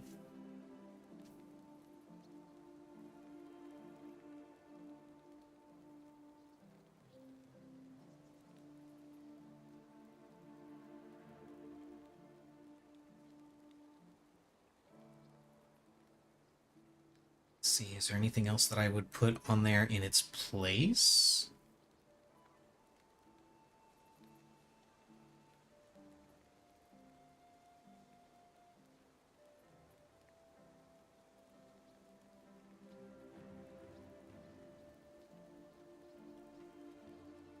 I suppose I could go Spirit Plague, have another curse.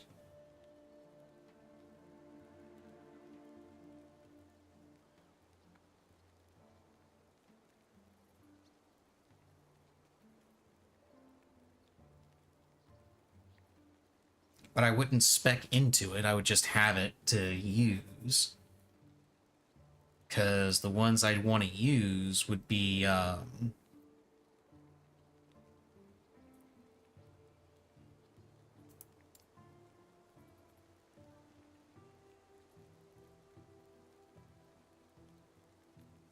like, if I'm planning this out correctly, these spirits more fairly. Yeah, this is what I want. I want to have this, because then the spirits that get released from Chthonic Fissure get replaced with Chaos Bolts.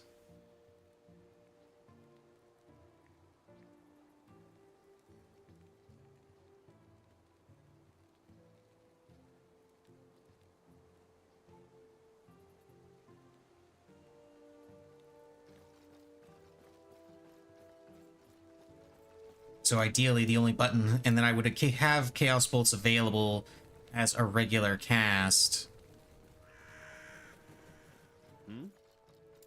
As a sort of, you know, this is just a trash pack. I don't need to focus it down. I can just throw out a couple of Chaos Bolts, that sort of thing. Yes? Stay safe. I see. So ideally, I would only be actually hitting like 3 buttons, just my Fissure, Chaos Bolts, and Transplant. So, like, in theory, oh god, I need to transfer those materials. And I need to sell all this junk. What do you want?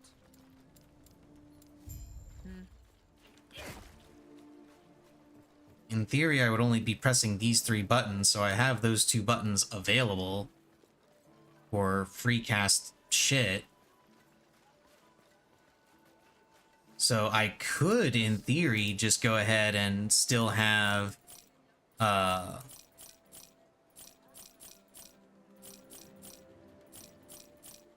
my Skelly Boys and a Golem.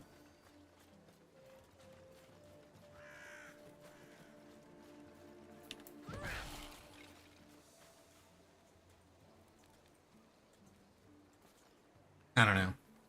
I'd have to see how well it works and how, like, effective the autocast shit is. Which it probably wouldn't be without better gear in general.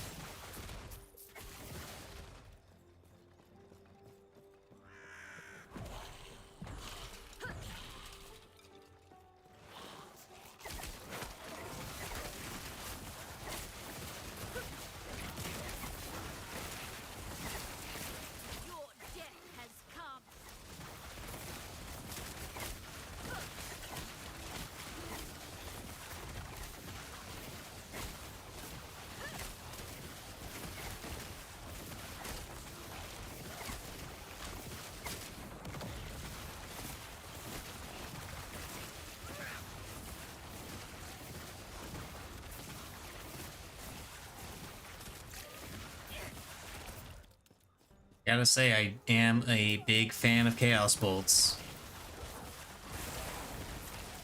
Hey, I got a beetle buddy again.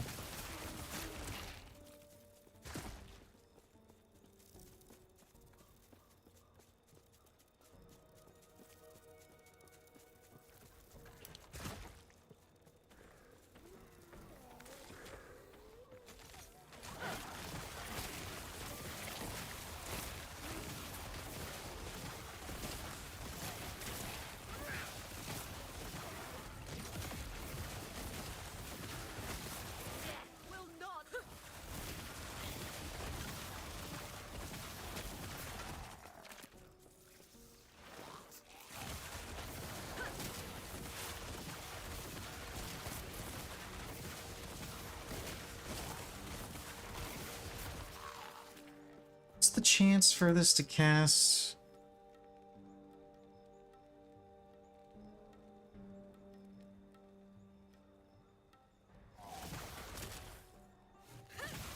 Wait, according to that, it's not a chance to cast. Hang on. Oh, it's hits against cursed enemies. Cast Bone Curse.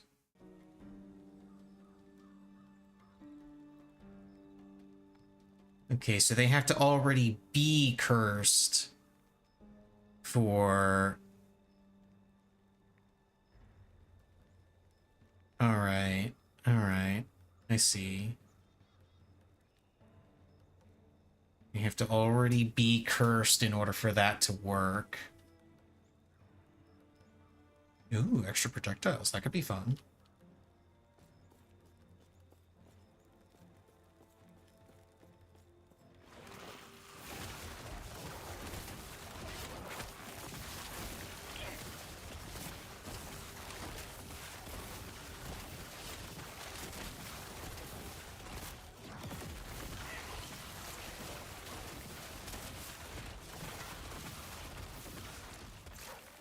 So I gotta figure out what the game specifically identifies as being a curse.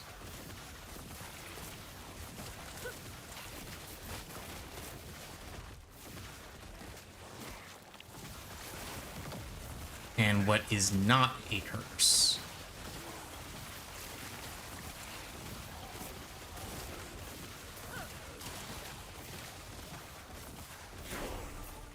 I would assume most things that the Necromancer or the Acolyte does would be considered a curse.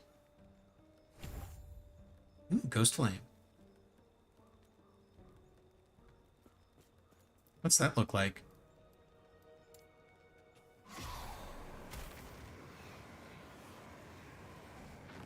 That's kind of lame and drains mana way too fast.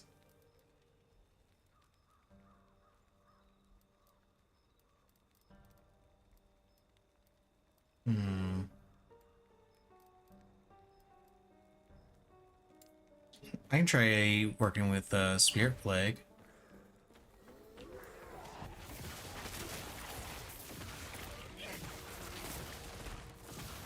Okay, Spirit Plague works. Spirit Plague works. And it counts as a curse.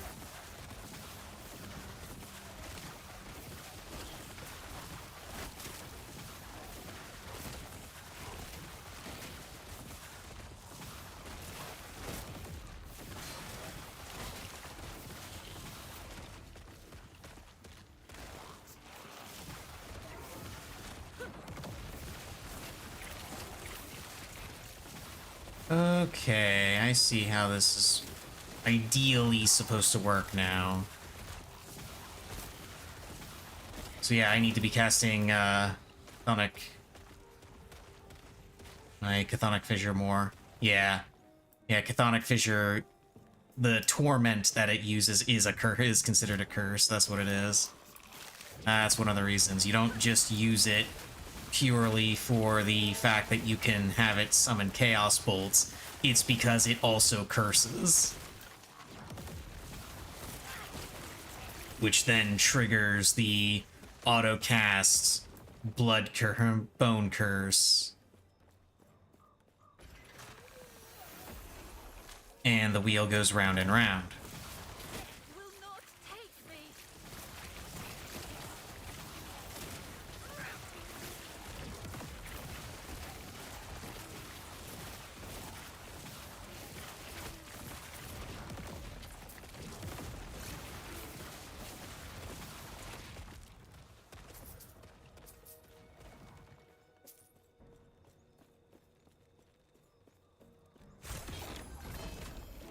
Ooh.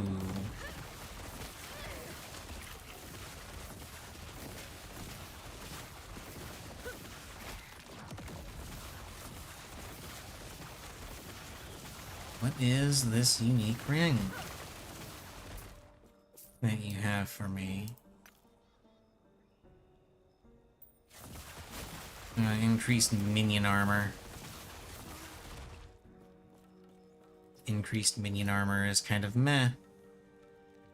Chance to summon an illusory tree when hit. Increased movement speed for me and my minions.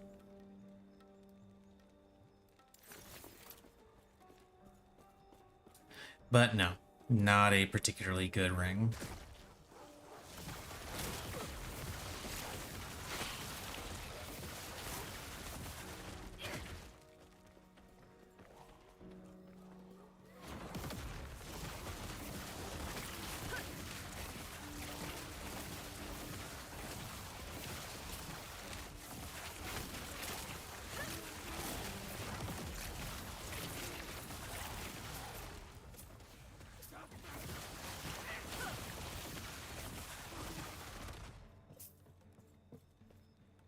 Oh wait, no, I gotta keep going up that way. And apparently there was also a chest up there that I missed. Oh well, doesn't matter. Not at this level.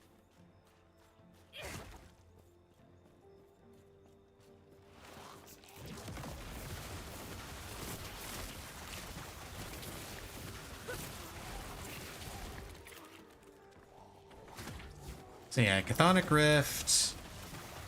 It torments. I spam Chaos Bolt. Chaos Bolt spreads Bone Curse. And triggers all of my other shit with the extra bonuses from hitting cursed enemies. Which is why I was able to stand in fire there. It's great. I'm able to just stand in fire.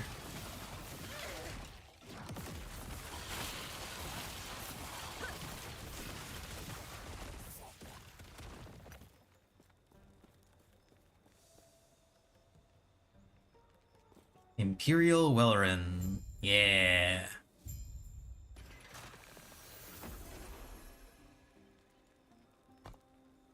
Okay, I am actually going to call it a slightly early stream today.